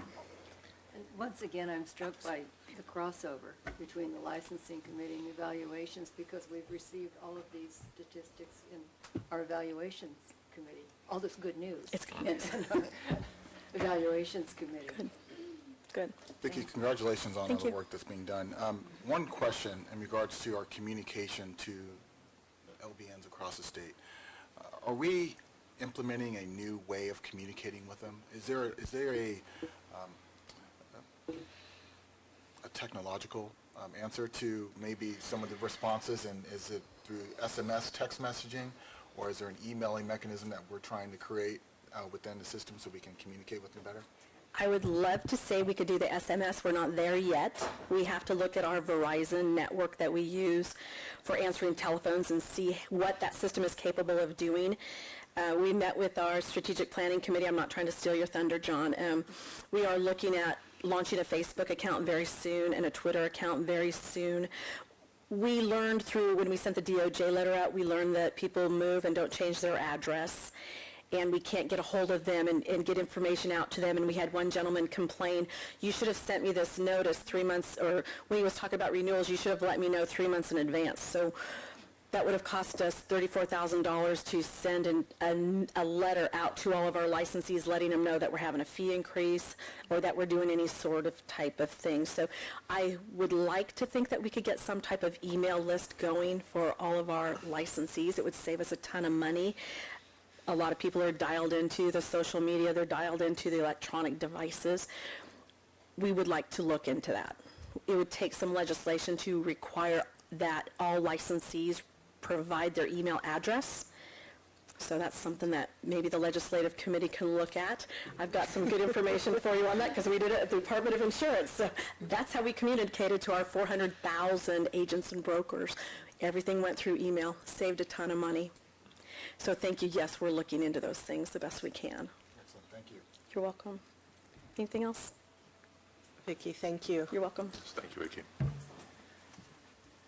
And we are going on to 19, Strategic Outreach Committee. John? Thank you, Madam President. We had our inaugural meeting of the Strategic Outreach Committee on January 25th, and we've been asked to look into ways and recommend ways to inform and solicit input from our various stakeholders.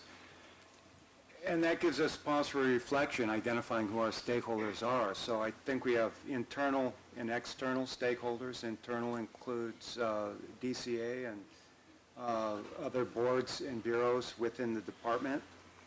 And it brings up this issue of practice, given the recent legislation regarding the Respiratory Care Board.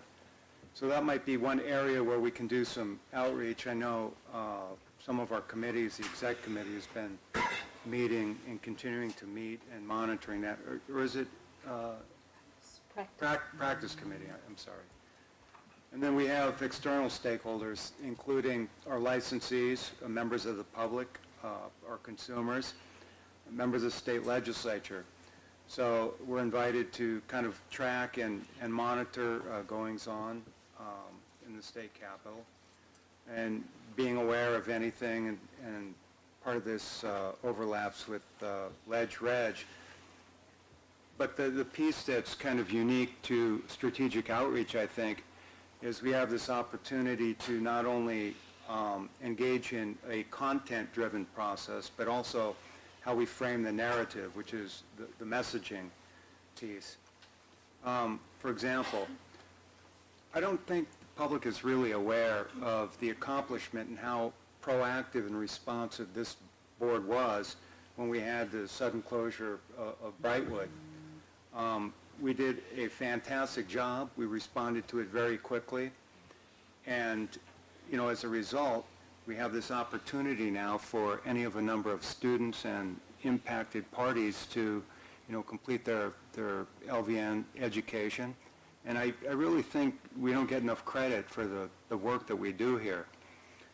The other piece involves the mechanism for outreach. Our AEO indicated that we're getting ready to do a Twitter and Facebook campaign. And Instagram. And Instagram, very important. Instagram, of course, capitalizes on graphics, and people are very responsive to that. And I think that's going to be part of our strategic vision as we move forward. Anything else, Ms. Carpenter? No, I'm just very, very excited about this committee and our potential. I mean, 21st century now. Any questions from the board members? Does this mean I have to learn how to use Instagram? Oh, there you go. Well, if you just look at what Vicki has done in our reception area with the ongoing messages, and you just think about the potential for doing something like that, like a Motivational Monday, something like that on Instagram, send that out, or on Facebook. My mind has been going ever since we had this meeting. It's just something very exciting. You've been writing these down. Oh, they're all in here. Our next meeting is March 15th. I believe we're confirmed for that date, and we may have some action items for the May meeting. That's wonderful. Thank you. So we will move on to Legislation and Regulations Committee. So we held our meeting on January 11th of this year, and so it's very early on. At the time we were meeting in the legislative calendar, so there weren't as many new proposed bills that affected our industry that have come out yet, but we do have to start working on implementing some of the bills that became effective last year. So we received an update from Ms. Yamaguchi on that part, and then an explanation from Mr. Swenson about the rulemaking process. So I believe we talked about it before, I'm not quite sure, but anyway, just briefly, once the legislature, issues their proposed bill and the governor signs it, and it's chaptered, it becomes law, essentially. Oh, thank you. It becomes law, then it's up to us to start the process of adding it to our regulations, the vocational nursing and LVN's regulations, and there's a rulemaking process for that. So Mr. Swenson described that process, and if anyone has questions about that, you can direct them to him. He can educate you on that. So there are two types. One is the type A schedule, and that relates to the bills last year. And type B are the rules that related in the past that we still need to work on. One of them is the military benefits that provides help to those of the military and their spouses, helping them to access the application process, and they receive some benefits, some special help in applying to become LVNs and PTs. Okay. So, and the other one, of course, is the 2138, and that relates to the criminal convictions that, you know, is coming forward. I believe that it is the law of the land. I think you asked yesterday if it was actually law. It is law. It just still needs to be added to our rules and regulations. Okay. So we also received an update on that process and when we could expect that that will actually be implemented into our regulations, right?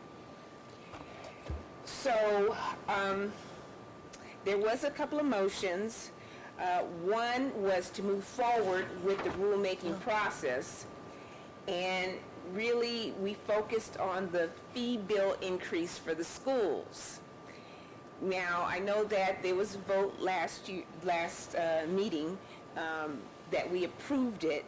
I thought it did not include the actual amount of fees, but then I was informed that it did actually include specific fee items that we voted on. Okay. So, and there was no public comment about that last time because I think many of the schools had already left for that day when the issue came up. But we did take a vote as to whether or not we would continue to move forward with the rulemaking process to add the fee bill legislation into our rules and regulations. Okay, that was passed. But I do want to note, just as an aside, I'm not saying it's related to what we did or our acts, but there were a couple of articles in the newspapers that came out about how some schools in the state of California may not have a pass rate as high as 75%, and I think some of the law schools were one of the ones that voiced objections about that, and the thought that even with law schools, they have a 40% pass rate in the state of California, which I thought was interesting. But that's an aside. All right, so since we voted, I don't know if we want to take a vote now or you want me to continue reading the report and then we... Could I make a couple of clarifications? Yes, go ahead. Absolutely. Firstly, in terms of our rulemaking process, actually the fee legislation that is going through the rulemaking process right now was the Bill 1480 that was approved last year and pertained to our applicant licensee fees only. The fee proposal for the schools is not yet a bill, let alone law. Soon. But I wanted to clarify that. And as far as our progress in implementing AB 2138, the department has been very, very clear and enthusiastic, I think, in urging all the boards and bureaus to work forward. And the legal unit, of course, has provided some sample language and some boilerplate language for boards to look through in designing the regs to implement that new law. We're going to be needing to work on that at a number of levels. I think both the legislation and the regs committee is going to need to look at that, and I think it would absolutely behoove us to have the enforcement committee working with us on that too. There will be a lot of work in designing a system. At a staff level, of course, we've been looking at our complete infrastructure and thinking through a vast number of scenarios and when we think we would see an impact, when we think there might be a vast number or even a small number of changes and increases in applications, what we would need to have in place in terms of analysts to handle those applications. So there's a lot of fields left yet to research, analyze, and figure out. And then, of course, once we have that picture very clear, Then we, of course, need to go through the budget proposal process and ask for some staff members, because we will, I'm certain, need some additional analyst support on that. But it's a process, but I know that the department would very much like to see boards have at least conceptual regulation language ready by May. Of course, they said April, but we don't have a board meeting in April. So, but we are, of course, working on that. We'll be working, of course, with council. And as I said, I think the two committees should probably tandem. And of course, the execs will be providing some oversight and direction on that. All right, so your clarification is that we made the motion regarding pursuing rulemaking for the applicant fees? That's correct.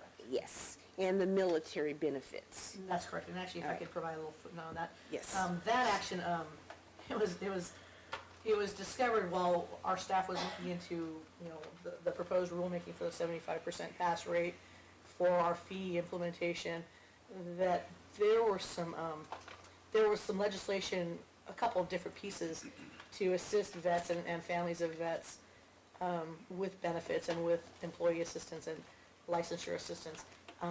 When those bills became law, BVNPT, of course, implemented this law. I mean, we are absolutely compliant with the operational requirements, so that we are, of course, serving that community according to the law, but it never got placed officially into our regulations. Clearly, it's not something that's going to affect our service, but it is cleaner and it is better, of course, always to make sure that our regs reflect the law and are very clearly reflecting what it is we're doing, how we're implementing it. So because those had not been placed in regs, we're moving ahead with that as well. All right, so there was a motion at the committee meeting, and so now we're seeking a motion from this board to pursue rulemaking authority for military benefits, applicants' fees, and the third one, The 75% pass rate. 75% pass rate.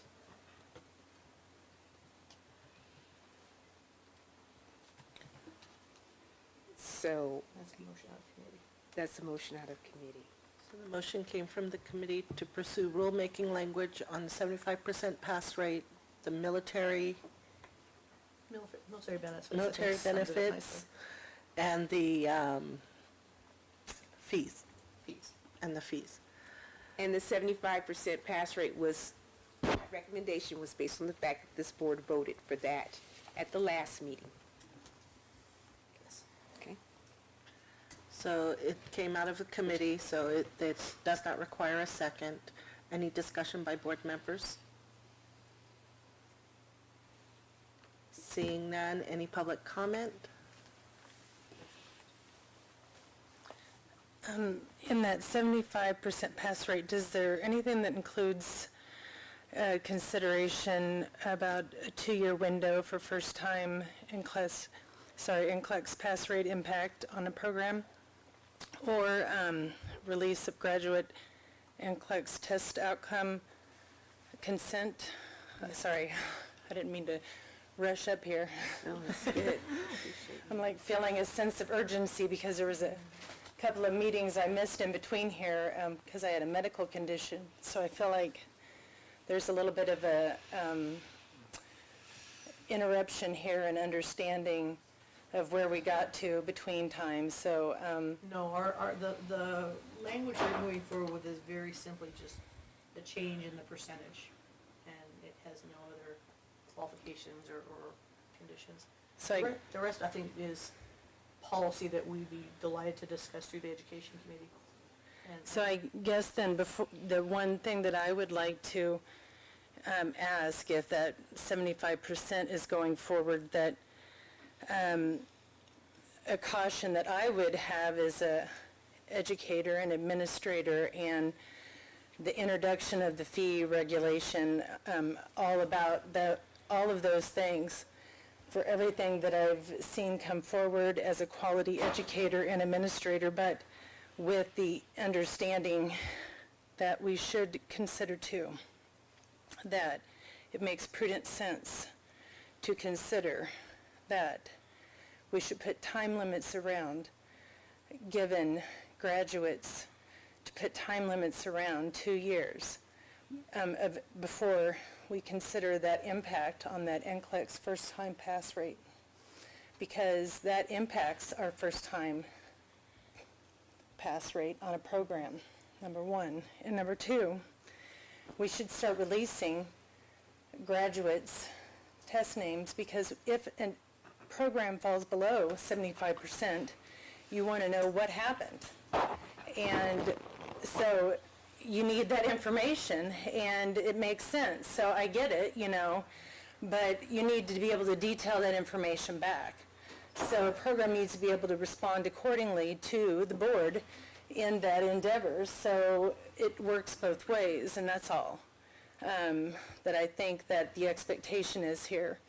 And so I think what you're asking is fair in all these things. If you're saying a fee, if you're saying, because there's reasonable time, now you've been notified, those things that need to be adjusted, make those adjustments, But I think also at the same time, a reasonable course of action is to make adjustments along with that legislatively, which is to make a time limit for the impact of what occurs also, which is put a time limit on the 2 years for your NCLEX.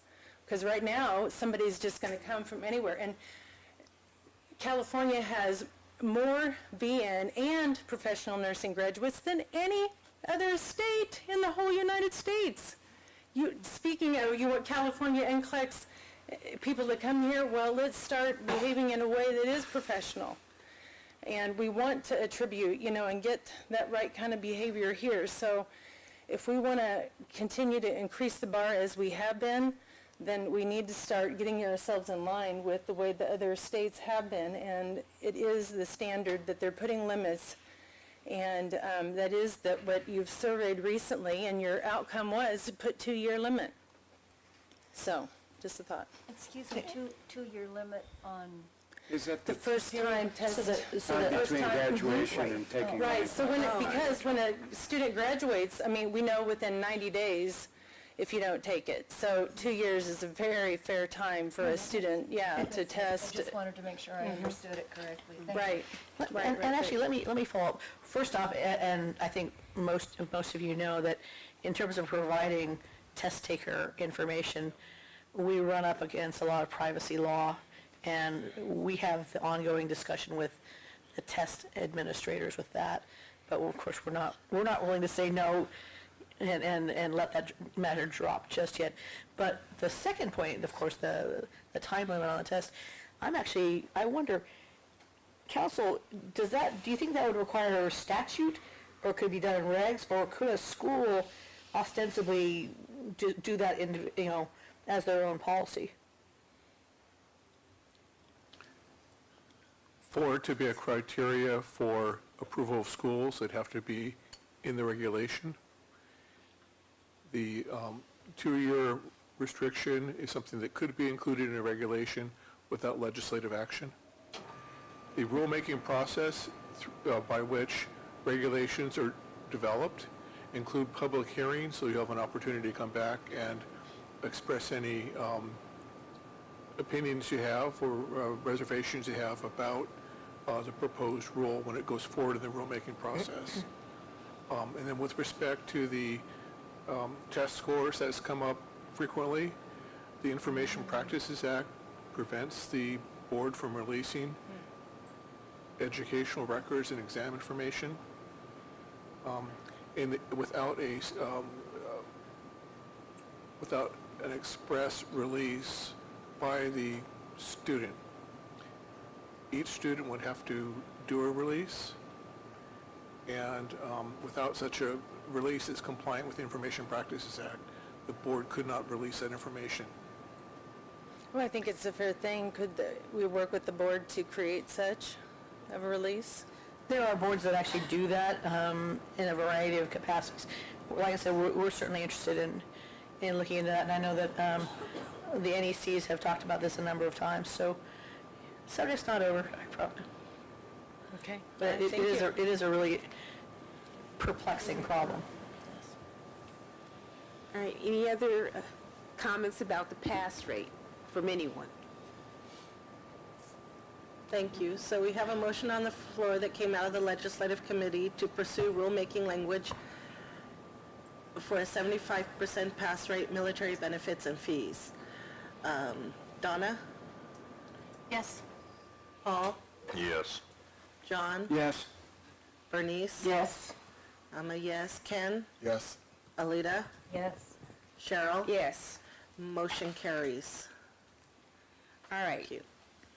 So we touched upon the school fees, which is a separate issue, and so we want to, well, staff wants to move forward with that, and so we voted to move forward with the concept of applying some sort of fee. Staff has advised that we also voted on specific fees. Is that correct? Let me clarify that, please. Thank you.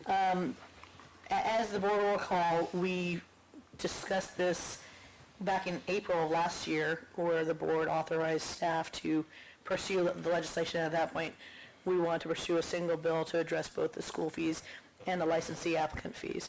The legislature was not really willing to allow us to move forward with the school fees at that time. They asked us to do a significant amount of stakeholder outreach and discussion, which we have started and certainly not anywhere finished with. So then, prior to that, as you know, at our November meeting, we brought back a conceptual bill language to pursue the school fees and authorize staff to seek an author for that bill for this coming year. What we have done, of course, is we've polished up that language, and we've been approaching a number of legislators to ask them to carry it. In the meantime, we were, of course, very grateful to have one legislative office agree to at least put the language into the Leg Council to be formatted correctly, so that once we do have an author, it can move forward very expeditiously. That language is in the packet for you, but as I said, we don't have an author or a bill number yet. We should very, very soon. All right. The next issue was the issue of delegating default decisions to the executive officer. And we did not have a unanimous motion for that last time. Dr. Bernice de Martinez, sorry, Dr. B had requested that we provide the board with a list of pros and cons on the issue.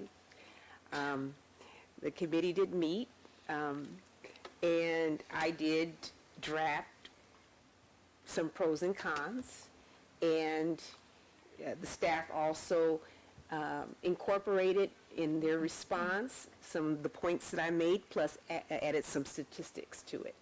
And so did the board members have an opportunity to look at the pros and cons? Yep, okay, good. All right, so just briefly, obviously it'll result in a reduced workload. It'll save time, save money of approximately, estimated by the staff, $15,000 annually. There's a history that we've attached that shows that in the past, most often the board has adopted the default decisions once they were made, that they were a revocation, but they always adopted, they never rejected it or rarely rejected it.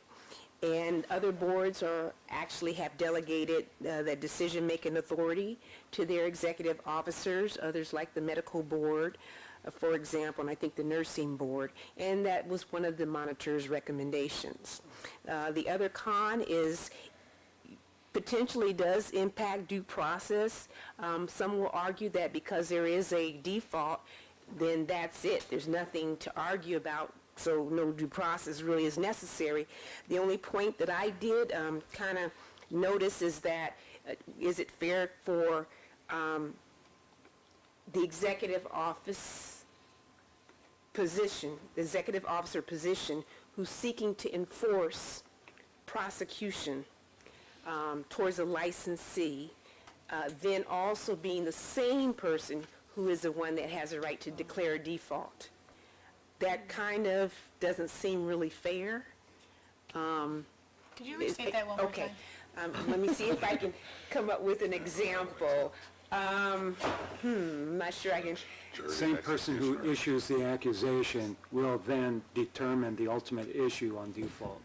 Yeah, let's say you're in deep, okay, I'm coming after you to prosecute you. And then I'm also the one that says, oh, wow, you're in default. Judge and As jury. opposed to and thank you, judge and jury. As opposed to having a separate judicial body saying, declaring the default. And then the prosecutor can move forward to prosecute, to impose the punishment. So that was like the only thing, and I don't know if the other boards had ever looked at it from that point of view. Following that train of thought, though, is the executive officer comes forward with an accusation on our behalf, right? Yes. And On then- our behalf? On our behalf, yes, yes. It's on our behalf. So then we also are judge and jury. Well, you may look at it that way. I look at it like we are sitting as the judges. So the EO brings it on maybe behalf of the people or the public.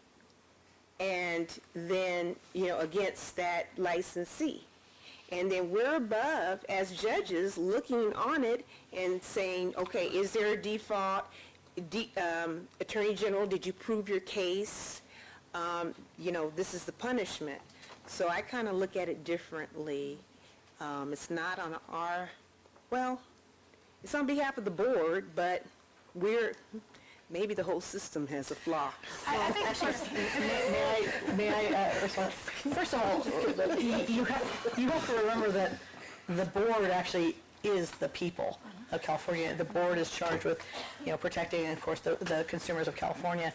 And so when the board acts, it is, as the agent of the people, and it is, as it works in tandem, of course, with the Attorney General, who is responsible for that.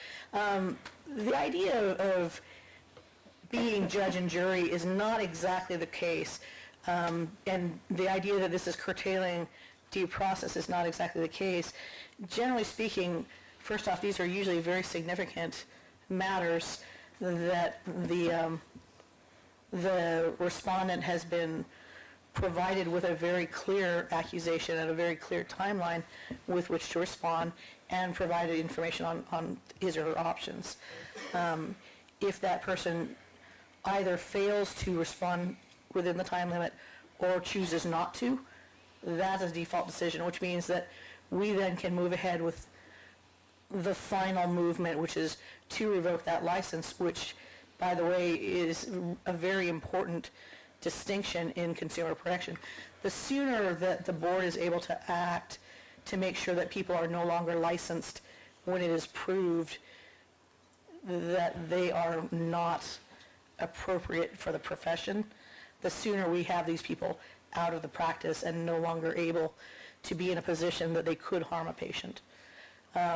This gap in time between the time that it could be resolved by an executive order from the executive officer and the time in which the board could process it either through a mail ballot or through a hearing, you're talking about what could be 4 months, 5 months. It presents a significant amount of risk, and this is why a number of the boards, especially the medical board, Board of Registered Nursing, speech language pathology, respiratory care, I listed the ones that I know have this policy in practice. This is why these boards are going to take this route, because it is very simply one of those cases where the applicant themselves, the respondent themselves, does not care to pursue the matter, to try to retain their license. If they did, there's still, even then, an opportunity for them to apply for writ of mandate, is that right? There are 3 procedures available. I think we're all in support of this. Oh, thank you very much. Yeah. So I should just stop, is that what? You can stop. I mean, To finish, I thought there were 3 procedures available to provide additional due process after a default's been entered. And I'll just go and say, I think it's even more prudent because the longer that it's also gumming up our system because of the time that it takes. We have to read them, we have to respond to them. So that is delaying us from getting to ones that are not in default, that are actually wanting to go to hearing or to a PD. So, And in point of fact, we're doing somewhere between 100 and 200 a year of yes, these. so I think that we've had numerous discussions over the years that we're in support of this bill. Okay, let me say it hasn't been lost on me that this board is somewhat overworked and apparently, according to this morning, underpaid. And, yeah, and I know probably the board is leaning towards delegating to help reduce the workload and save money. But I just thought that it was incumbent upon me to give I'm trying to give an unbiased point of view for the board to consider, and so, but I understand, where this is going. No, I thank you for your unbiased point of view. Yes, and I think Dr. B, that's even better than Dr. Bernice, for wanting to have pros and cons. Yes. But I do believe that we have, unless there's new information, as long we are not robbing anyone from their due process. They still have a right to appeal that, just as they do now. If they receive the notice. Yes, If they receive the notice, yes. which is part of our duty to review address, proof of service, that those things are accurate, so that we know that they did receive notice. And if I could, you got to forgive me for this, because all those notices are sent out in certified mail with a request of receipt, and also not to put too fine a point on it, it is the licensee's obligation to make sure that we have correct address information on file. And even though we do still receive a number of bounce backs from a lot of different communications, it is actually a citable offense, for a disciplinary offense, for them to let their license information lapse on Breeze. Yeah, I think we could do a much better job as a licensee, I'm sure you're in good I'm just standing. gonna own it, I didn't inform the board of my change of address, I didn't even think about it. I didn't put the 2 and 2 together, so I think we could do a better job. It's on the record. I know, sorry, I did now, yeah, because it held up my license. Okay. We'll put it on social media. Yeah, go ahead, sorry. A little reminder. Yes, but anyway, I think we could do a better job if we were to put out to the licensees that at any time you can be subject of a complaint, valid or not valid. And if you do not have a current address on file, you risk having you could a default decision, whether voted on by us or done by the EO, could happen and you're totally unaware of it because you didn't bother to change your address. Because I actually those had that complaints exact come. conversation with some of the labor representatives. But, So- but let me say, I'm not referring to the people that didn't update the address. I'm referring to the address that's on file, making sure that it matches the proof of service with the certificate of service. That's what I'm referring to. That's part of our responsibility in reviewing the case file. So You're referring to internal error. Yes. Thank you. So then it would be the EO's Yes, it would. responsibility. Well, but it's our responsibility to review it and say, oh, yeah, oh, wait, look, this is wrong apartment number. No, it's not fair to adopt a default if there is a defect in the address that may have been overlooked or may have been a typo by the EO. So if we see something like that, then we can not adopt because there was no notice. May I ask counsel a question, just for clarification? The adoption of a default is a ministerial act, isn't it, as opposed to discretionary? The entry of the default itself is considered a ministerial act. However, the issuance of a decision revoking a license based on a default is not considered a ministerial act, that gets to the need for the legislation itself. Without the legislation, the board would not be able to delegate the authority to the executive officer to enter a default. For that very reason, the proposed legislation would permit the board, in its discretion, to delegate that authority. But legislation is required of that, or for that to occur. And then the decision would have to be made, assuming a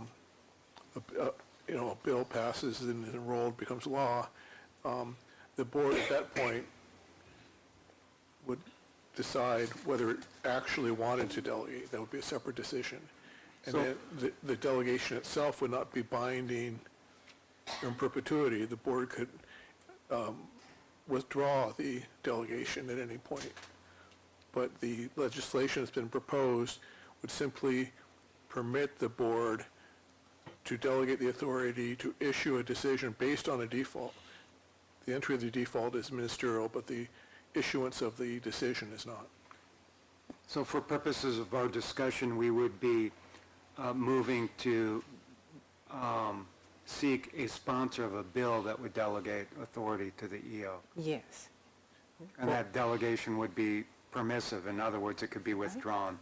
Yes, it would delegate the authority. The language would be the board may delegate to the executive officer.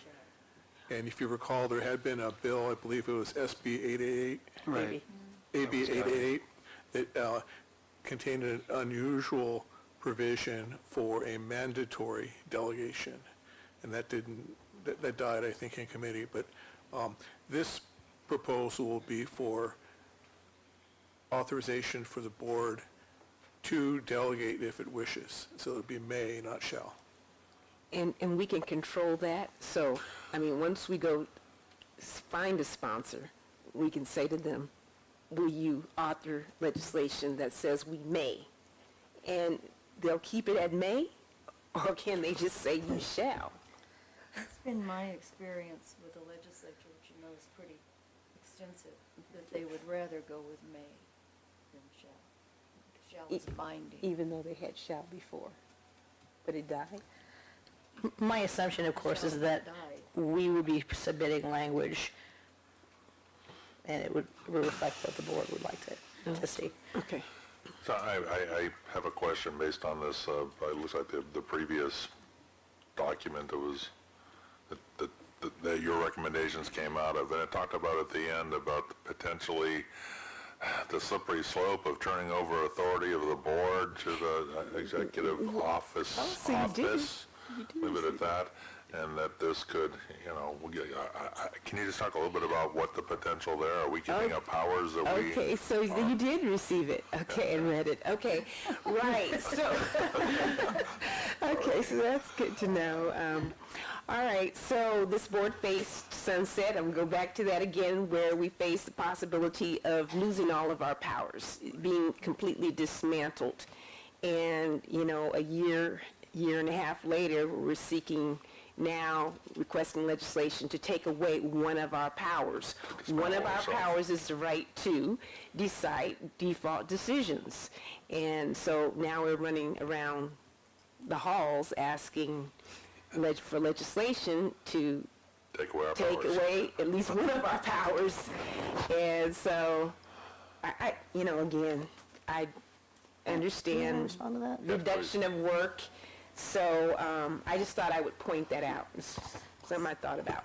But the actual case is that the board, and obviously not this composite of the board, in December of 2016, before the sunset review, specifically directed that this legislation be part of our sunset bill in 2017. So that's actually a directive from the board at the time that is actually still an active directive to the staff, since it has never actually been countermanded. It was before the sunset review, and it was before the monitor's report and everything like that. It was Actually, this conversation started in 2015. And I recognize that, just as we're having this discussion, as we pointed out earlier, it's hard to have these discussions.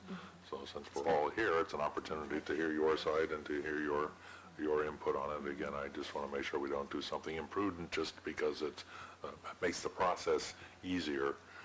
So I just like to... And I don't think when we started these discussions in 2015, that it was about giving up any power, or it was about giving up any that. It was about cases that the defendant themselves didn't have an interest is in pursuing.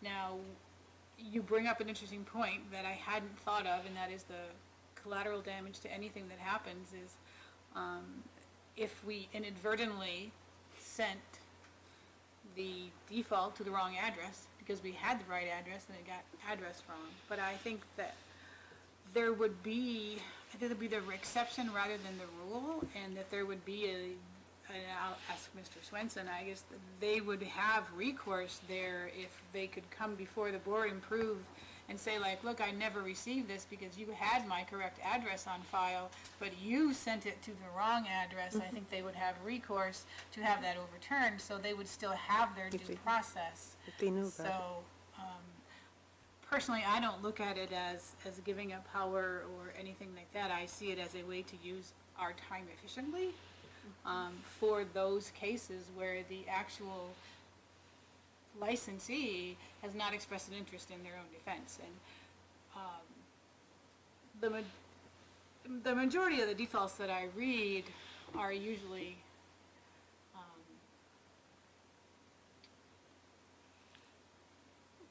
We've had some DUIs where we might have given a probation or which we something would, if yes, they yes. had Well, of yes, that's what I was saying. responding. The majority of them are, some of them, the reason they're defaulting is because they're in prison. Right.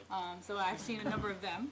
I've seen a number of them where there may be a shame factor, they may just not want to do it, but in any case, in all the years I've been on the board, I think there's been 2 cases that I remember where it was an internal error from the board, and it was rectified.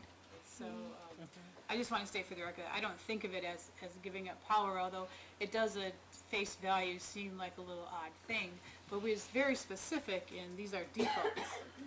And the minute they become not a default, we are usurping our power back again. And the minute that they would object, they would then not be It wouldn't be a default default. right? It would be default. It would go through the regular cycle. And to address Ms. Norton's question concerning a misdirected accusation and the entry of a default, there are problems that can emerge.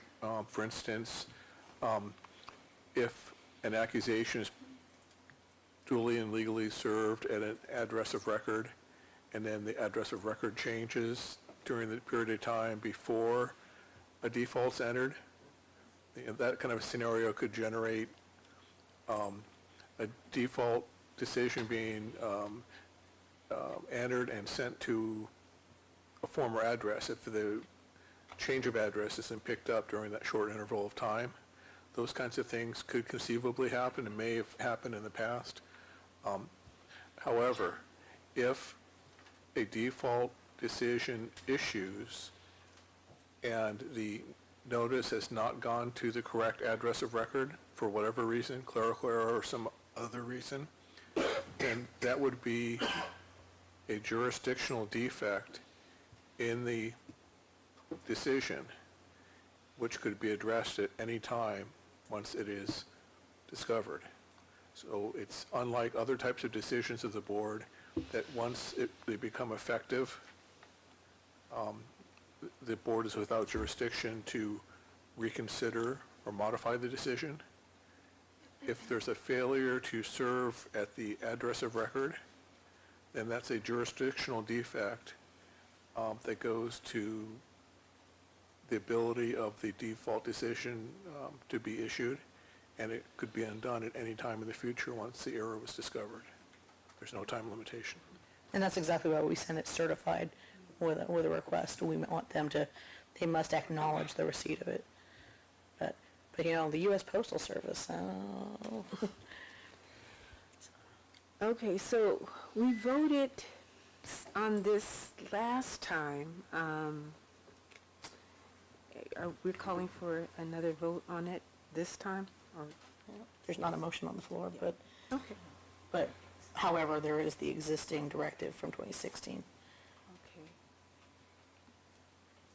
So, I take it, we voted, we couldn't reach a consensus. We brought it to the board. We told them that Dr. B requested pros and cons, and so we brought it back to you. So I guess maybe it is time to vote again, since we have many new board members that are here that weren't here before. So we just want clarification. If you all would like to proceed with seeking a sponsor to allow us the opportunity to delegate, if we so choose, default authority to the EO. So, Do we have to vacate if there was already No. from 2000, I'm pointing at you, if there was a 2015, either. It's still operative. The board at this time could consider a motion to reaffirm that and to move forward with it at this time. However, the directive to staff is still operative because it hasn't been rescinded. so you're saying we can do nothing and leave it the way it is, or we can vote to reaffirm? No, there's three options. Or to get rid of One it. is you don't take action, and I would still proceed Mhm. to look for a sponsor. Two is you reaffirm the decision from 2016, and I go out and seek an author. And three is you vote to overturn the 2016 decision, and the decision is final. And I don't pursue another option. Did I? Yeah, That's correct. that's good.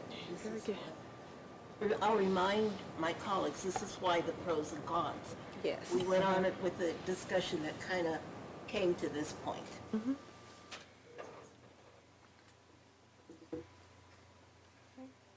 So does anyone want to make any type of motion? I would move that the board authorize the executive officer to discuss the next step with DCA's legislative office and the appropriate Senate and Assembly policy committees, that the relevant statutory language for the BRN, noting that the language was included in last year's technical omnibus legislation, SB 1480, and further that once legislation is enacted, oversight for this function be assigned to the board's enforcement committee. Second.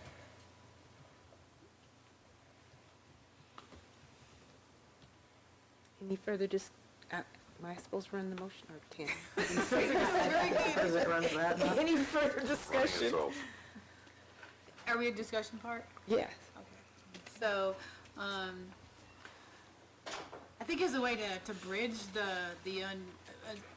as a way to bridge the uncomfortableness of it. So if this was to go forward, then we could have as part of the executive officer's report to us as the board, and a report that says these are the defaults and they were checked, the addresses were correct, so that we could have the assurances that, Oh, certainly. yes, so that might make us feel better about giving that. Just a Oh, certainly. suggestion. Either in the executive officers or the enforcement chief's report, absolutely. And you said, Ken, that if down the road, a year from now, we went, oh my goodness, what have we done? We would have the ability to reverse this? Well, and, yes, that's what I said, because the legislation would seek authorization for the board to delegate if it wishes. It's a discretionary decision by the board once a bill is passed, enrolled, and becomes operative, whether the board at that time wants to do the delegation. Once the delegation is made, it does not, the board retains the discretion to withdraw or terminate the delegation in the future. And so the proposed legislation would merely allow the board to delegate if it wishes. With the exception of the caveat of it coming out as a shall as opposed to a may. No, we would be seeking legislation that authorized it but did not require. So it would be a may rather than a shall. And we have control over that. Oh, I believe so, unless a legislator decides not to, but I sincerely doubt that would be the case. Okay. And you will hear about that too. So there's a motion and a second. Is there any further discussion needed from the board members? Seeing none, do we have public comment? Clarify one more time, what was the motion? It's kind of a summary. John's motion was to move to have the EO discuss the next steps with DCA and to seek out a legislator to give or to run the relevant statutory language that we had in SB 1480, correct? Which is mandatory. No. Is that No. 1480? No, I think what I think Mr. Deerking was going after was the authorization to find an author and/or an omnibus bill to carry this language, the language of which would be a permissive rather than a mandatory policy.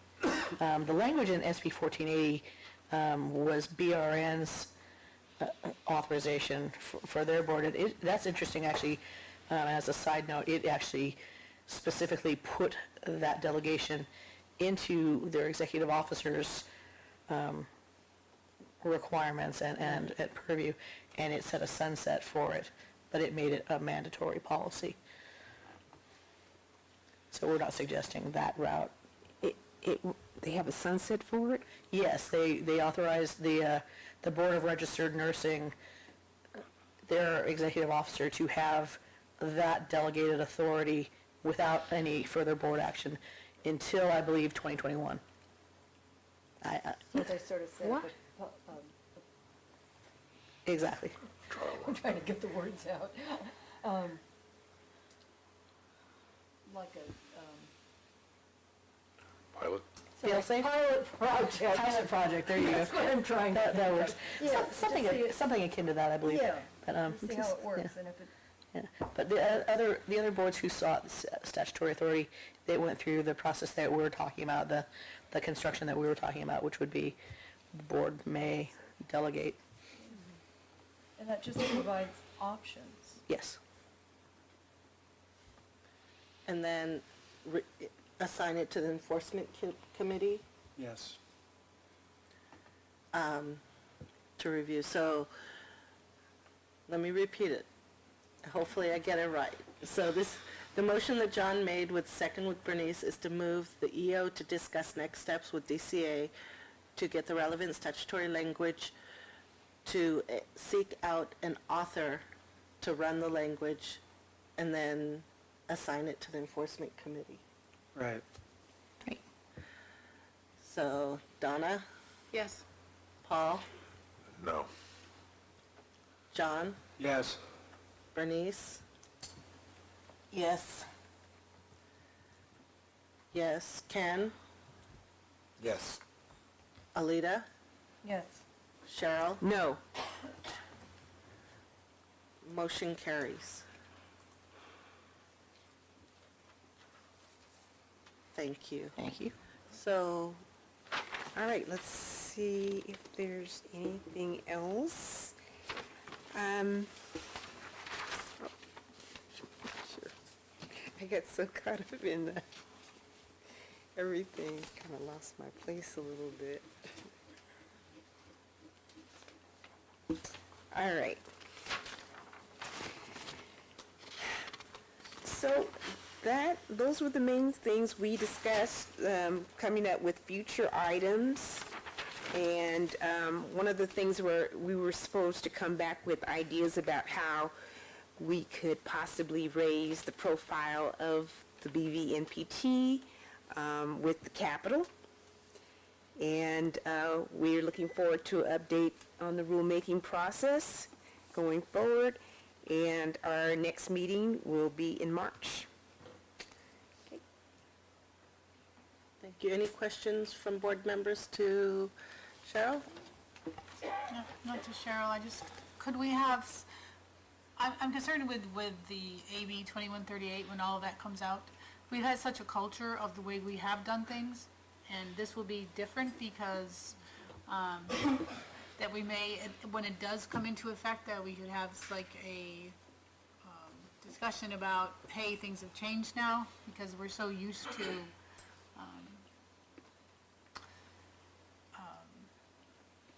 the criminal convictions and taking them into consideration and denying a license. And now that the rules have changed, we may have to refresh ourselves. I guess that's what I'm saying, a refresher for us ourselves, and an understanding that we have to be able to adapt to that as well, moving forward. Yeah, and then there was one thing, the 2138 clarification. So when a conviction is more than 7 years old and it's not substantially related to qualifications, it seemed like even though we referred to it the other day, there were still instances where we granted probation, but we didn't actually say that the charges, that we couldn't impose some sort of punishment on the license. So my question is, will we be able to actually impose a punishment if it's greater than 7 years? Or will we be permitted to go ahead and apply probation? Well, initially, this bill mostly pertains on new licensees, so the question of disciplinary action is almost moot. What would happen is, now, when a person applies for the licensure exam, their application is reviewed, their history is reviewed. If there are convictions in their past, the enforcement office investigates that, they look at it, and they will render a finding whether this is something that is problematic, is a crime that is, as we say, substantially relevant to the profession. Basically, looking at how things would impact, for example, a nurse's ability to be a good nurse, an honest nurse. So once the enforcement division has approved that, it goes back to the licensing office, and the person is cleared to take the NCLEX.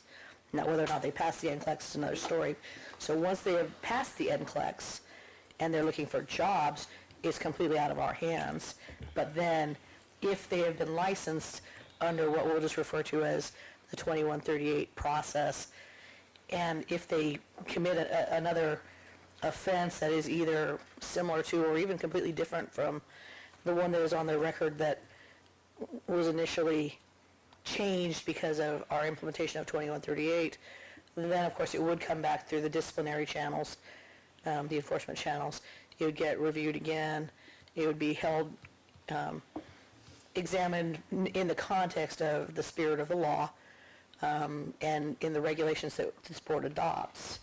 So as we go forward in the next month or two or three, to develop our regulations in how to implement this bill, this new law, that is where I think the board is able to put some clear definitions, or as clear as regulations should be, into what we consider, substantially relevant, what we consider a reasonable second chance, if you will. So this is, as I said, the moving forward of this. The disciplinary action is subsequent to that.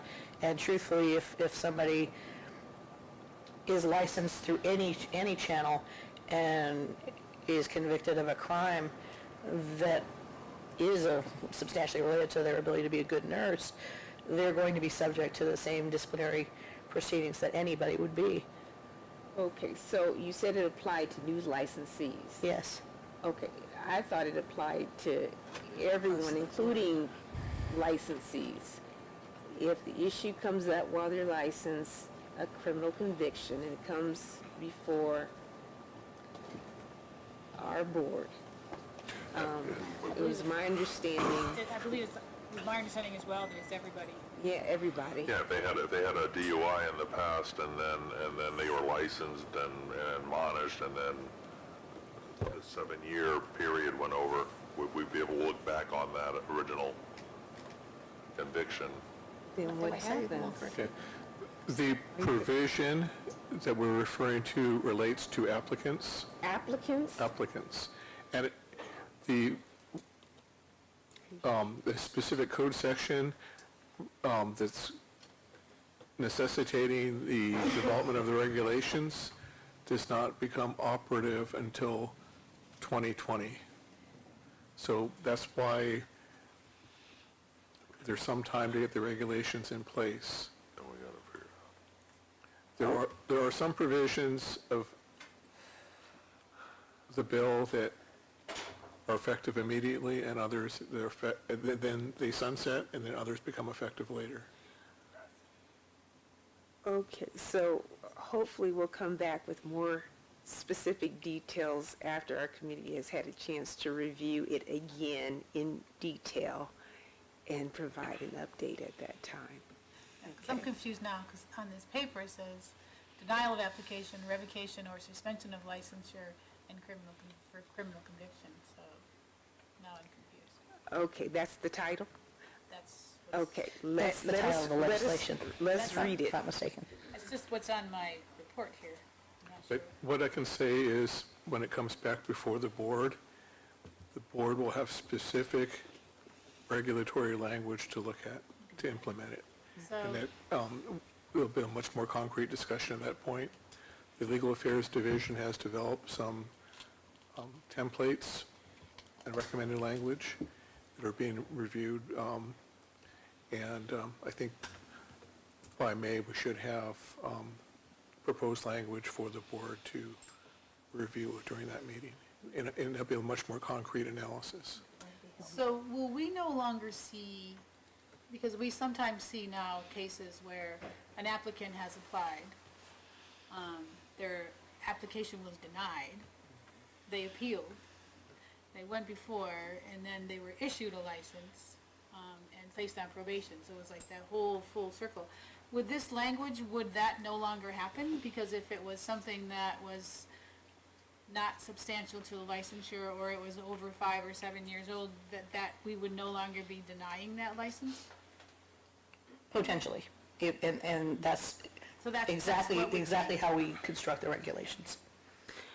Okay, just quickly, it talks about, it allows the board to deny, revoke, or suspend a license. So, they have it. So it would, as I said, under those terms, to revoke a license. And you have it. Correct. Right. Okay, so, But as I said, the beginning of this has to do with the applicants and the licensees process. Excuse me. So, but as I said, should somebody who is either currently licensed or petitions to have their license restored to them, under the terms of 2138, they would still have to comport with the regs. They would still have to be substantially relevant to these regs. So in other words, if somebody who had been licensed committed a very serious crime, one that we would ordinarily revoke a license for automatically, even under the terms of 2138, they would still go through the same process, and I would assume that the board would treat them exactly the same. You know, the spirit of this law really is to provide people with the second chance to come out of corrections and form themselves a career. And that's something that we do support in principle. It's just that we have to be very, very careful about who can become a nurse or a psychiatric technician.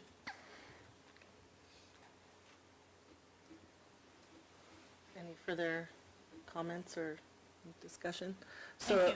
at a future meeting, the legislation committee would come up with that and bring it forth and fully explain. yeah, and simplified for everybody. Okay, thank you. Thank you.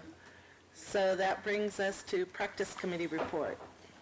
So we met with the RCB on February 15th to come up with and somewhat finalize a letter that would kind of define or hopefully clear up the understanding of everybody's roles in these different facilities that are kind of muddying the waters between RCB and us. So at that February 15th meeting, we came up with, or with the help of Solid was wonderful in that, came up with a letter that will hopefully be finalized, and they were supposed to get the copy to you. Haven't yet. Oh, it is in my mail. Thank you. Apparently it is in my mailbox right now. The hope is to get this out to the facilities, the stakeholders, the licensees, so that this will clear up some of the miscommunication that is going on as far as what the licensees can do versus what the RCBs should be doing, and a little bit help with the clarification on what they view as an overlap of what the licensees are doing in the facilities. So that should be going out. I was hoping we would have the letter by now. Will we see the letter before it goes out? We should see the Absolutely. letter. And so if it's in Elaine's mailbox, we should see it by next week. Yes, absolutely. Can you share with us the substance of the letter or the agreement?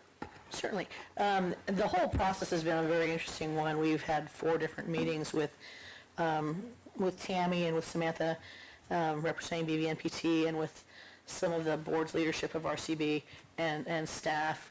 Ken and RCB's council has joined us. Patrick Lay, of course, from the department, and some folks from agency have joined us. And Solid has been facilitating the whole process. What we've done is we've gone through, I think, a very extensive process in looking at the specifics of what LVNs and PTs are educated to do vis-a-vis respiratory care, and what they are not specifically taught and licensed to do vis-a-vis respiratory care. We then took up quite an old piece of correspondence where I think the RCB had ordered LVNs to cease and desist some things, and they set forth a number of issues where LVNs can't do this, can't do this, can't do this. Our NECs did a terrific job going through that point by point and saying, no, in point of fact, our regulations state this, our curriculum states this. We were able to have, I think, some very productive conversations, not the least of which was, I think, defining roles in terms of ventilator technology and ventilator use. But generally speaking, after long amounts of discussion and some back and forth correspondence, we've come up to, I think in a real general term, letting RCB know, and then by extension, employers, stakeholders, et cetera, know that LVNs and PTs are specifically taught and licensed to do certain procedures, the most critically assessment. And while we're very clear that while an LVN and a PT can't diagnose, can't recommend a treatment, it is very much part of their job to, listen to lung sounds and tell the RN or the physician in charge, there's this going on. So the letter itself is going to define those very clear points of where there's overlap, where an LVN or a PT may do certain procedures and where they may not, where certain facilities have some kind of discretion in who they can actually assign to do so.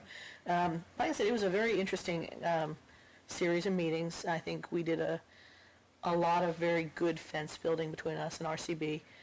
But yes, it's going to be a very clear and I think a very important document. So we will, of course, be making sure that that goes out as widely as possible, our own website, our Facebook page, as well as to the employers themselves.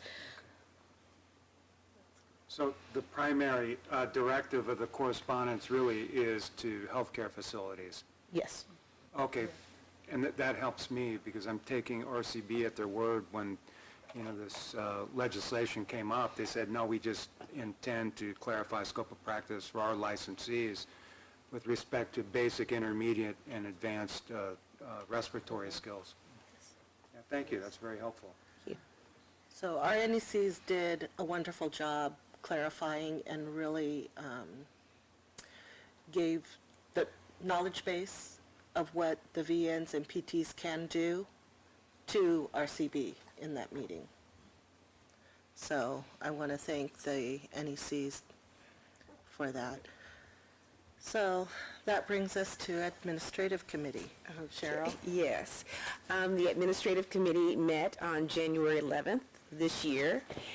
One of the topics was the staff recognition program and ideas, and we looked at several different departments with the state of California to get ideas about how they have implemented their programs, and we liked them all, but the format of the California Department of Public Health was one we thought was concise, easy to follow. So we're going to begin to draft a program and look at how that works out. Also, we had addressed some of the issues regarding the employee engagement survey that was conducted. It was the second one that was conducted. And one of the issues, well, there are a few issues. One of them was that they expressed concern about is the opportunity for upward mobility and career advancement within our board. And sometimes I guess the feedback was that there might be either some sort of funding issues or other things that might limit an opportunity to advance. And so we wanted to make sure that we did that research and provided that information to the staff so that they would know if there were any limitations that might be blocking those opportunities, and that it wasn't always, it wasn't necessarily other people at the board that might be interfering with those opportunities, but there may be some things that are beyond board control for that. The other issues that came up was visitors at the actual board. Some people from time to time bring children, or there might be some, somebody's picking up some child or dropping them off, and so that was, some people felt it was disruptive, and some people felt it was something that was needed. So we're going to be working on some sort of policy to help address that issue. They always mention communication, but they did recognize that they had been receiving email blasts that provided some information, but they still kind of felt like they weren't always in the know, at the moment about what was going on, and so staff still were seeking additional information. And and so those were, we're going to continue to monitor the suggestion box, and like I said, follow up with that recognition program, and go from there. And so those are the issues. Any questions? No, I think it's great when kids have an opportunity to observe adults in the workplace so they can learn the dignity of work and joy in labor. Mm-hmm. A tour is good, but that's I one don't day know. a year. Some employees felt that there might have been some disruption, so. Isn't it coming up in April? Yes, it is. I usually try to be absent that day. No, we want to make sure you're there. Yeah, so do the staff. Elaine can give the children the tour. Yeah, Auntie Elaine's own school of management, that's right. But actually, I kind of wanted to respond to that because, in probably any employment situation, you're always going to have people who feel like they didn't hear something quickly enough. And I think you all know that there are a vast number of things going on in terms of, say, personnel management, in terms of the board itself, that truthfully, we cannot just be saying, oh, yeah, we're doing this, or the board voted to do this. There are a lot of things that we can and do share with them on a quick basis. But then there's also the thing of, sometimes there's this misconception of, well, we should all have input in all those decisions, and that, of course, I think everybody recognizes is not really a feasible option all the time. And as to the small children visiting, boy, and I gotta tell you, for the record, that was not me making that comment, because everybody knows I have issues with small children. But it's a very, very infrequent thing. It is also a very, very short duration thing. Like, somebody needs to make a pickup for the kid and wait for a spouse to come get them to take them home. It's a matter of a couple of hours at most when it happens. It doesn't happen often. And but yeah, I found that a little bit amusing, because yeah, children are noisy. I'll give you that. But apparently this happens way away from where I am, because I actually had no idea. And believe me, if there were children around making trouble, I would know about it and I would say something about it. But no, I mean, it's never been a significant abusive situation. I didn't think so, and that's not why I brought it up. But you know, you're right. You're right. And teaching young people to be parts of, you know, a state agency, I think, is a very fine thing. Just not mine. Ms. Turner, I had a couple questions. In regards to upward mobility and career development, it may not necessarily be within this board or this, committee that they can actually grow. Maybe it is within DCA. And did you hear any evidence of information that they're actually receiving that type of information, so they can actually maybe do some cross-functional mentoring or education about the other boards? Well, yeah, you're right. It may be that they can't necessarily grow here, but they could transfer or move upward within some other, or there may be opportunities within our board, although it seems like we're becoming fully staffed.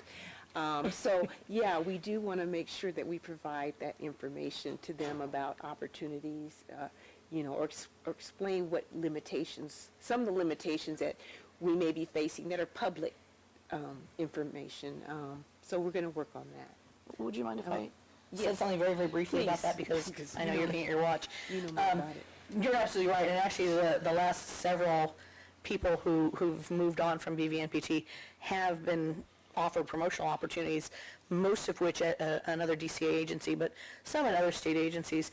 What we've been trying to do, of course, is we make the information as available as we can, and certainly the DCA jobs, there's a regular bulletin that goes out, and so when an employee sees these bulletins and if they're eligible to apply for it, we don't make any bones about it. We would say that, we don't want you to move on, but it's a promotional opportunity, and you should pursue that.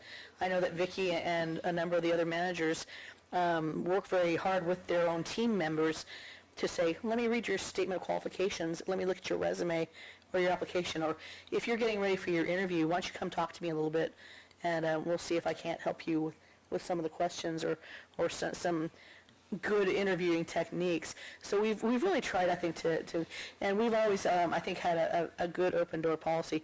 We do still plan to do a lot more in terms of for lack of a better term, educating and training our team members mostly about the budget process and things like that, so they'll be very well aware that I can't just create a position.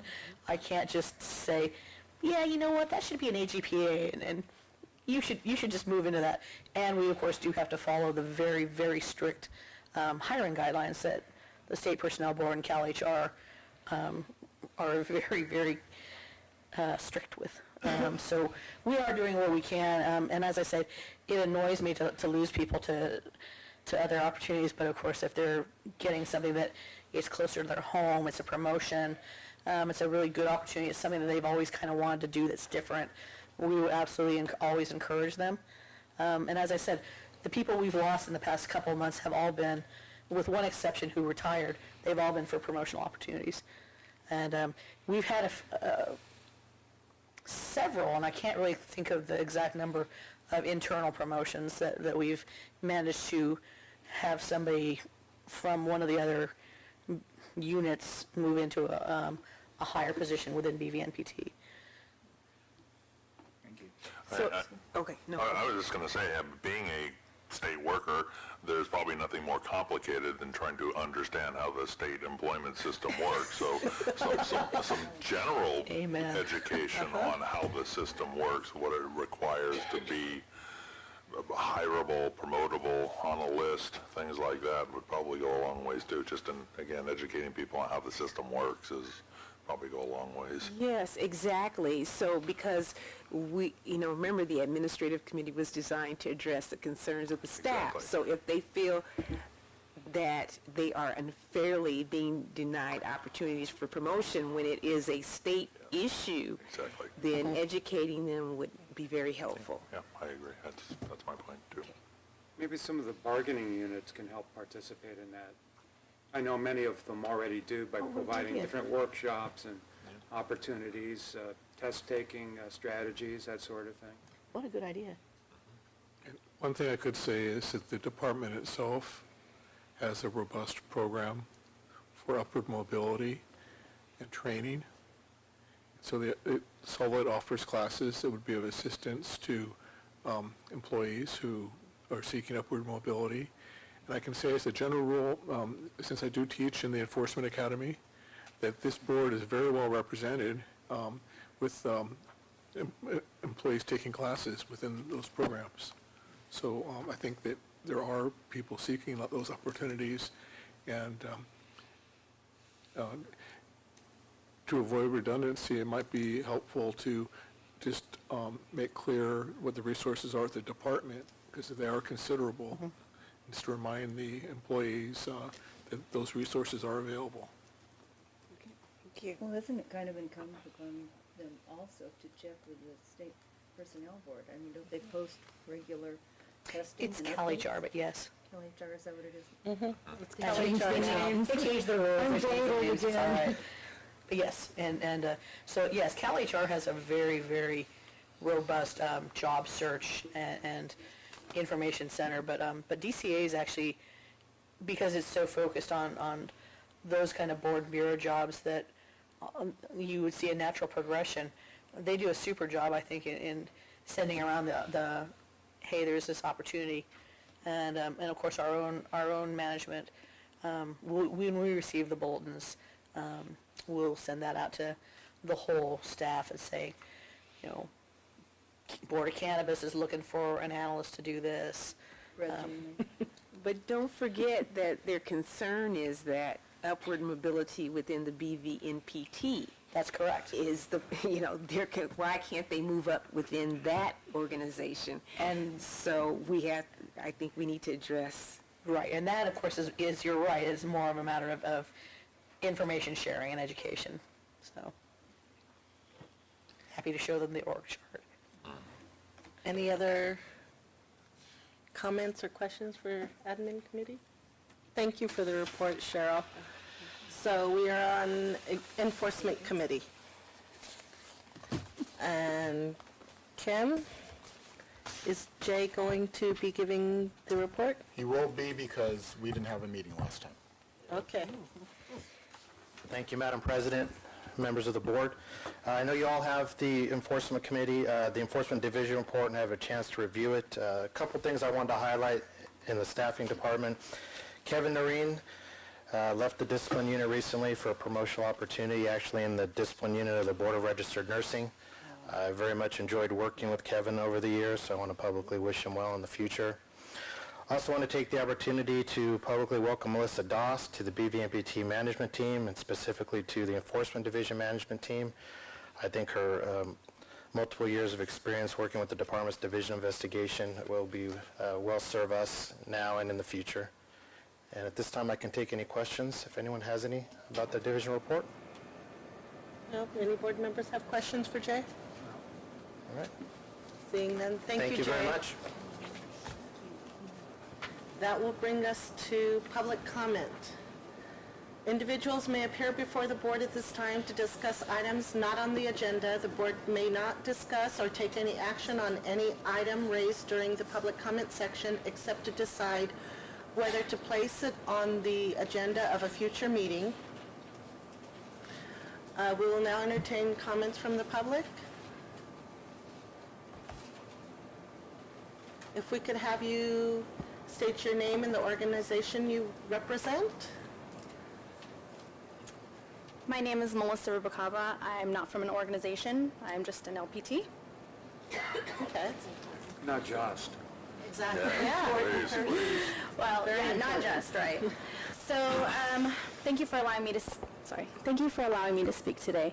I actually came from Fresno, California this morning, just hoping to ask the board for a couple of questions in regards to the psychiatric technicians.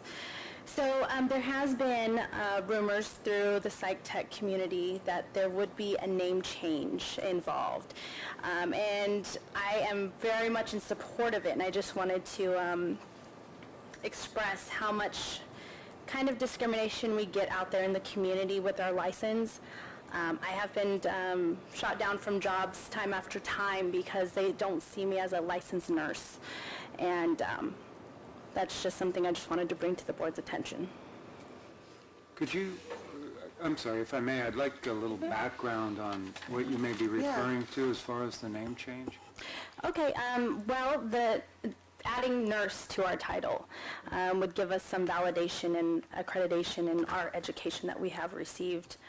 Like I said, I've been doing this for over 14 years with the state, and I prefer community settings. I like to help people in the community, and I've been shot down on many jobs. Luckily, I have a good one right now, but I just wanted to voice my opinion in that and the discrimination we face regularly because of the title. So I think mental health is on the rise, and it's just something that to keep in the future that the board should be aware of, that we are evolving in our role, and it's important for you guys to be aware of that. That's it. That is, I've not heard that. Yes, actually, they're actually capped, among other people have mentioned this from time to time, that there's, as our guest here was saying, that there's some discussion in the field about changing from psychiatric technician to licensed psychiatric nurse, so that it kind of parallels the LVN, so an LPN. And it's a very interesting proposal, because you're right that it's such an odd expression, and it probably does take you a few days to explain what that actually means. And heaven forbid that you have to explain to your mom what you do for a living. I have to every day. Perhaps an overstatement.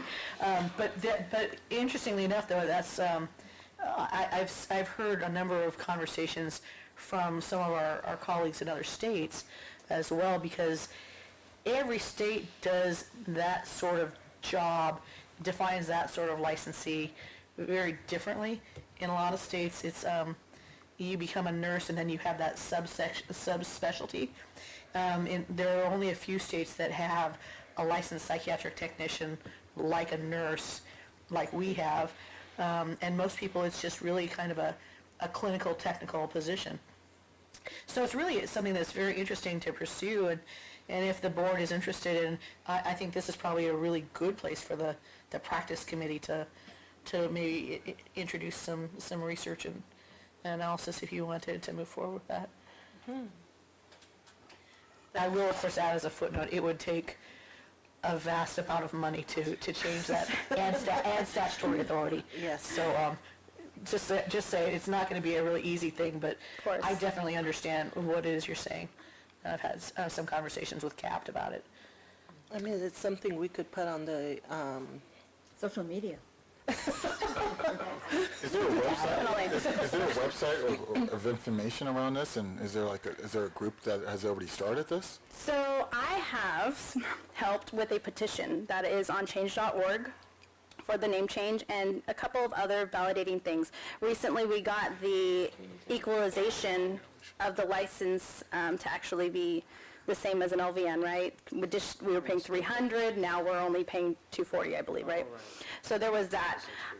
Also, you know, LVNs, correct me if I'm wrong, are allowed to write LVN at the end of their name when they chart, whereas LPTs are supposed to be putting PT under section 4516 under our laws. So, I mean, there's little discriminatory things that I think could potentially help us to get better jobs and be in positions to help our patients.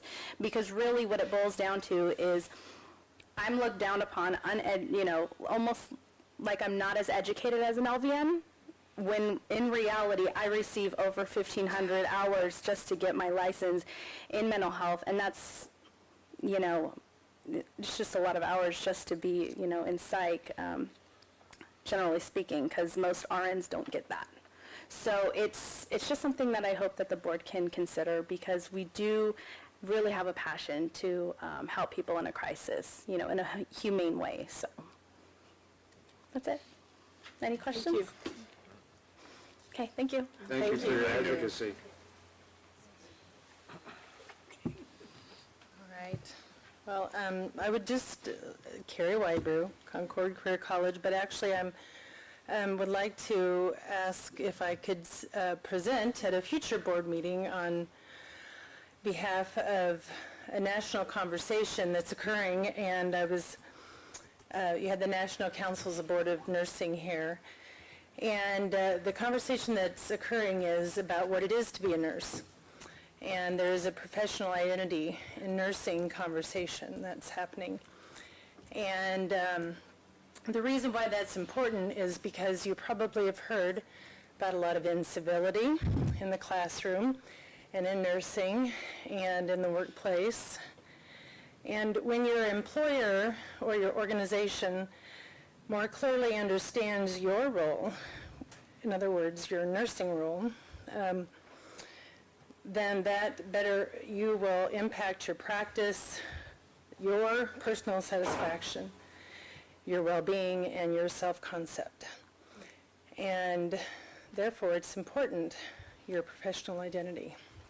So we need to get research out there, which we don't currently have. So we had the first ever professional identity conference in the fall last year, and I was one of those 50 nurses at the table. And I'd like to share that information with you at a future board meeting, if that's possible, because I'm on the steering committee with like Cole Edmondson from the National Leagues of Nursing, and also, what was that? I heard somebody from David Benton from the National Council. So I think it might behoove you to get involved in this national conversation as well. So if you'd do me the honor to put me on your future agenda, maybe? Just asking for that. Thank you. Any other public comment? Seeing none, we'll go to suggestions for future agenda items. I'd like to see the professional identity on a future agenda item.